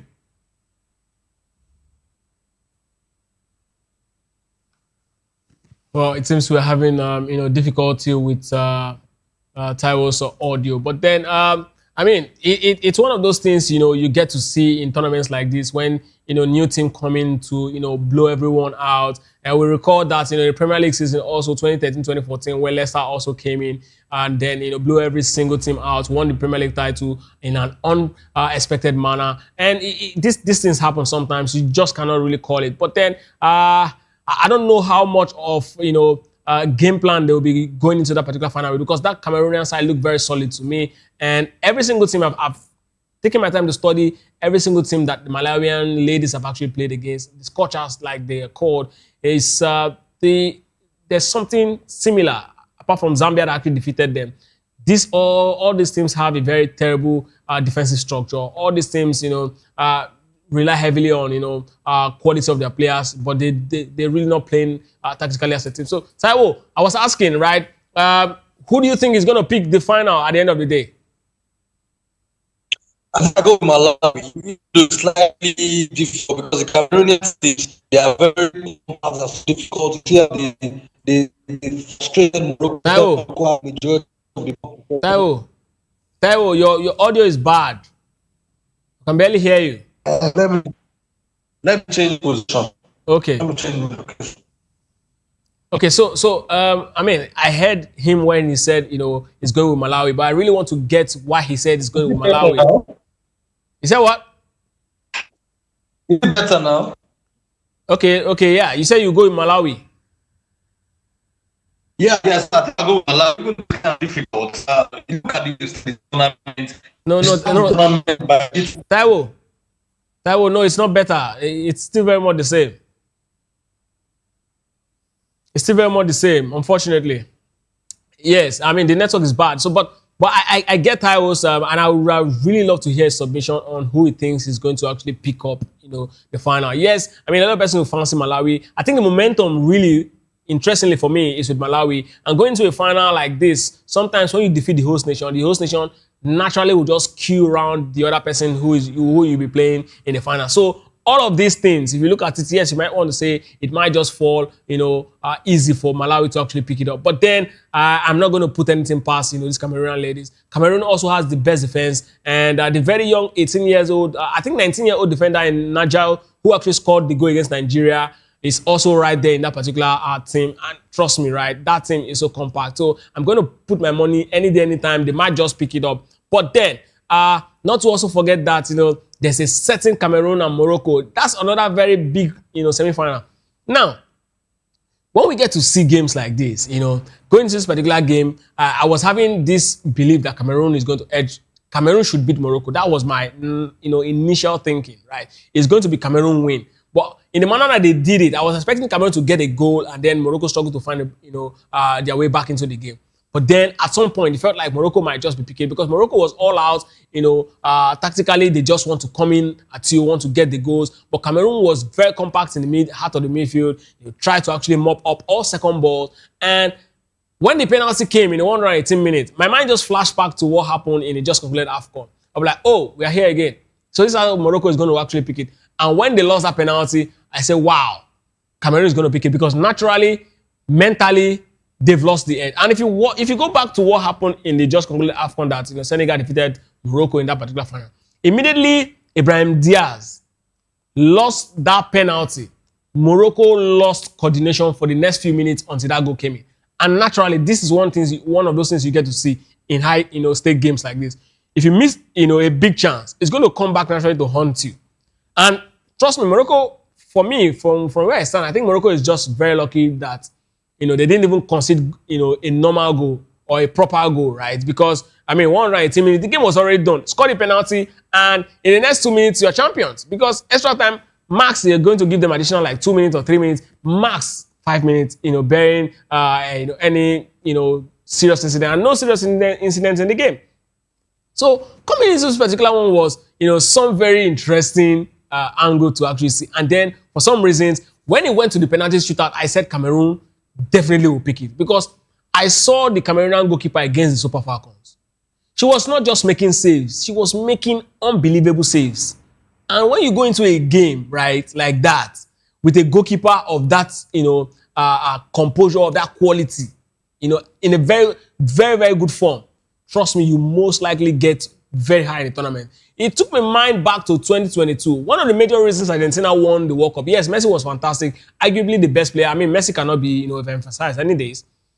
But the goalkeeper, Emily Martinez, was, unplayable. He was saving goals, unbelievable goals, right? And he did it across all space from the league phase to the quarterfinal to the even in the final, the dying moment of the game where Kolo Muane would have actually just put the ball in the net. He actually did save them, and they got to the final. When they got to the finals, the penalty shootouts, he was still very much the hero. So that's exactly what they're enjoying. But let's even look at this tournament proper. How far has have we come in Africa when it comes to female football? Yes, the light here is that we have another team rearing its head as one of the top teams in Africa in Malawi. But again, they might also be producing the African Football of the Year, which is also quite interesting. Right. So, but then you get to see these things and you ask questions.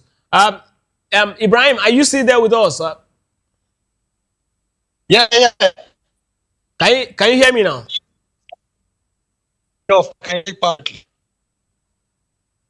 Unfortunately, this network is bad. But let's go on to the next story. Maybe when we're looking at the very next story, which is definitely obviously our last story anyways, we'll definitely bring Ibrahim back to get to see where, the network is at this point. But then let's move on, to the very last one. It's a very big one. It's been on since very much, the World Cup, right? Or after the World Cup, if you will say.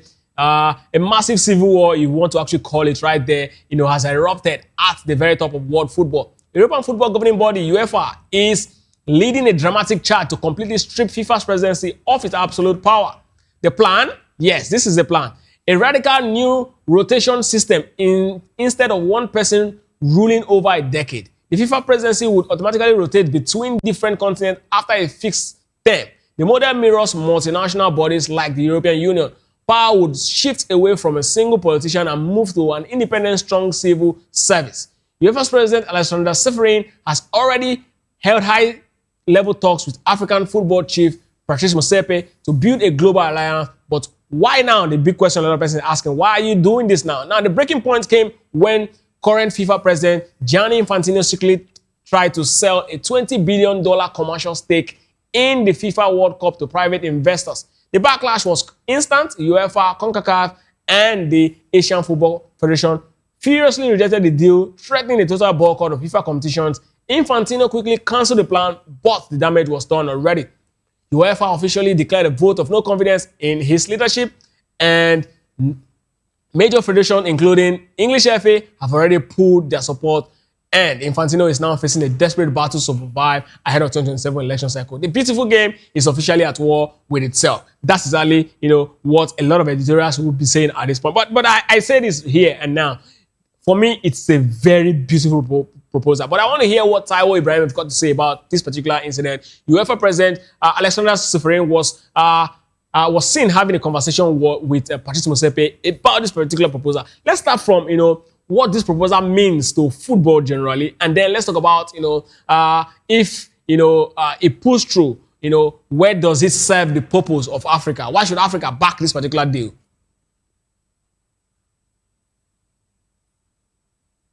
Oh, unfortunately, Taiwo Ibrahim is actually out. I don't know. The network seems to be very unfriendly this morning with him. And this is someone who comes in and the network is usually clamorous every single time. But then this is one of those days where you really cannot rely on networks or, technical issue when you actually want to do your stuff. But hey, let's talk about this particular deal. Now, in July, UEFA actually proposed that, they want to sell about 20% stake of, a FIFA or FIFA World Cup competition to a private equity firm.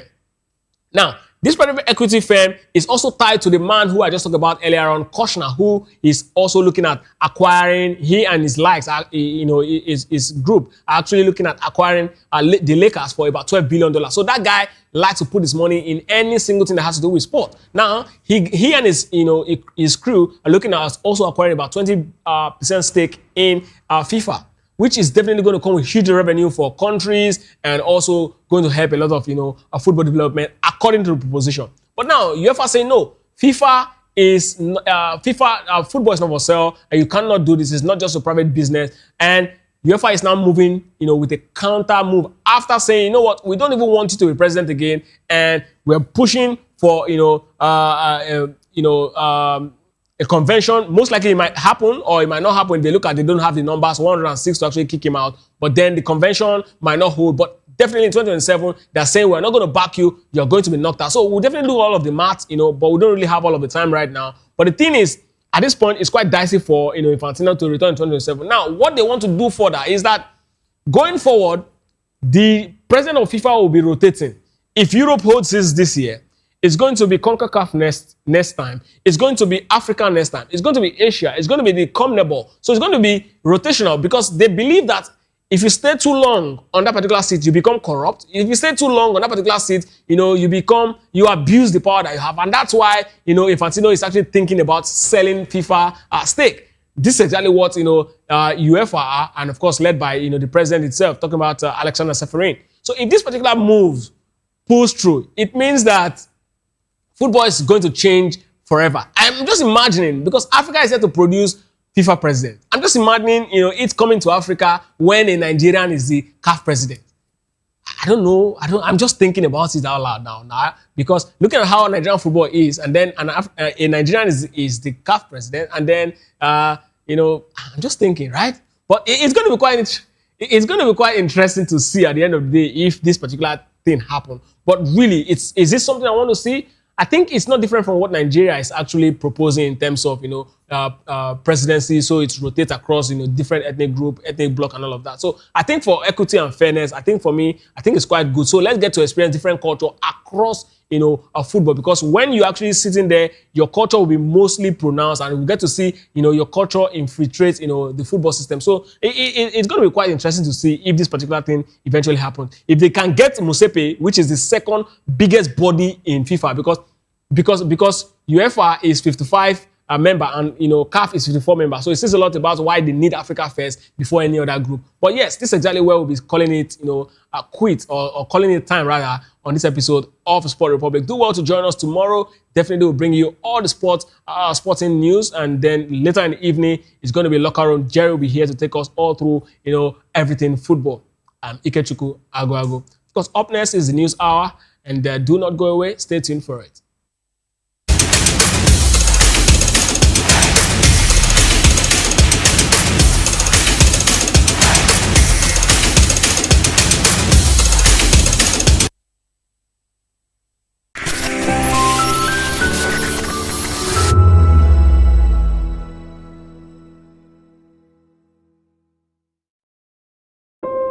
When your morning starts, make sure to look around for the right company to serve you everything you need to know about what's happening around you. That's why you need VOP this morning, because we will climb this far to give you a voice in what's going on, from news, reviews, politics and the economy, sports and even entertainment. VOP TV. Now you have more than a voice.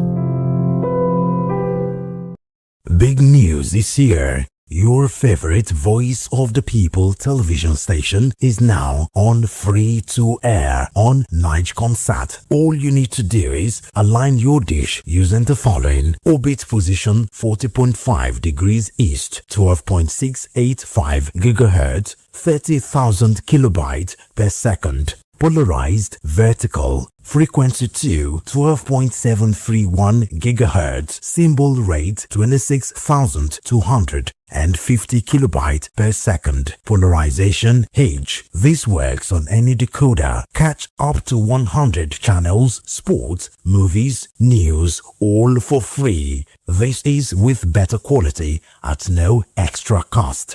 VOP TV on Free TV. Now you have more than a voice.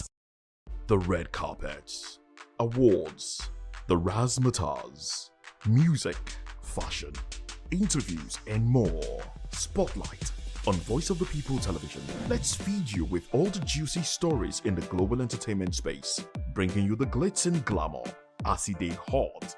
Stay tuned to Spotlight, 1 p.m. Monday to Friday. Spotlight on VOP TV. Entertainment like never before.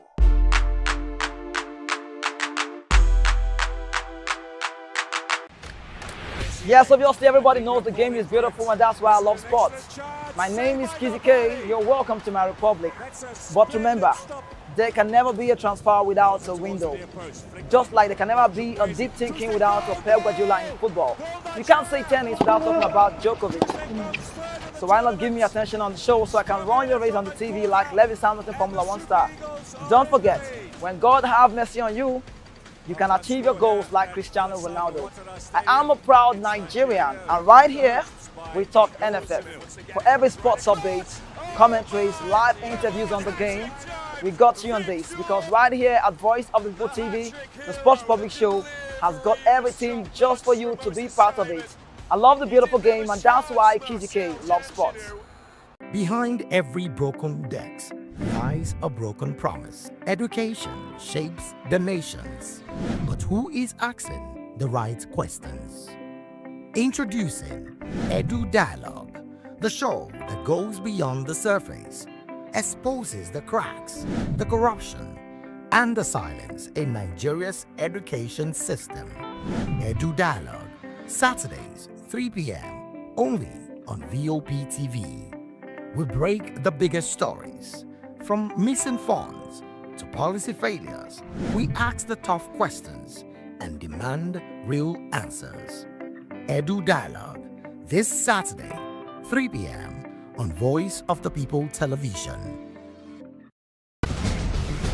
Join us as we drive into the world of politics through insightful interviews with prominent political figures, both serving and former governors, ministers, senators, legislators, party chieftains, activists, and analysts. Get first-hand information into the decision-making processes that affect our daily lives. Highly engaging one-hour program that brings political discourse into focus. I am Chukwuma Okoro. Political Lens, Monday through Friday, 6 to 7 p.m. Join us.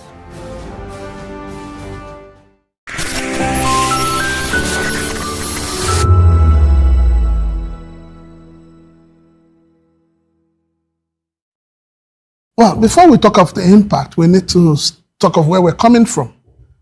When this administration came on, the president had promised us electricity, and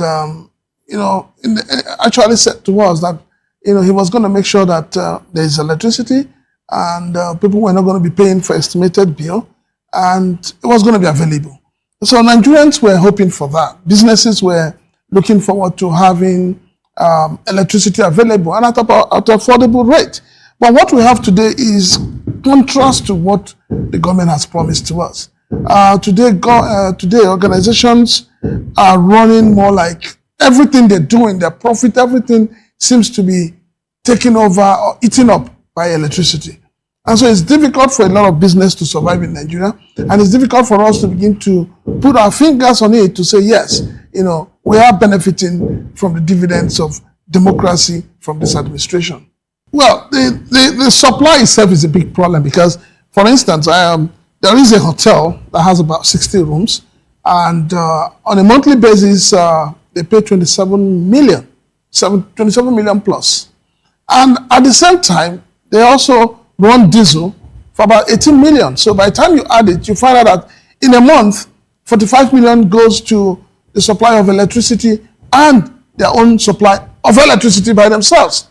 So it's not about the supply being available, but yes, the supply is epileptic, which we all know. The national grid keeps collapsing, and the cost, that comes with it is also very high. So it's difficult for anybody today in Nigeria to give a pass mark to electricity supply. Say, put it this way, most hospitality industries in Nigeria, especially hotels, some of them are paying 25,000 naira per day for electricity. 25,000 naira per day for electricity. That is not cheap. That doesn't come cheap at all. So if you're paying only for electricity for 25,000 naira, then you've not added your staff salary, you've not added maintenance, you've not added every other cost, you've not added the taxes you pay and all of that. So you find out that the price of the rooms are going higher, and that is why the patronage is reducing. So, and the purchasing power of Nigerians is nothing to write home about. So a lot of businesses are folding up, a lot of businesses are going under because of the bad policies of government, especially with electricity. And let's be honest with ourselves.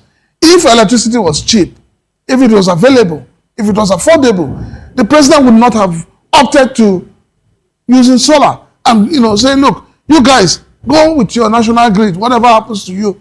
That's the impression we get. That's the impression Nigerians get today.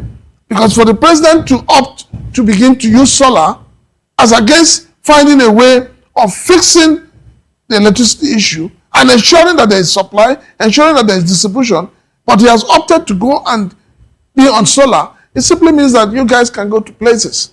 Well, the advice is simple. The government needs to begin to look at the way of cutting, bringing down the cost of electricity. The cost of everything in Nigeria today has gone haywire. As of today, people are buying 1 kilogram of gas, 1,006, 1,008. Some people are buying for 2,000. Petrol has been 1,003 to 1,005. And interestingly, the wages have remained the same. So it's becoming difficult, extremely difficult, not only for businesses to survive, but for the Nigerian people themselves to survive this economy. So the government must begin to think as if there's no box. Where did you get it wrong? We talked about subsidy is gone. Where is the money that has been saved from the subsidy? Loans have been collected. Where are the money being applied? So the government needs to begin to cut from its own self. I remember during the campaigns, President Bola Ahmed Tinubu said he was going to cut the cost of governance. But what we have today is an overbloated cost of governance. And we cannot continue like this as a nation. We cannot. So the government needs to find a way to be able to meet the people halfway. Not asking the people, the poor Nigerians, go and pray, go and make sacrifices. The political leaders, are they making the same sacrifices?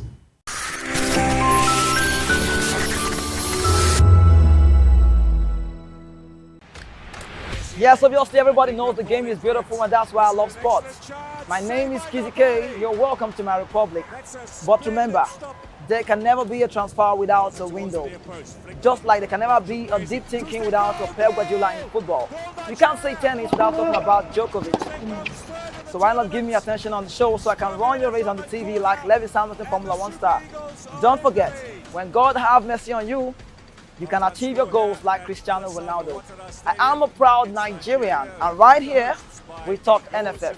For every sports updates, commentaries, live interviews on the game, we got you on this, because right here at Voice of the People TV, the Sports Public Show has got everything just for you to be part of it. I love the beautiful game, and that's why Kizzy K loves sports. In a world where power shapes with every headline. In a nation full of questions. In a world filled with noise, the truth needs a voice. The policies that shapes our world and the economy that determines our future. Every hour, every day, the grapevine keeps buzzing. And together, we are committed to telling the stories that shape our world, because your voice is our focus. Don't forget, our voice matters the most. Let us come together and share our concerns.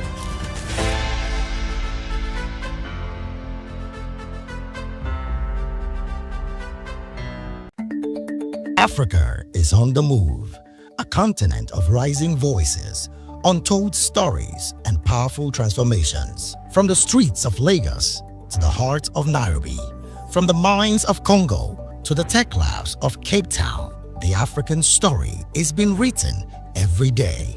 Bold, dynamic, unstoppable. This is Africa News on Voice of the People Television. We don't just bring you the news. We analyze and bring you Africa's heartbeat, the politics that shapes our nations, the economies that drives our future, the cultures that defines who we are, the voice that must be heard. Africa News, Africa's voice, Africa's future. Where Africa speaks, the world listens.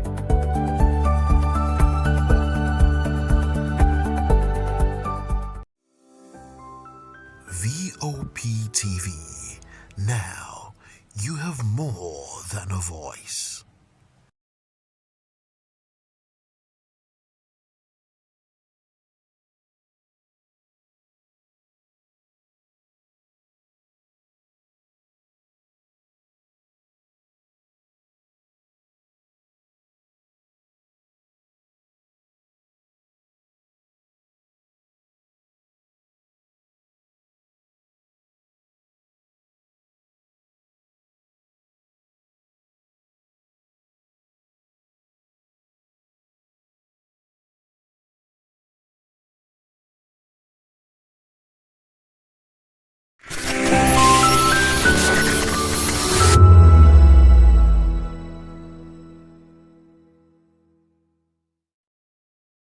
That 10 seconds you save by crossing the road. Now on free to air on Nigecomsat. All you need to do is align your dish using the following: orbit position 40.5 degrees east, 12.685 gigahertz, 30,000 kilobytes per second. Polarized vertical. Frequency 2, 12.731 gigahertz. Symbol rate 26,200 and 50 kilobyte per second. Polarization H. This works on any decoder. Catch up to 100 channels, sports, movies, news, all is with better quality. Voptv on Free TV. Now you have more than a voice. In a world where power shifts with every headlines, news breaks and events happens, we bring you unbiased and explicit information on politics, economy and state of the nation. We break down the chaos. Facts, not fluff. Truth, not spin. We discuss not just politics, but a glimpse into the future. Voice of the People Television. Now you have more than a voice.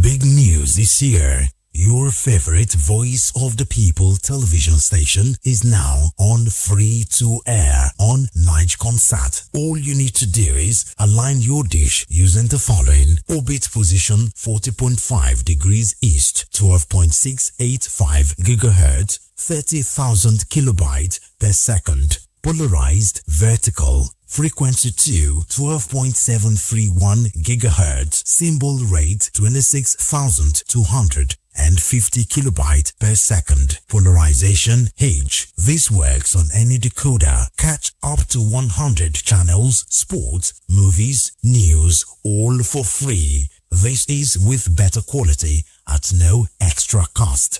Voptv on Free TV. Now you have more than a voice. In a world where power shifts with every headlines, news breaks and events happens, we bring you unbiased and explicit information on politics, economy and state of the nation. We break down the chaos. Facts, not fluff. Truth, not spin. We discuss not just politics, but a glimpse into the future. Voice of the People Television. Now you have more than a voice. That 10 seconds you save by crossing the road could cost you your life. Pedestrian bridges are built for one reason: to keep you safe. They are free, they are strong, and they are there to protect you. Dashing across expressways leads to injuries, loss, and grief that last forever. Using the bridge takes less than 1 minute. Losing a loved one lasts a lifetime. Parents, teach your children. Drivers, slow down near bridges. Everyone, please use the pedestrian bridge every time. Your life is worth the climb. This message is from Voice of the People's Television.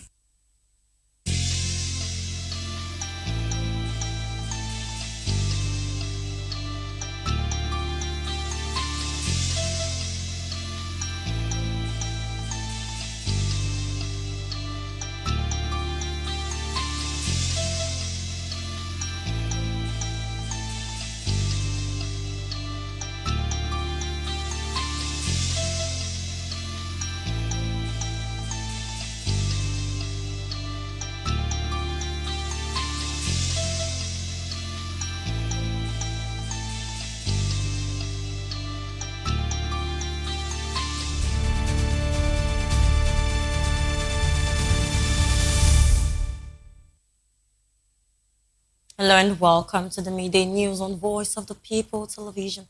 I am Praise Peters. First, the headlines. Tinubu says refineries will soon be operational. INEC concludes distribution of reprinted ballot papers. 30 commissioners of police to be on duty for Oshunguba poll. Yaga Africa flagged concerns on INEC readiness, security impartiality. KMO convenes emergency meeting to resolve disputes. Alausa pushes 80% practical training for agricultural skills development. In the world of business, NICOM says 7 more insurers meet NERA 2025 requirements. In the world of sports, Super Falcons miss World Cup after 2-1 loss to South Africa in playoff. And in the world of entertainment, MCSN warns public against paying fake music license fees.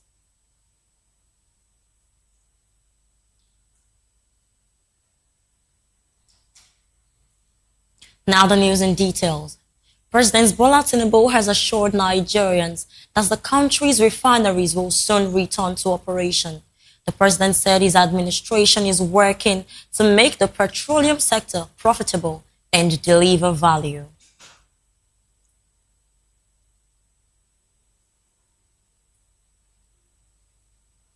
And the smoke of refinery doesn't mean that it's working until it's profitable and yield the value for which it is built. I'm not a man who go looking back and everything, because I've accepted the asset and liability of my predecessor, no matter what has happened in the years past. It's my responsibility now as the president to fix it, make it work for the largest common value of our population. I take responsibility for that, and I'm going to do it. That benefits of CNG are currently being captured by truck owners. Meanwhile, Nupeng President Salimon Oladiti appealed to Tinubu to end casualization of workers in the oil and gas sector. However, we want to seize this opportunity to bring to your attention an unhealthy trend that we have been trying to correct. With little to no success, it is a casualization of workers, particularly in the upstream sector. For a sector that is strategic and taken as the economic jugular of the nation, Nupeng and its counterpart, the Pengasan, have been tolerating these unwholesome practices, knowing full well the enormous disruption that any industrial action could cause to the economy. We also do not want to be seen to be hostile to the Minister of Labour,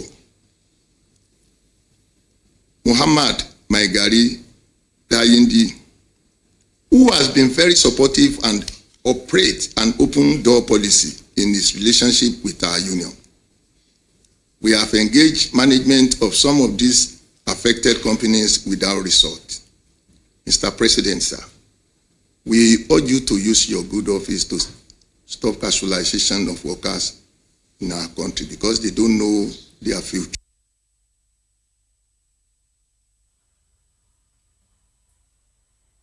The president promised perseverance in implementing reforms, assuring that the difficult period will give way to economic relief. The Independent National Electoral Commission, INEC, says it has concluded the distribution of reprinted ballot papers and result sheets to all 30 local government areas of Osun State. The exercise followed the Federal High Court's judgment ordering the inclusion of the Social Democratic Party SDP candidate Francis Ajala in Saturday's governorship election. INEC's Osun State Resident Electoral Commissioner Oluwatoyin Babalola says party agents signed the result sheets before the materials were dispatched. Meanwhile, the Independent National Electoral Commission, INEC, says over 1.9 million permanent voter cards, PVCs, were collected for the Osun governorship election. INEC's National Commissioner Chairman, Information and Voter Education Committee, Mohammed Haruna, said the collection was made from over 2,339,000 registered voters in the state. He stated that the remaining over 426,000 PVCs have been safely deposited with the Central Bank of Nigeria, in line with the Commission's established practice. INEC reassured political parties, civil society organizations, media, and Osun residents of its readiness to conduct a free, fair, credible, transparent, and inclusive election this Saturday.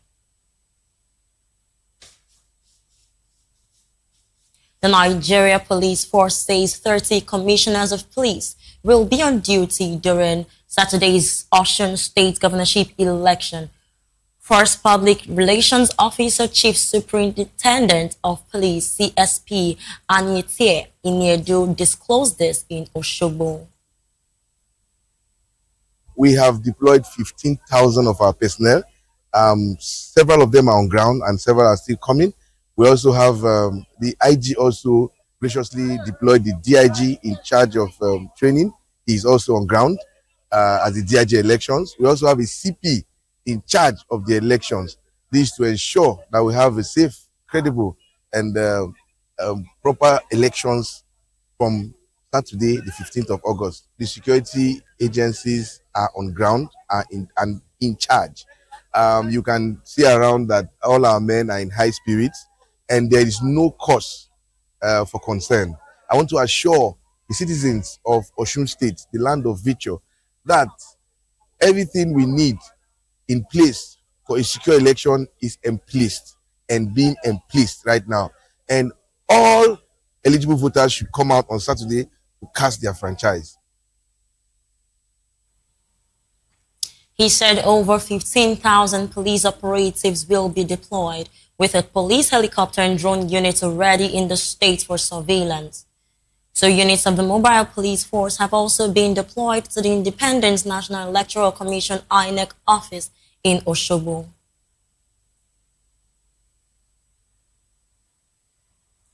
The Commandant General of the Nigeria Security and Civil Defense Corps, NSCDC, Professor Ahmed Abubakar Odi, is in Osun State ahead of Saturday's governorship election.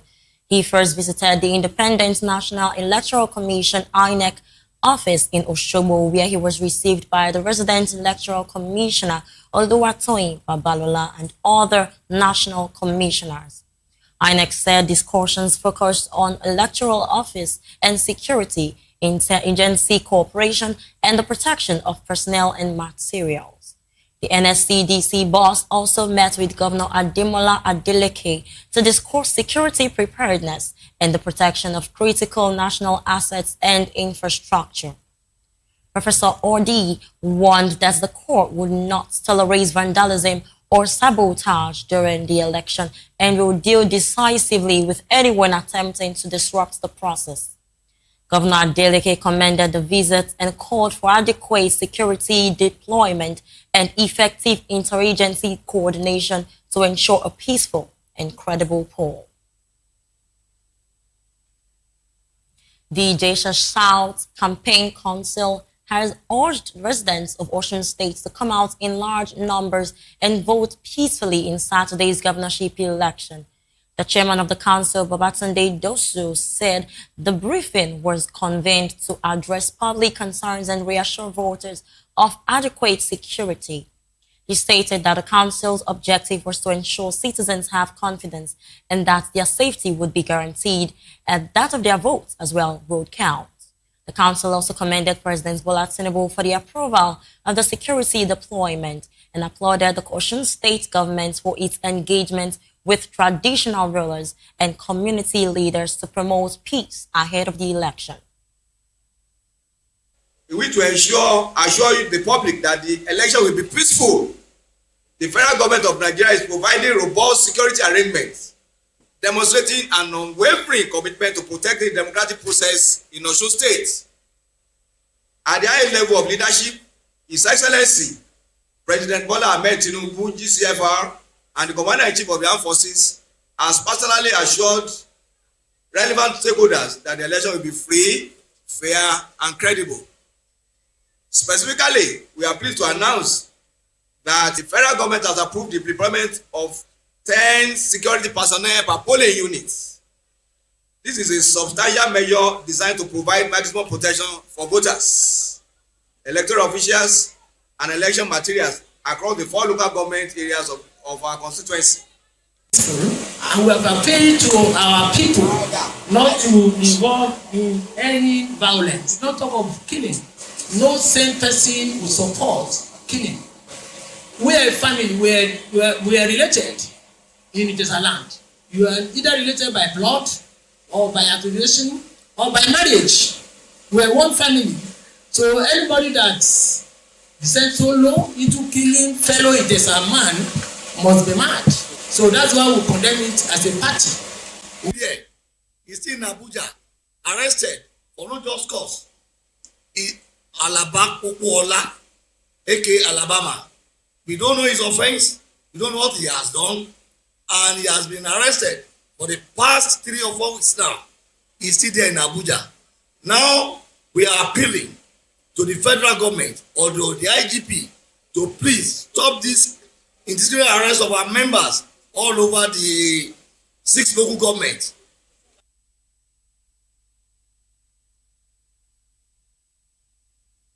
Recent killings in parts of Ijesa land and called on security agencies to bring the perpetrators to book. Observer group Yaga Africa has expressed concern over the level of electoral preparedness, security neutrality, and public trust ahead of Saturday's governorship election in Osun State. Speaking at a pre-election briefing in Osogbo on Thursday, Chair of the 2026 Osun Election Observation Mission, Asmau Maikudi, said the poll will test the capacity of the Independent National Electoral Commission, INEC, political parties, security agencies, and the electorate. According to her, INEC has recorded progress in voter registration, recruitment, and training of ad hoc staff, configuration of the bimodal voter accreditation system, BVAS, mock accreditation, and stakeholder engagement. But Yaga Africa warned that technical glitches observed during mock accreditation are worrying. It said some BVAS machines failed to capture voters' fingerprints, facial biometrics, and data on older permanent voter cards, PVCs. Still talking politics, the presidential candidate of the Allied People's Movement, APM, Sheyi Makinde, has picked former Director General of the State Security Service, SSS, Lawal Dora, as his running mate for the 2027 presidential election. Dora, who led the SSS from 2015 to 2018, was announced as the APM National Convention held at Rilwan Adamu Square in Bauchi on Thursday. According to Oyo State Commissioner for Information, Prince Dotun Oyelade, Makinde said he chose the former intelligence chief to help address the country's security challenges. Meanwhile, the presidential candidate of the Allied People's Movement, APM, Sheyi Makinde, says the party will work with other opposition political parties to provide Nigerians with a credible alternative in the 2027 general elections. Makinde, who is also the governor of Oyo State, stated this on Thursday as the APM National Convention held at the Dr. Rilwano Sulaimano Adamu Square, Government House, Bauchi. He said a strong opposition is essential for the sustenance of democracy. The governor further urged the party's new leadership to collaborate with other opposition parties to present Nigerians with a credible alternative ahead of 2027. Away from politics, Nigeria's Minister of Aviation and Aerospace Development, Festus Keyamo, has convened with an emergency meeting with aviation unions and airline operators to address industrial disputes and ensure sector stability. The meeting follows talks that led to the suspension of a planned strike on Tuesday. Stakeholders agreed that the Nigerian Civil Aviation Authority, NCAA, and other agencies should get payment schedules from airlines to settle outstanding debts. Keyamo also affirmed workers' rights to union membership and directed the NCAA to allow unions access to airline staff. He warned that airlines obstructing the process will face sanctions. Now to education. The federal government has revived agricultural curricula in tertiary institutions, increasing practical training from 30 to 80% to equip Nigerian youths with relevant skills. The Minister of Education, Tunji Alausa, made the disclosure while receiving a report from the National Implementation Committee. And then we continue to train our students, our citizens, theoretically. They finish agriculture training at the tertiary institutions. They're looking for jobs in the offices. We're not turning our input into output. And the major reason why we're not turning our input into output was because these kids were poorly trained. And you have a lot of schools that have agricultural programs. They don't even have demonstration farms in their school. And even if they had demonstration farms, the content that they were being taught wasn't the right content. And those content that were being taught do not meet the content of today. And what we're doing then was also, we're not training these programs in such a way, we're not training these students and then telling them these programs are being delivered to them as a skill-based training. And that was what brought to this. Report shows 36 ND and HND curricula, 3 NCE curricula, and 31 national occupational standards were developed or reviewed. The minister called for training of teachers and sensitization of stakeholders for effective implementation. More importantly, as it advances this agenda of moving Nigeria to $1 trillion economy, we will be the producer of the manpower that the economy needs. Not just manpower, well-trained manpower, well-equipped manpower. And today, we're following up the mandate that the president has given myself and Honorable Minister of State for Education, which is to ensure that every single Nigerian gets the highest quality of education that is comparable to anywhere in the world. He assured that the ministry will work with the National Board for Technical Education, tertiary institutions, and industry players to achieve the objectives of the new model. Mike Cudi also charged security personnel to act with neutrality and professionalism and to guarantee unhindered movement for voters, accredited observers, and journalists on Election Day.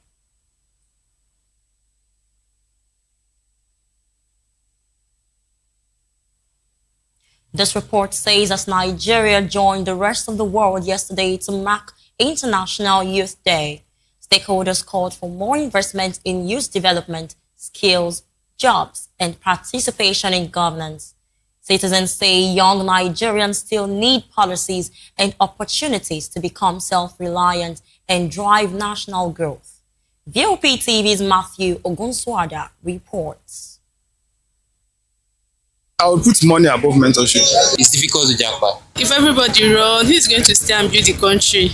As the world marks International Youth Day, stakeholders in Nigeria are calling for greater investment in youth development with emphasis on skills acquisition, employment, access to finance, and meaningful participation in governance.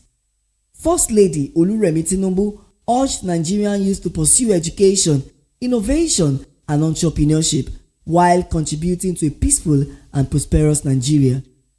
In Lagos, Governor Babajide Sanwo-Olu encouraged young people to believe in their potential, stressing that their ideas matter and their future remains bright. The Cross River State Commissioner for Youth Development, Ijom Ukam, also called for stronger collaboration among government, the private sector, financial institutions, universities, and development partners to expand internships and support for youth-led businesses. As the nation joins the global community to celebrate young people, Voptv spoke with some youth on their expectations and the challenges they face. Funding is something you need for most of them. Even if it's to learn skill. Now, if you go to learn skill, most of the places they are charging.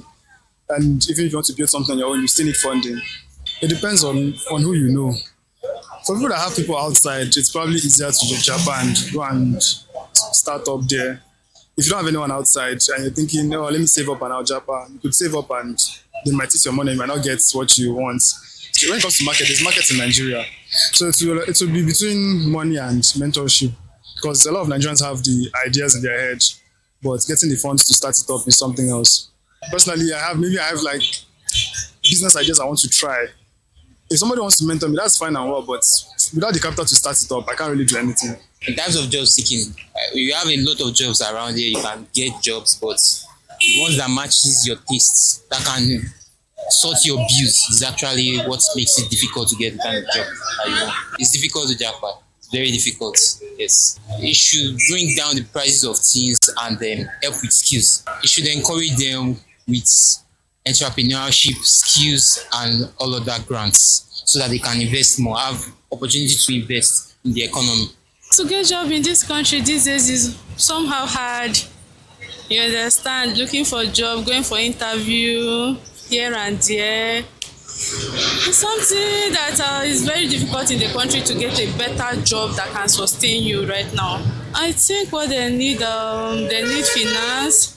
They also need skills, and they also need job opportunity, because where there is finance, you can be able to like fix something for yourself, like an entrepreneurship, to set up something for yourself that you can be able to do. And secondly, if there is job opportunity for the youth, I think they will have the more opportunity to like grow up in terms of their finances and their basic needs and their day-to-day challenges. As the nation celebrates its young people, stakeholders say sustained investment in skills, jobs, and opportunities remains key to unlocking the potential of Nigeria's youth. Matthew Okunswada, reporting for Voptv. Thank you very much, Matthew Gunswada, for that report. And with that story, we move to the analysis segment of the midday news. Joining us in the studio to analyze the midday news is Dele Fanimo, a veteran journalist and a public affairs analyst. Thank you very much. Good afternoon for joining. Thank you for coming. My pleasure to be here. And virtually, we're also going to be joined by Ihinose Omwaka, a public affairs analyst and development communication expert. Thank you for joining the conversation, Ihinose.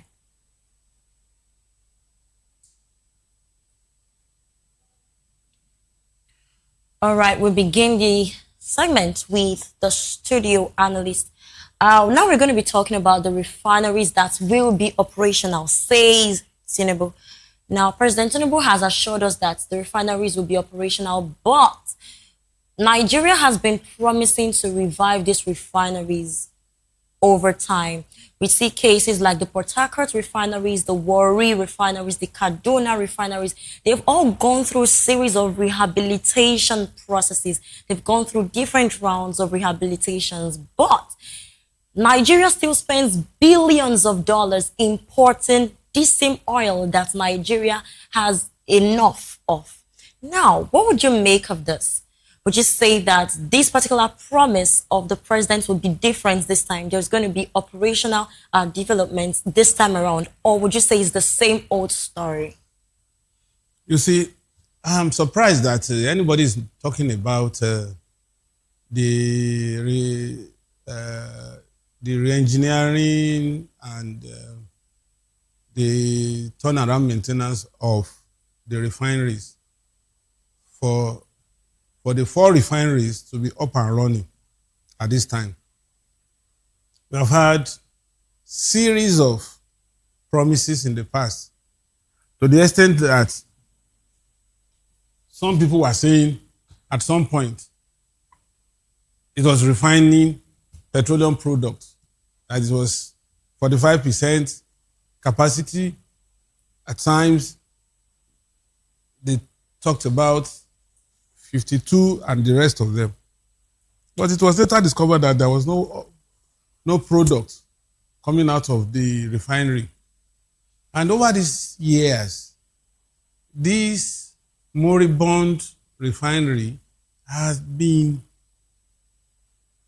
keeping a very top heavy management and other workers, paying them for doing nothing.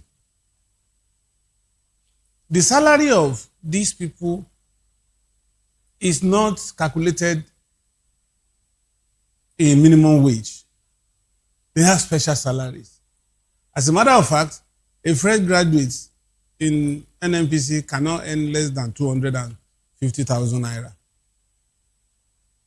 Away from like maybe 100,000 or thereabout for a fresh graduate in the MDAs. Yet, this particular organization is not producing anything. And year in, year out, with budget money, they go on overseas training. What is the essence of going on overseas training that you cannot utilize when you come back? So, it's a conduit that Nigeria needs to block and block forever. I am not sold to the promises of the president that the refineries will be revamped. Now, this is just less than, say, 10 months to the expiration of his tenure. And what is he going to do differently from what we have been doing since Obasanjo regime in 1999? He left, he couldn't do much. Yaradua came, he couldn't do much. Jonathan came, he didn't do anyone. He didn't revamp anyone. And Buhari came for another 8 years, nothing. But in the midst of all these, monies were allocated in dollars for the rehabilitation of these refineries. And we got nothing in return. So there was a time Ojulari, maybe, I don't know how he came about his arithmetic, was saying that he needs about $60 billion to revamp the 4 refineries.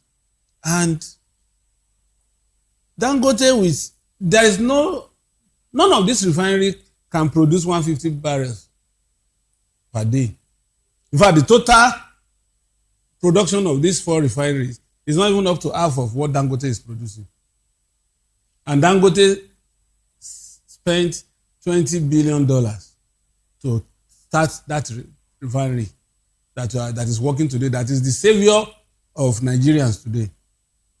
So, how much are we going to sink into those refineries that will make them work? I mean, knowing that Nigeria is one of Africa's biggest oil producers, yet As we a matter still of fact, we are the depend biggest and the 5th in the world. Now we still import petrol and all that. Now the problem is it our refining capacity that is the problem now? Is it the maintenance that is the problem, the crude supply that is the problem? What exactly is wrong with the oil sector? Because we are meant to be cashing out billions of dollars through these particular resources that we have. You see, let me give you this analogy. A car that was produced in 1995, that's 31 years ago, and a car that is just coming out of the factory today, what are you going to put in that old 30-year-old car that would be as good, as new as the one that is just coming out from the factory? You need to change the body, change the engine, change everything, the seat, to even look new, not that it's new. And that's the lot of our refineries. Some of those who calibrated the refineries, some of the companies are no longer existing. So where are you going to get parts to fix? And refinery parts are not gotten on the shelf. You have to pre-order, you have to pay, you have to wait for the manufacturer, and so that will take about maybe the next 1 year or 2. So how are we going to benefit from it? And every day, these people look up to the end of the month to collect salary. They go on overseas trips. Any seminar they want to organize, it is always in Dubai and some other countries. So What are we talking about?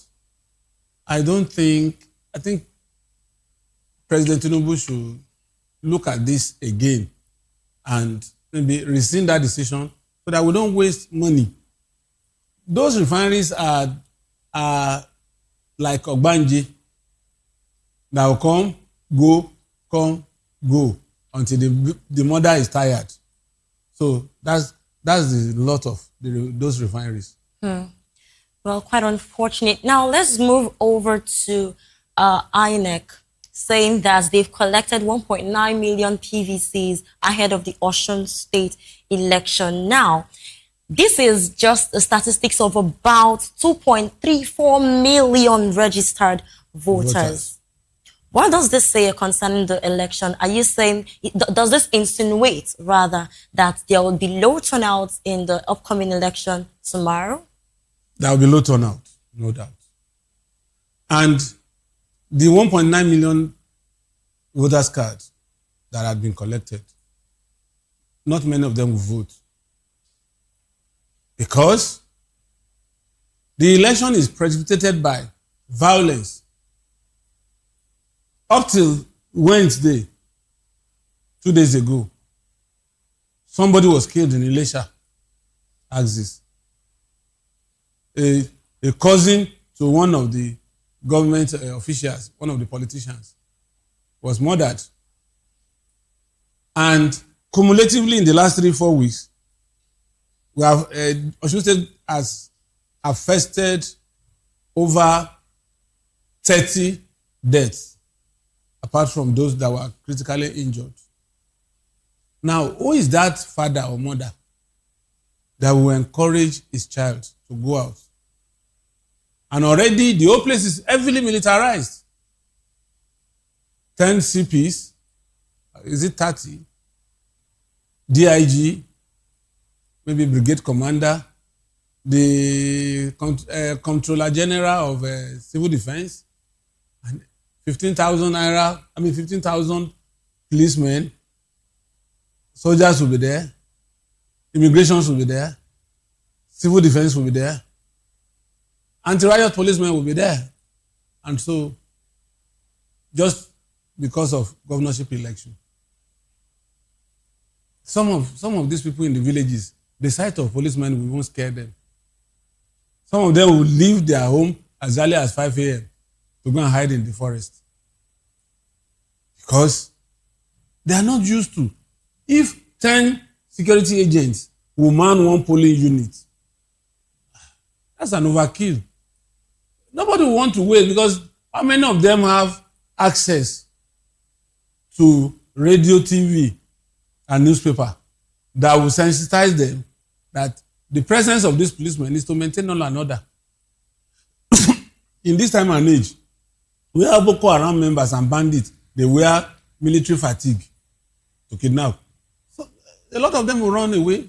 They will not vote. Okay, so Nigeria has always battled with voter apathy. I mean, in the last presidential election in 2023, it was recorded that only 27% of voters came out. So there is a huge gap between registering to vote and actually participating in the voting process. And INEC has also said that they've started to distribute sensitive materials to the poll. What do you make of this? Do you think that the apathy is a result of all these things I've mentioned? Nobody wants to stake his life for another person. Okay, so are you saying that this is as a result of the security concerns in the state? Yes. Then another thing is, because of past events, the average voter believes that even if he stays in the sun till sunset, that its vote may not count. How then do we encourage Nigerians to come out and approve and assure them that their votes will really count? It is the function of INEC. Let INEC and its officials and ad hoc staff, let them be up and doing. Let them be transparent. Let them be work for the benefit of Nigeria and Nigerians, not for the benefit of the politician. The moment Nigerians are very easy to govern, once you show them the direction and you're also walking the talk, honestly, they will follow you. But unfortunately, it's always the reverse.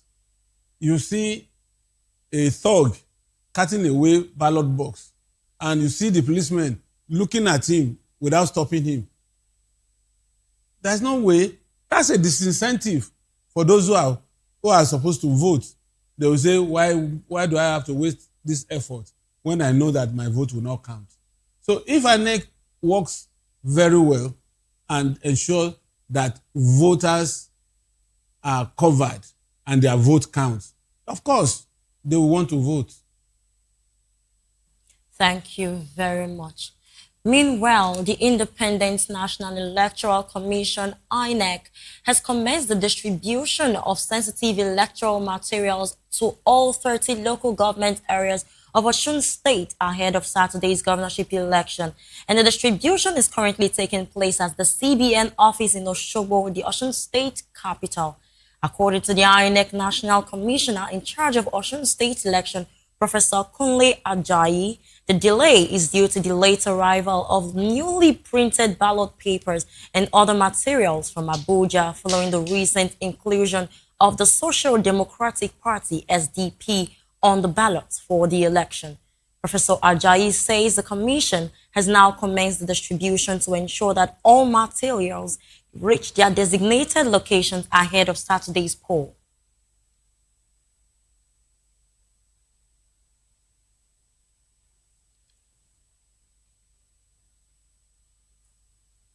And with that, we've come to the end of the analysis segment. Thank you so much, Dele Fanima, for being a part of this conversation. My pleasure. You're still watching the midday news on Voice of the People television. Still ahead, Navy rescues 22 passengers from sea robbers in Cross River. These and more stories will be with you shortly after this break. Please do stay with us.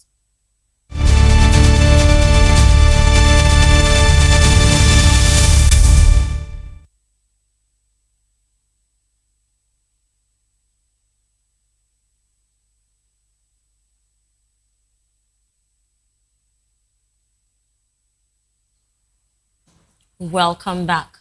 The Radio, Television, Theatre and Artwork Union of Nigeria, RATAWU, has honored the Director General of the Department of State Services, DSS, Oluwatosin Ajayi.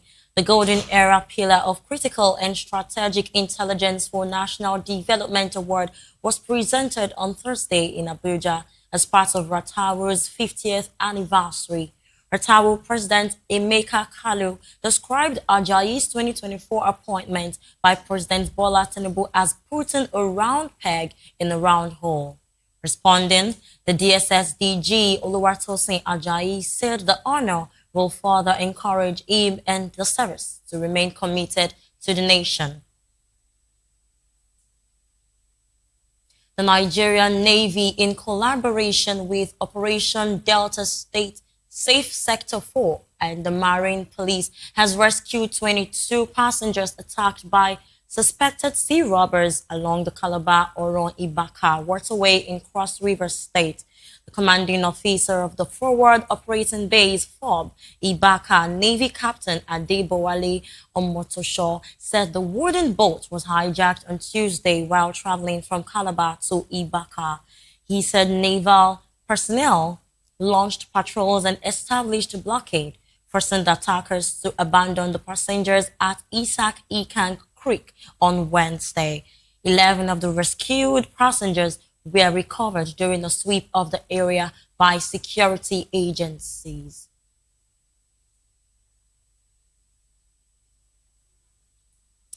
In another development, 6 suspects have been arrested for the alleged murder of truck driver Usman Boni in Edo State. Zone 5 police in Benin made investigations and arrests after investigations into his July 6 disappearance and recovered his stolen whole truck. Rhoda Journey reports. Nigerian Police Zone 5 Headquarters, Benin City, has arrested 6 men over the alleged murder of truck driver Osman Boni and recovered his stolen hour truck. The Zonal Police Public Relations Officer, SP Tijani Momo, said Bonny disappeared with the truck on July 6, 2026 after heading to Z&Y mining quarry along the Benin-Lagos road. He said Jimoh Olaniyan was arrested in Lagos with the driver's phone, which helped police trace other suspects. The case was reported by the company representative, one Mr. Philip Efosa Agwebo, following the disappearance of the truck and its driver after the truck was dispatched on 6 July 2026 to Z&Y mining quarry site along Benin-Lagos Road after Okada. Following the report, our cybercrime detectives commenced an investigation, including technical analysis of the driver's mobile phone. The analysis indicated activity of the line in Apapa, Lagos State, leading investigators to the location and subsequent arrest of a suspect. Further investigation led to the arrest of Costin Egbedia in Ogara, Delta State, who allegedly confessed to the hijacking and murder. I got plans to go meet the driver, or kill him, or carry the truck, go safe for that side. So now we'll go meet the driver, and now the driver will carry me reach front. Convince the driver to park the driver, say something they make noise for the truck. So as he park, before I say make me go driver side, because he get before me go driver side, see my turn like this. He don't already kill the man. On the line, they are asking me paper. I provided the paper Jamil gave me, telling them they will say they will bring the paper, the original document. The guy was so hasting up that he wants to go, or I should go and do paper by myself. Since I trust the guy that he bring the paper, I have to call Jamil again. Are you sure about this paper? That the guy is bringing the paper? He said yes. The police said the truck was recovered and the driver's remains exhumed for further investigation as the suspects will be arraigned in court. Brother Johnny, EOP TV News.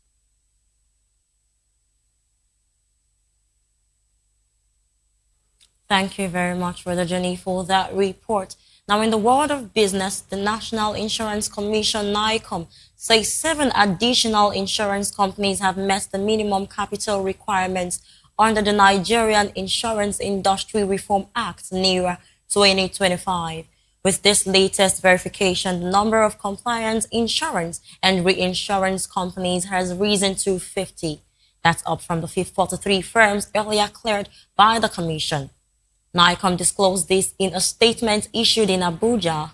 NICOM listed the 7 newly verified insurers, which include Ample General Insurance Limited, Ample Life Assurance Limited, Sovereign Trust Insurance PLC, Tangerine Life Insurance Limited, Alliance and General Insurance PLC, Guinea Insurance PLC, and Regency Alliance Insurance PLC. The Commission added that 7 of the 8 companies previously undergoing final review have now been confirmed compliant with the new capital thresholds. But in the world of sports, the Super Falcons of Nigeria will miss the 2027 FIFA Women's World Cup after a 2-1 defeat to South Africa in the continental playoffs. Nigeria needed victory to advance to the intercontinental playoffs. 2 tickets were available for the 4 losing quarterfinalists from the 2026 Women's Africa Cup of Nations WAFCON. Ghana had earlier beaten Cote d'Ivoire to claim 1 ticket. Captain Rasheedat Ajibade says the team has learned hard lessons and must improve preparation and consistency. The defeat means Nigeria will miss the World Cup for the first time since the tournament began. And in the world of entertainment, the Musical Copyright Society Nigeria Limited by Guarantee MCSN has warned the public and businesses that use music to beware of imposters collecting license fees. MCSN says some individuals and organizations are defrauding unsuspecting users by issuing licenses they have no authority to grant. The society stated that the organization's license to operate as a collective management organization expired in 2018 after it was suspended and has not been renewed. MCSN is urging all music users to verify licenses before making any payments. And to wrap up the midday news, Nollywood actress Iyabo Ojo has alleged that a malicious plot being against her person is underway. She made the revelation in an Instagram post. The actress accused some unidentified individuals whom she tagged detractors of being behind the plot. She assured the public of her decision to follow due process and institutional independence. Ojo hinted that the alleged plot is in connection with her consistent stance against injustice.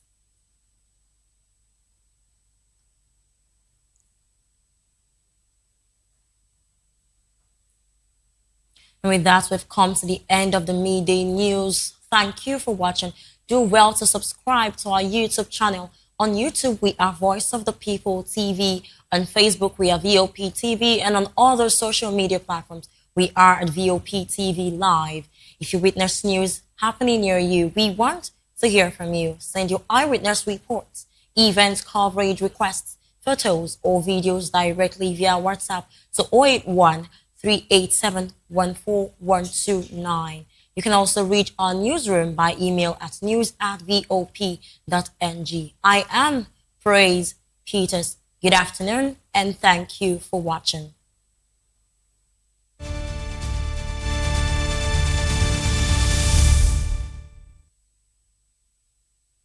Good evening, Africa. My name is Bamakore, actor, model, producer, and I'm giving a big shout out to VOPTV.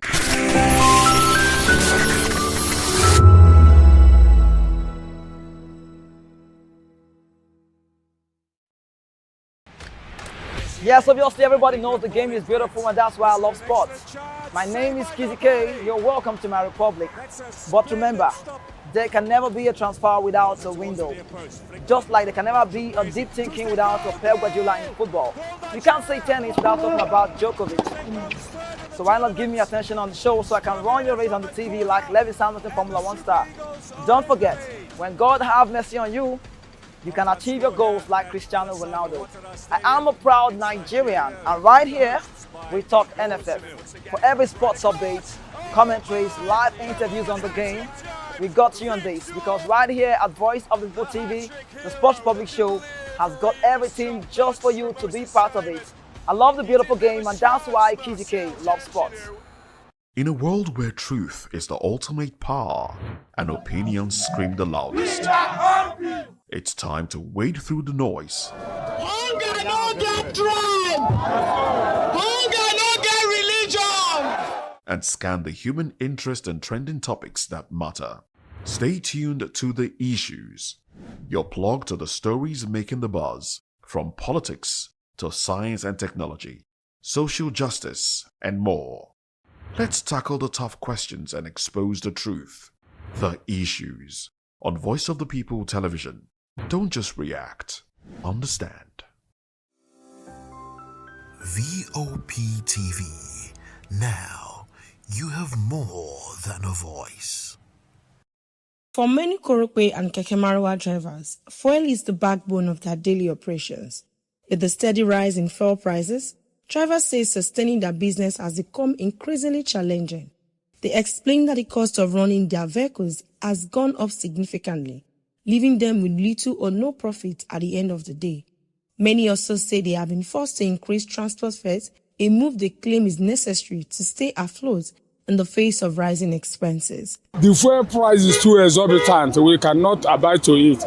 Look at us. Formerly, when we used to buy fuel at the rate of, let's assume we fill our tank with 1.5, 1.8, 1.9.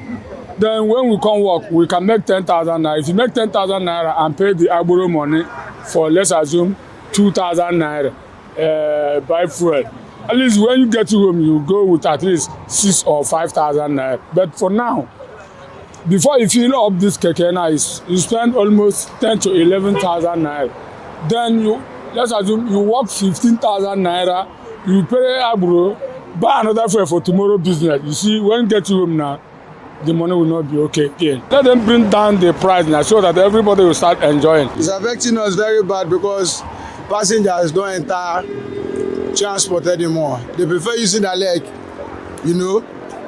And if we work money now, like about, let's just say maybe 8,000, if we buy about 5,000, 5 litre, it's almost everything. So the only money you just left with maybe just change. Unlike before, we will use like 5,000 to fill our tank. and we still have extra.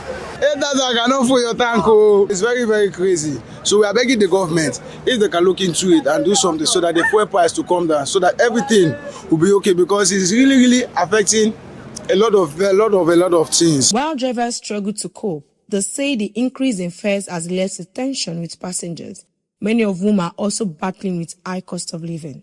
Some drivers note that fewer passengers are willing to travel frequently, which has further reduced their daily earnings.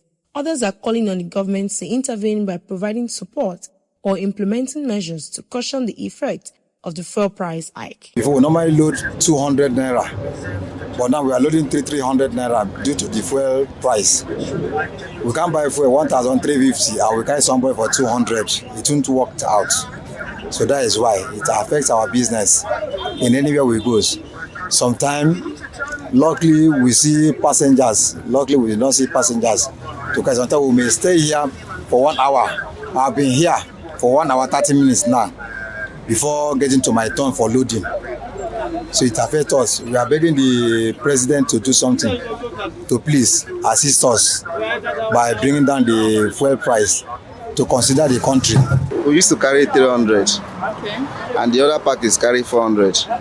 So, and we are trying to pull money to 400. So, but if the fuel is going down now, we will still carry 300. So please the government to at least lower the price so that everything should come down.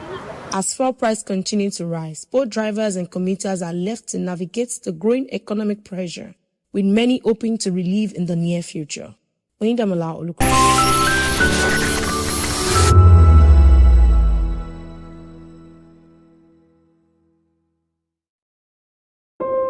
When your morning starts, make sure to look around for the right company to serve you everything you need to know about what's happening around you. That's why you need VOP this morning, because we will climb this far to give you a voice in what's going on, from news, reviews, politics and the economy, sports and even entertainment.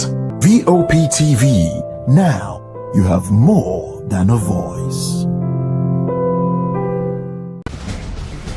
Join us as we drive into the world of politics through insightful interviews with prominent political figures, both serving and former governors, ministers, senators, legislators, party chieftains, activists, and analysts. Get first-hand information into the decision-making processes that affect our daily lives. Highly engaging 1-hour program that brings political discourse into focus. I am Chukwuma Okoro. Political Lens, Monday through Friday, 6 to 7 p.m. Join us.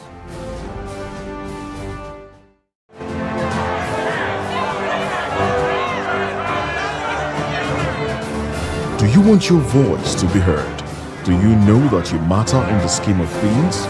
The People's Voice, the show where ordinary citizens take center stage as we discuss the biggest stories that affect you and I. With you in mind, we facilitate lively discussions, debates, and interviews on the topics that matter most to you and I. From social justice to economic empowerment, education to healthcare, governance, and more. Tackling tough topics and amplifying your voice. Join the conversation and make your voice count. The People's Voice. Make your voice count.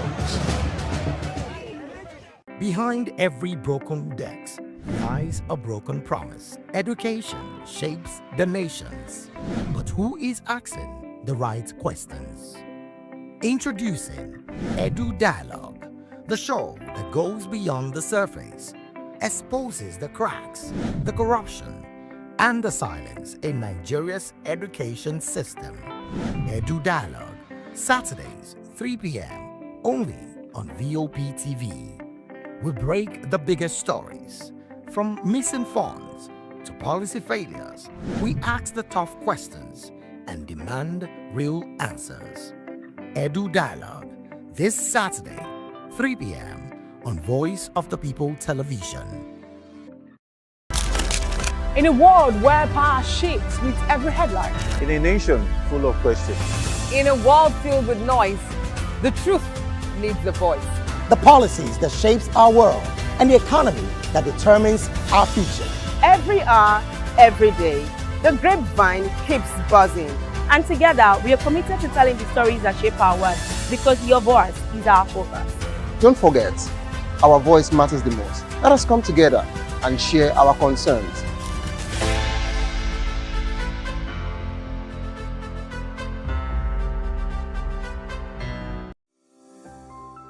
Voptv.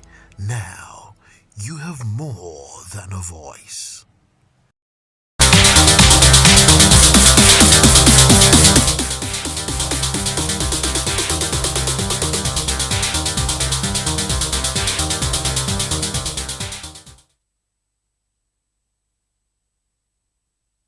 Beautiful people, welcome to the Spotlight Show. It's happening here on Voptv, and this is the place where stories come alive and voices matter. This is the show where we shine the light on creativity, culture, style, music, and purpose-driven people. And people who we're talking about are people who are shaping the world around us. And yes, it's a Friday. And what do we hear about Friday? Thank God it's Friday. It's party time. It's party time.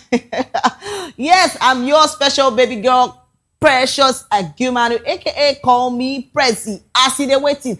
I see the B and the E for the energy. See, this period could be energy period. It's because that's why Fridays are always special. And when I say special, we're talking about Spotlight Show. It's always a special time here on the Spotlight Show. Yes, get ready, everyone, because we're about to write together true stories that inspire, moments that trend, and people who are making difference around us. And you can join the conversation through this number 0813-8714-129. And yes, first on our list, we are talking about our very own actor. Nollywood couple Lateef Adejimeji and Mobimpe have hosted a grand Thanksgiving celebration to mark the arrival of their triplet sons, attracting several entertainment personalities, celebrities, including Funke Akindele, K1 The Ultimate, Sade Okoya, Iyabo Ojo, Odunlade Adekola, and Kiki were among those who graced the celebration in Lagos. So yes, the event actually featured prayers, music, and plenty of celebration as friends, colleagues, and loved ones joined the couple to celebrate the new addition to their family. Yes, the colorful occasion has continued to generate excitement among fans and colleagues. And I have to say this personally for Lateef Adejimeji and Mobimpe, this is God's doing. That's something that you have been waiting for so many years. After how many years? And God just surprised you to give you. See, he just did your enemy like this. Keep quiet. God is here. You get what I'm trying to say? This is so beautiful to see that, you know, this couple has finally given thanks to God for this blessings that came their way. And this blessings, triplets at once. Jesus. To all those mothers, the TTC women waiting for their own baby, this is a serious prayer for you. Seriously, God is going to give you yours. Because I love the fact that these people were, even when they were trolled online, a lot of people have said a lot of things concerning them. They still waited on God. They still waited so much with so much anticipation and belief. You see, even the Bible says when your faith will speak, that it will speak loud. And this one really shocked everybody. And I'm so happy for Lateef. And it's a big congratulations to Lateef and his family. It's actually amazing to see. And see, I've been seeing videos of him, you know, trying to bathe his children. And it's so beautiful to see that he is, you know, having this fatherly figure. And it's so exciting to see that. Seriously, a lot of people, you know, feel so, you know, so blessed, so happy about this particular news for Lateef and Adejimeji and Mobimpe. It's really a beautiful thing. And, you know, giving thanks to God when you have gotten this particular thing you have been praying for is something that that is so beautiful. Seriously. And you see, when you thank God for one thing that he has done, more things that he's going to do for you will become bigger. Do you get what I'm trying to say? And yes, let us go over to the comment section and see what fans have for us. A lot of people have been dropping their congratulations to Lateef Adejimeji and Mobimpe. And trust me, a lot of people are so excited and happy for them. And yes, Olasunkami said, the joy and happiness shall be permanent. Inshallah. Okay, and yes, amen to that. And Esther Mide said, congratulations with the love emoji. And Koino Official said, congratulations. Yes, that's a good one. And Oluwa Darasimi said, with tears in my eyes. Oh my God. Like, I understand how Oluwa Darasimi is even feeling right now, because trust me, it's when it's someone that has actually experienced something that knows how to explain how the person feels. You understand? And yes, Oluwa Darasimi said, with tears in my heart, I tap into this blessing. Congratulations. God, please cause be me laugh like you made Adedimeji, Latif, and Mobimpe. Yes, there is still a congratulations with my name on it. And amen to that at Oluwa Darasimi. And yes, Jolomi Omobonike said, congratulations, daddy and mommy. You see the sound of that, daddy and mommy. It's beautiful, and it's always amazing to have newborn babies that always want to run to you and say, daddy, mommy.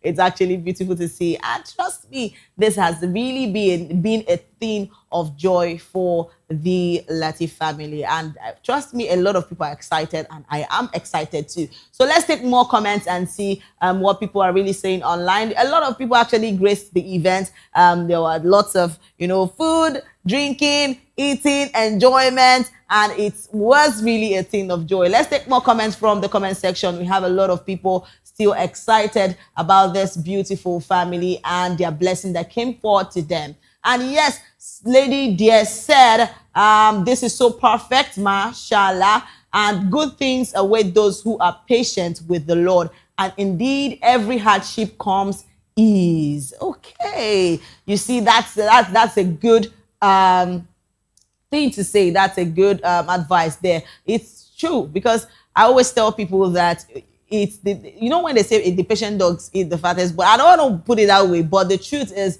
once you're being patient, a patient person, definitely would one day smile. Because it tell me how you are praying to God for something, waiting patiently, praying with all your prayers. That's to tell you that God listens. That's to tell you that He hears you. So definitely you shouldn't be scared, or you have fear. Definitely He has said it, it will come to pass. So just wait for it. Let's take more comments. We still have more people still talking about Latif Adedimeji and his family, Mobimpe's wife, and also the newborn babies that came. And yes, I am Banky Anthony said, congratulations.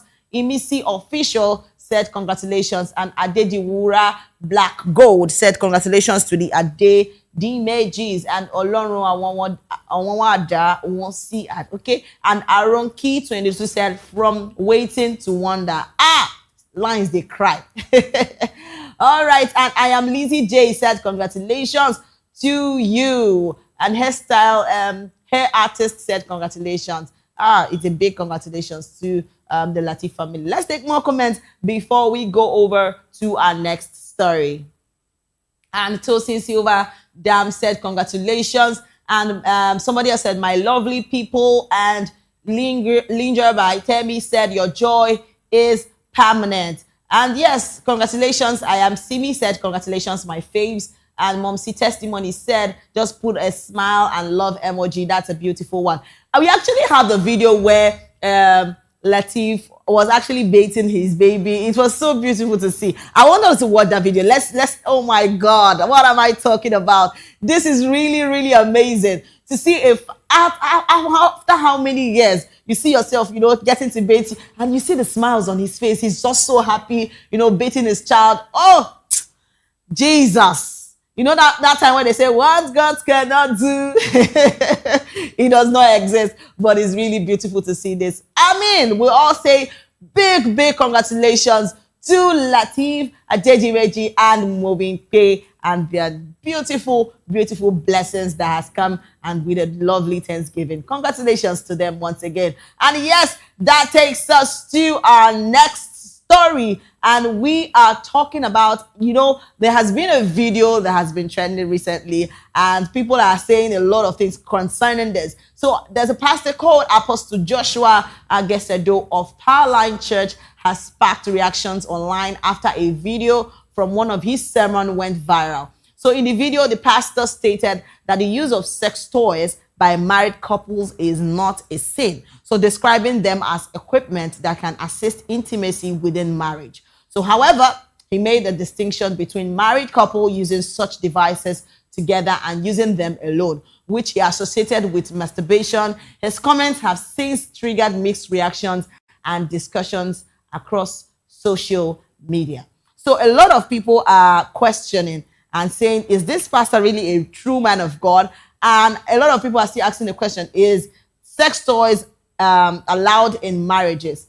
One thing I would want to say about this whole, situation is, see, I feel sex is supposed to be enjoyed between the two partners. It's supposed to be enjoyed in marriage. But I see a lot of people, because of the fact that, they're Christians, they don't tend to really know what the role of sex is in the relationship or in your marriage. Trust me, a lot of people would want to say you don't have their own opinion about sex, about relationships and the rest of them. But the truth is, you have to do what works for you.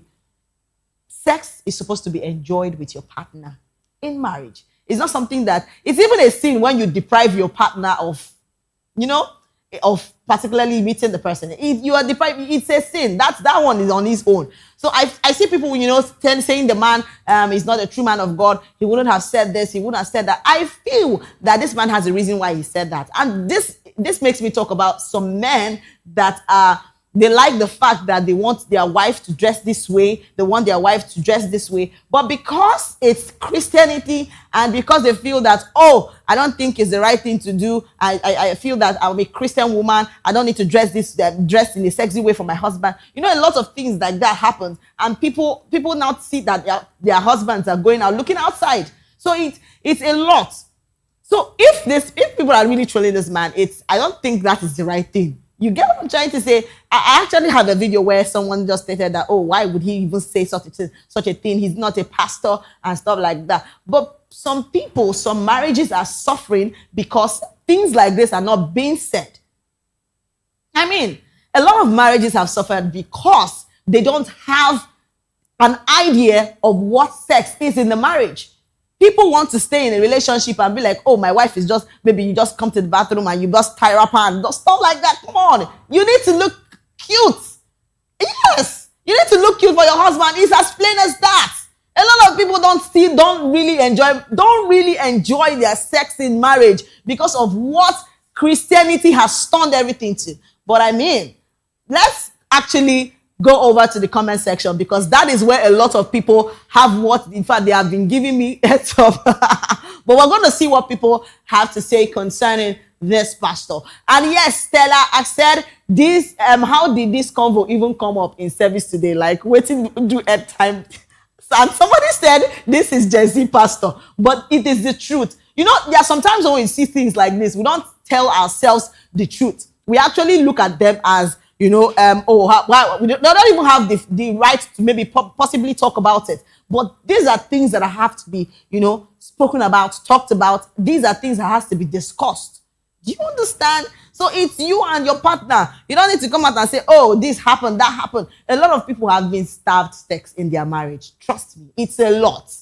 It's a lot. And Lou Last Closet said, bam, thank you, sir. In case you are looking to buy we have a lot for you. Okay. And yes, Glory Guy said, Jesus come. Jesus will come, but not now. Come. That's that place where you they go. No even reach that.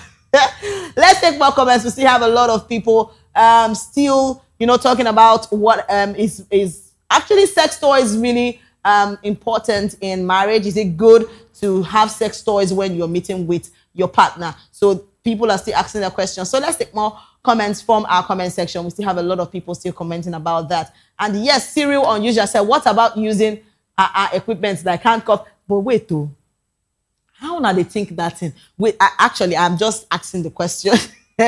Maybe you want to meet your partner and you have all the marks and all the scratches and all the beating. when they come down, no, maybe when I never go that side. Like, I'm just saying that if it's what works for you, if that is what works for you and in your marriage, please marry your type. That's why we always tell everybody, marry your kind. Very important. When you go carry the one way you go carry, you go tell you say, oh, I'm in the realm of the spirit right now. I don't need disturbance. I want to concentrate on my prayers. Auntie or uncle, that one where they talk now, you know even so fast that you don't deprive your partner for is him that way they do self now be the main sin. Yes. So let's not even start, because I would always say that we shouldn't judge, but the truth is that a lot of people have been not really enjoyed sex. They've not really known how to navigate the whole thing when they want to meet their partner. So things like this are supposed to be discussed. A lot of people feel that because it's Christianity and people don't really talk about their sex life, they feel that it's a taboo. They feel that they can't talk about it and things like that. I mean, if you as a Christian mother, as a Christian father, please, it's good to enjoy sex. God made sex for marriages to be enjoyed, not to be starved. All right, let's take more comments from the comment section. We still have a lot of people still talking about this. And official Rosie86 just put an emoji with the laughter. At Rosie, I don't understand this your laugh for, but God will help you. Okay, Candy Smalls X said using it as a single girl, uncle, is it that one? Yeah, your maker is it? I feel that is part of the masturbation part, but I don't think that is good. Okay. So, and yes, somebody said, hey, okay, back it up with scriptures, please. Okay.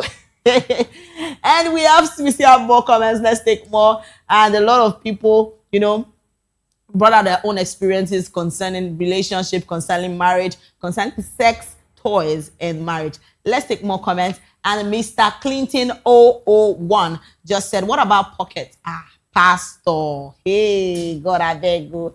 Okay, and the learned advocate said the truth is that sometimes we need to talk about issues that affect the present generation, actually.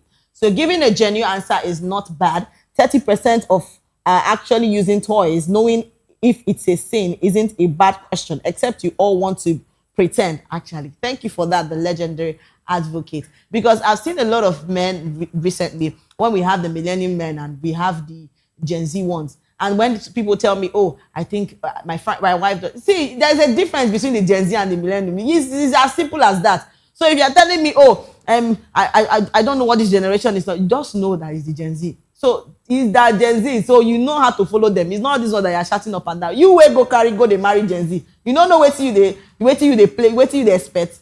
It's as simple as that. Let's take more comments. We still have a lot of people still talking about pastors, talks about sex toys. And yes, somebody said, undoubtedly, we are living in the last of the last days. As well. And somebody said, preach the gospel, let them know, and also do not forget to... Okay, and Rozo said, if sex toy is doing the job 90%, what's now the job of the partner or spouse? What's the 10% now going to do? I've asked these questions countable times, like a lot of times. I've seen where somebody actually is dating somebody and the person is saying, oh, I want to get married to you and I don't want to have sex and stuff like that. And they actually decided that, oh, they're going to stay off sex and stuff like that. Now, the thing happened to be that, okay, this lady, accepted and they had to stay off sex, till the time the marriage came and they got married. And after a while, I think the lady came out and said, oh, I don't want to enter the marriage anymore. I don't think I can cope. And people were asking, why? What happened? And it happened to be that the husband doesn't, when he sees her, he's not always happy. He's not, he doesn't feel that he needs her. So it's like the lady now felt bad, like, oh, I think I made a mistake in my marriage and stuff like that. So these are things that make people, think about, doing things. And, it's a lot. So when you talk about sex toys, I look at people and be like, okay, as far as this is me, you're enjoying your marriage, you're enjoying your sex life. Oh, what is the problem? Why are people shouting and screaming and a lot of things? So it's how people feel that, oh, I don't want to do the mommy and daddy style. Come on. Marriage is supposed to be explored. Sex is supposed to be explored, right? A lot of people want to enjoy sex in their marriages, and that is what it is. So imagine a lady keeping herself for a long time and finally she gets to, you know, meet her husband and stuff like that, and you tell her, oh, you need to just do it back. The mommy and daddy style, come on, think about this. And also likewise for the men too. It's the truth. All right, let's take more comments. We still have a lot of people still talking about this. And yes, somebody said, I like as the man first exclude himself from the nonsense he wants to justify. At Igbo Boy 74, God will help you. And Skipper said, until your wife use them. Okay. And Skipper said, until your wife use them, you go know say equipment is not equipment. Okay. All right. And Mma Viv said, Pastor, how did you know? Because he show me that say no be you and mama. Okay, so for my comment section, people not go kill me. You both should be coming down. Relax. Okay, and so ex-Comey said, Daddy, they use pocket. Okay, it's where we see people who my own be say, Mona just is a sex in marriage is supposed to be enjoyed. I mean, that is what it was made for. So if you feel that you meeting your partner is the right thing to do it that way, I mean, it's your thing. Everybody should do what really, you know, what really suits them. Because if I say, oh, don't do this, don't do that, a lot of marriages has broken because they are being sex starved. Yes, it's a lot. So yes, let's go over to our next story. But before we do that, we'll take a quick break. And when we come back, we'll still have more stories for you. So please don't go anywhere. Stay with us.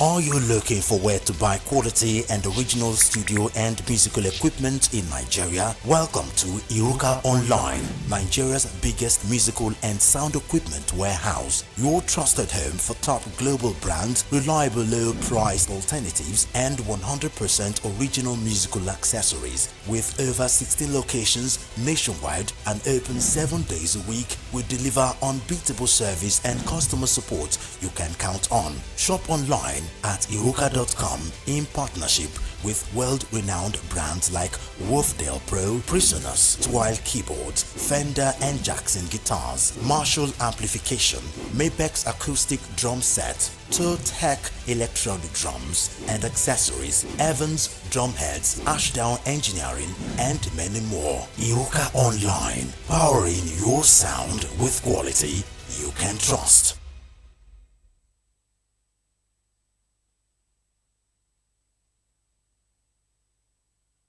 My name is Inedo. Keep watching Voptv. What up? My name is Usmachku. You are watching Voptv. Keep it locked. Hello, I am Floyd Igbo. Keep watching Voptv. Hi everyone. I hope you're doing good. Keep watching Voptv and just have an amazing day. Thank you. Hi guys, it's your boy Praise. Keep watching Voptv.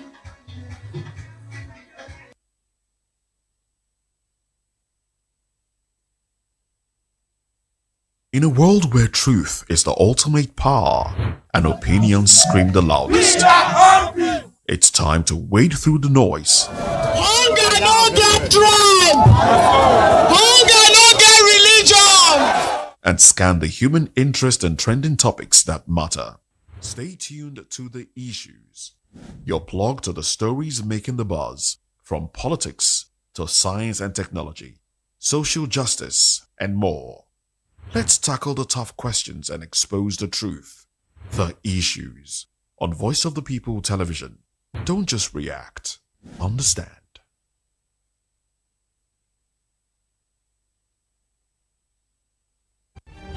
In a world where power shifts its every headlines, news breaks and events happens, we bring you unbiased and explicit information on politics, economy and state of the nation.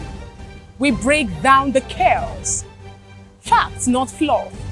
Truth, not spin. We discuss not just politics, but a glimpse into the future. Voice of the People Television. Now you have more than a voice.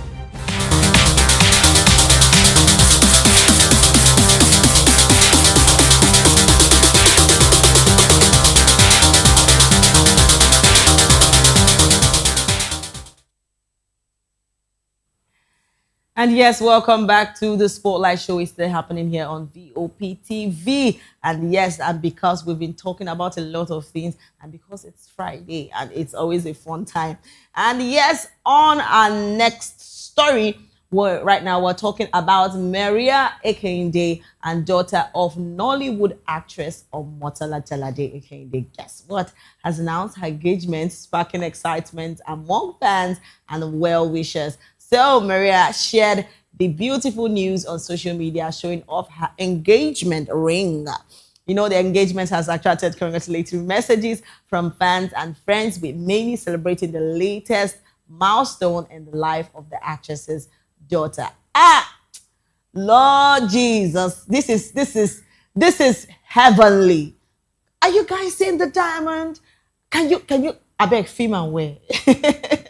This is so beautiful, and I'm so like it's so beautiful. You know, we talked about the actress recently, and what we talked about Omotola in her career concerning acting, and her movie Mother's Love that has gone way beyond, which she actually narrated how the money was spent and the rest of them. Actually talk about Mother's Love. This is really beautiful, coupled with the fact that her daughter has been such a big blessing to her. It's a beautiful thing to see that Maria is getting married, and there is a wedding to plan.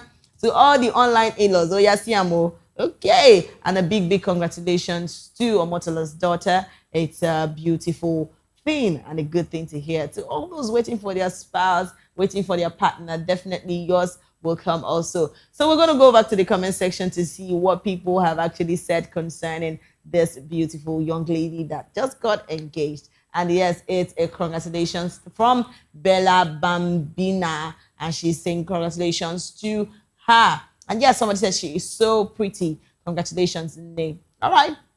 Mary Vinia said congratulations to the newly engaged. And yes, we have Mannequin Lourdes, and said she's saying congratulations to her. And Cradle to Hero said congratulations, may it be among the best. Amen to that. And who doesn't really talk about the fact that Omotola's children really look like her? I mean, the daughters, there's so much resemblance. Like when I see it, I don't know, basically maybe when I see other actors and actresses that they have their own children and the rest of them, but there's always this resemblance that they have between daughters and mothers, and there's this close resemblance. Most time I even mistake. I'm like, is this not this person? Is this not this person? I mean, it's a good thing to see. I mean, that's the truth. And it's a big congratulations to Maria Ekinde as she gets engaged. And let's take more comments from the comment section. A lot of people are so excited and so happy for her. And those people that have been saying, oh, a lot of things that they can't wait, they want to get married to her.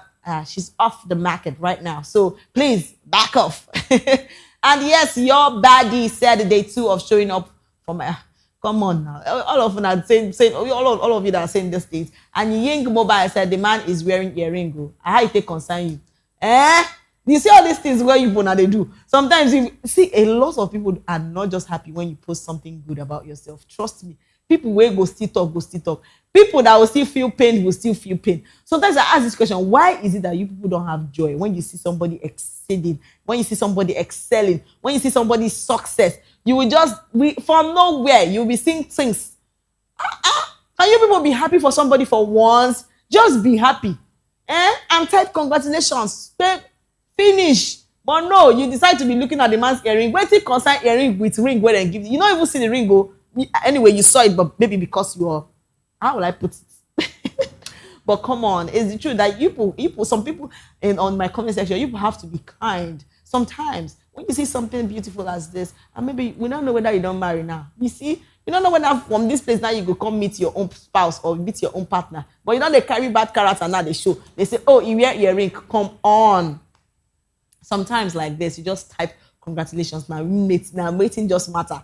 But we're still saying congratulations to Maria, and it's a beautiful ring and a beautiful engagement. And yes, Treasure World said congratulations to them. Every mother's dream, actually. So like this now, before you know it, in 9 months' time, Omotola she will come visiting with him. She will come visiting the daughter, and she will not turn to be a glamour.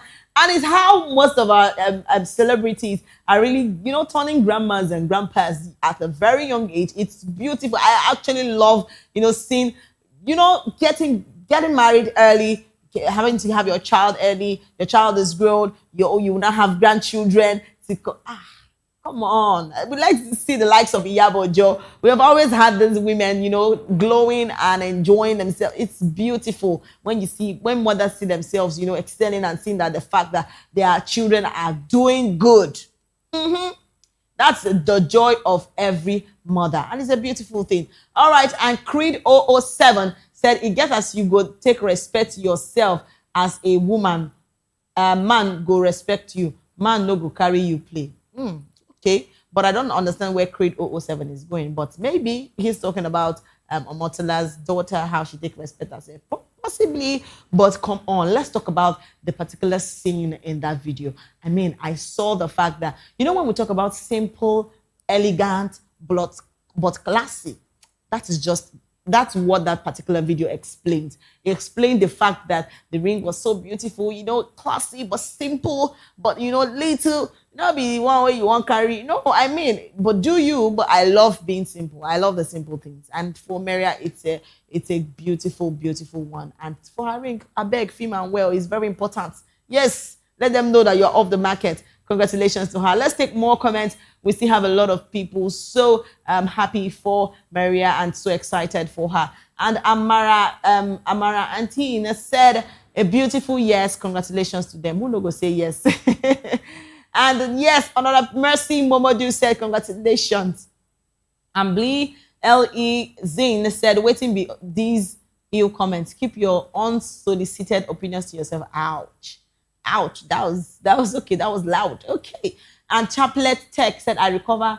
And I guess that message was for Chaplet Tech because I don't know what was all this. But I mean, that we're still saying congratulations to Omotola's daughter. All right, well, let's take more comments. A lot of people are so excited for them. And it's a good thing to see that a young lady is getting married and there's a wedding to plan. And you definitely, in 9 months' time, they will come to visit with a beautiful bouncing baby girl and a bouncing baby boy. It's a beautiful thing. And yes, to everyone, see, I always say when it comes to relationship, I will tell you truth. As everybody done their dream, say, some singles done their dream now, say, I want to get married to an Odogu, I want to get married to an Achalugo. Please, put value to yourself first. If you get the value, definitely Achalugo and Odogu will come for you. You don't get to meet Achalugo and Odogu when you are just there. You don't have anything doing, you don't have handwork, you don't have anything, there's no value you have. Basically, that's what I'm trying to say. You just sit down and say, I think they will come and meet you. Come on. Even the Achalugos are looking for better Odogus. And the Odogus are looking for a rich Achalugo. That's the truth. So the era of where people, ladies come and, say, I don't want to, disturb myself. I don't want to do this. I don't want to touch that. I don't want to walk. I don't want to. The era has passed. Ladies are now the ones making money. So you have to stand your ground, make your money, and, do well. Man, go find you, definitely. And to all the guys too, find something doing. I don't want to say, your responsibility as a man is to take care of the home. And I don't want to go that route. But the truth is that a lot of families are being run by women, and basically their husbands are okay with it. But the truth is that as a man, you're supposed to get something where they do, so that you can be able to take care of a young lady. Not that you will not work and you expect to come and suffer one young girl where you won't go carry. It's not nice. Please tell yourselves the truth. As you are doing this, let your Achalugo too be working. Definitely, you guys are going to be a powerful couple. All right, let's take more comments from the comment section before we go over to our next story, because definitely we have more stories to bring to you. Let's go over to the comment section. A lot of people are still excited about Omotola's daughter getting married, and people have been giving their congratulations to Omotola, saying, mother's love. And to think of that movie has really been bringing good luck, good, beautiful things to her life is something I love about Omotola. And the fact that even when her mother's love movie actually came out, she didn't hold it back to actually give to the society. So it's a good thing that even as that is happening, see, the truth is when you give back, you expect in doubles. I'm telling you, the hand that gives, we also receive. That is just how the logic is. And we're still saying congratulations to Motola's daughter at Maria Ekende. Congratulations to her on her engagement. And yes, that takes us to our next story. And definitely right now we're talking about former professional wrestler and Hollywood actor Dwayne "The Rock" Johnson is reportedly taking his music career more seriously. So the entertainer recently released Your Dad, a song connected to Disney, Moana, and has expressed interest in exploring music beyond acting. So Johnson has also revealed plans to explore old school soul and country music, showing that his musical ambitions could become more than occasional performance. So his latest move has sparked reactions from fans curious to see whether The Rock will successfully add recording artists to his already impressive career. Oh. See, I've always known The Rock as, back in the days when I watch him, doing his wrestling thing, I think he found his career down to acting. And the fact that he has always been so excelling in that particular art it's something mind-blowing. I always say to people when I watch his movies that I think this character is something that Dwayne's character in movies is something I never cease to not watch. I mean, it's something that just draws me to cling to the TV, and I really want to see this particular every of his movies, and it's something really, really exciting. And now to think that from being a wrestler to acting and now over to doing music, wow! I mean, I think a lot of skills has just been unboxed in him. It has been unboxed. Trust me, it's good that people really know, they start getting to value themselves. They start getting to know that, I can do this. And it's good that they, take that much energy to push it into what they really love to do. And definitely, it's turning out good. And to, The Rock and Dwayne, it's a beautiful thing. All right, let's take more comments. We have a lot of comments. People are so excited about his new move, maybe particularly taking his music career into, another level. And the fact that he has a very, very beautiful voice. I mean, I wouldn't put it beautiful, but lovely voice. I think that's the right word. And actually, let's take some comments and see what people actually said concerning The Rock.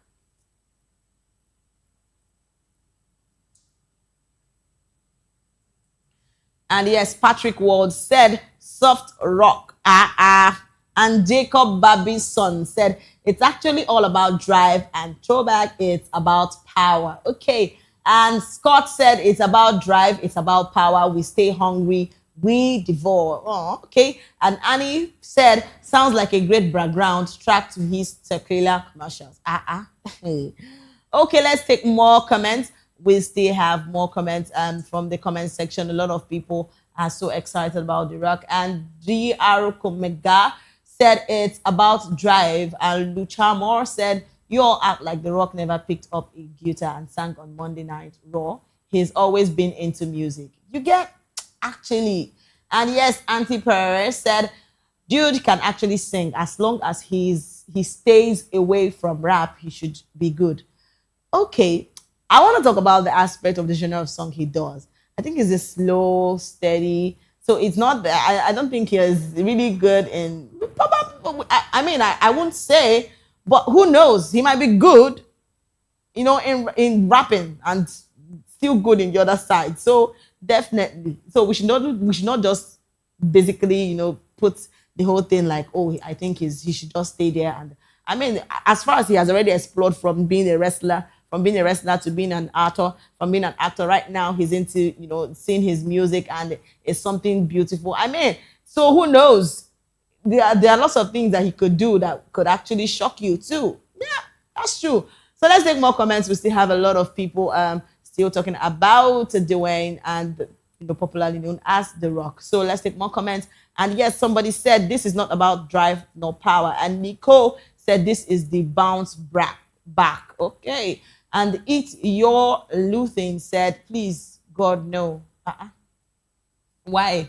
And Boti Gerjo said, bro loves talking. Okay, taking. Okay. And Joe said, this is what happens when your last few movies tank at the box office. Okay. And somebody said, no one is gonna accuse him of being a talented singer, and that's for sure. Okay, to all the Rock fans, congratulations to you guys. Well, I think the Rock has a very, very beautiful and lovely voice. Let's take more comments. We still have a lot of people so excited about Dwayne, talking about his music career, and a lot of people still know that maybe possibly he has been into the music before he could actually sing. I won't put it that he has been into the music, that he could actually sing even during his wrestling days. And yes, B-Man said, this not about the drive, it's about the power. And we have more comments. Let's take more comments from the comment section. It's a lot of beautiful things. And somebody said, can we get Tyre to review the album? Why? Okay. And somebody said, nope. Why the nope? I mean, I think his voice is awesome. Like, people should start, I always say this. I said, people don't really have joy when you get to be successful or try to do something good. I mean, they always have one thing or the other to say concerning you. But the truth is that please be you. No matter what people tell you, oh, you can't do this, you can't do that. I think you're the best person that can actually advise yourself. It's the truth. Possibly, people might see you, and even those people where they talk say, oh, this thing where you do, make you no do am. Now them go even come, they support you later, say, oh, I don't know, say it go be like this, and because a lot of people have already started supporting you on it. I think The Rock's voice is awesome. He has a very nice voice, and doing songs like this is his thing. So whatever he chooses to do, I think that's it for him.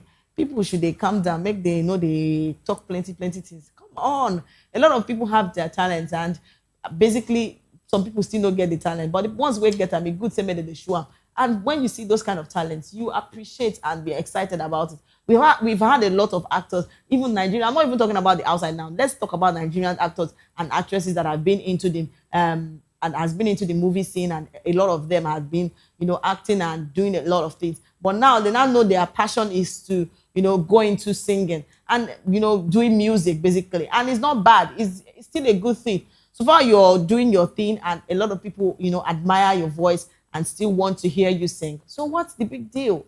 It's just as simple as that. I mean, better people, even when people see they notice their value, they see they notice their potential when they get old. It doesn't really matter.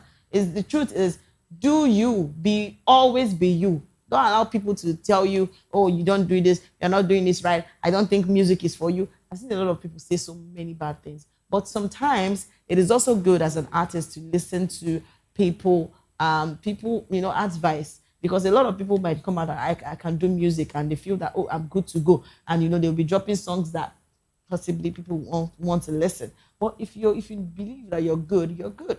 So you should be the advisor of your own self, because you, to advise yourself, might be the best advice if you give yourself. Trust me. So let's take more comments from the comment section before we close the curtain. We have more comments. Let's take one or two more comments before we close the curtain. Trust me, there's always been an exciting time here. All right, we're still talking about The Rock and his career, about music. Trust me, when I talk about music, him doing music is a cool thing. And the great Karis said, we want his version of Wonderful tonight. Okay. I mean, horrible.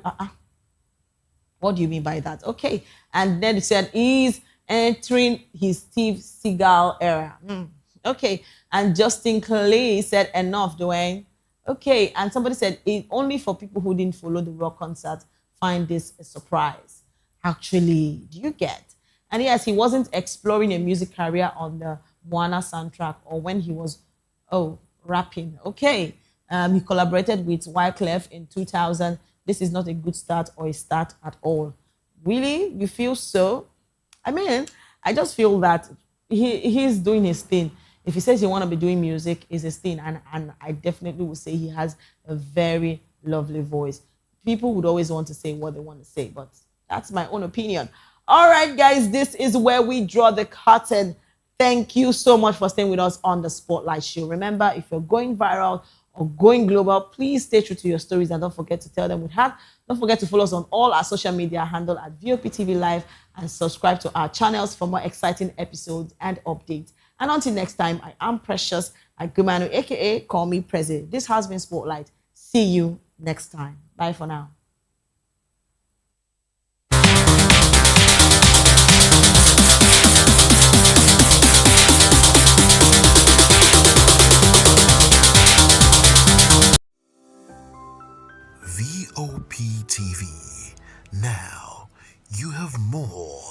voice.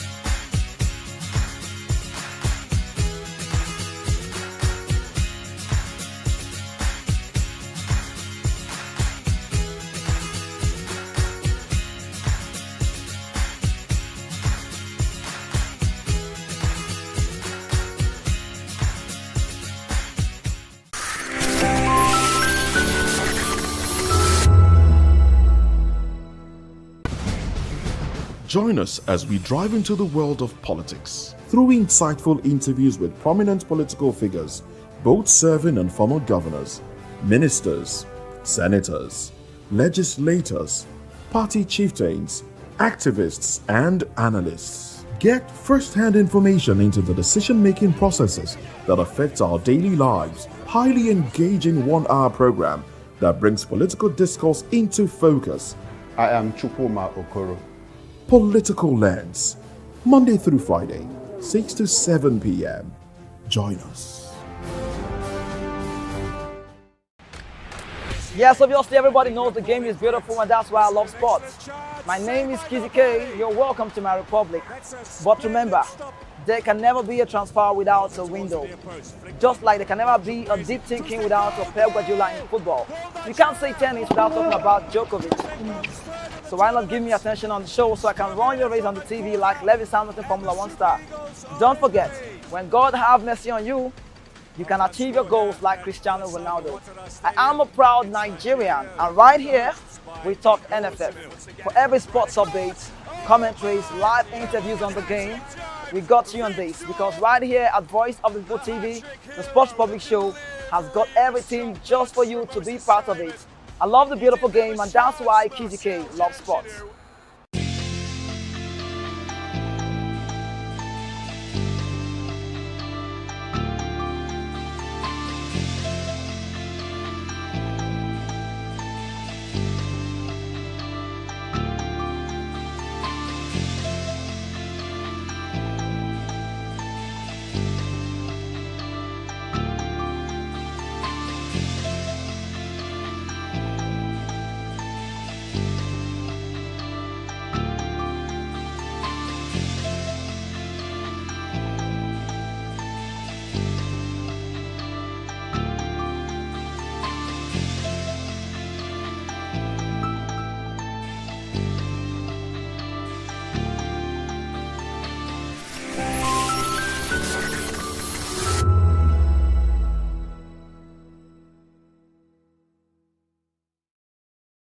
Behind every broken desk lies a broken promise. Education shapes the nations.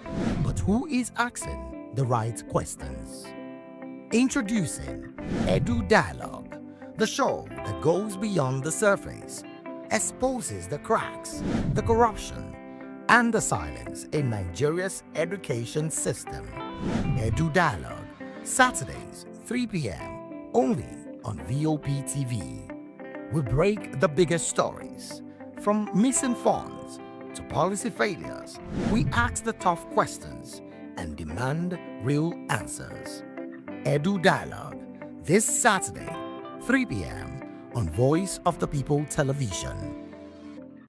Good evening, Africa. My name is Voptv, actor, model, producer, and I'm giving a big shout out to Voptv, man. Keep watching. Don't change the dial. Thank you and God bless you. My name is AY, and of course, I represent the voice of the people, and that's why I'm on VOP. AY say so.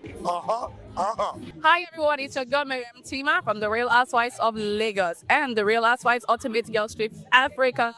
Shout out to VOP, the voice of the people. You already know. Stay tuned, keep watching. And don't forget, VOP is the best. Alright, hello, it's about that Shaggy the man fine back with Melanie Poppy Black Skin Boy. This is VOP TV. If you're not watching VOP, I don't know what you're watching. Maybe you're watching your weight. Hello, beautiful people. This is Wale Ojo, and you're watching VOP, Voice of the People. Hi guys, you already know who it is. This is New Energy. Flyers boy ever living. Keep watching VOP TV. Thank you. Hi people, Ginny Albano here. Guys, please keep watching Voice of the People. The red carpets, awards, the razzmatazz, music, fashion, interviews, and more. Spotlight on Voice of the People Television. Let's feed you with all the juicy stories in the global entertainment space, bringing you the glitz and glamour as it is hot. Stay tuned to Spotlight, 1 p.m. Monday to Friday. Spotlight on VOP TV. Entertainment like never before.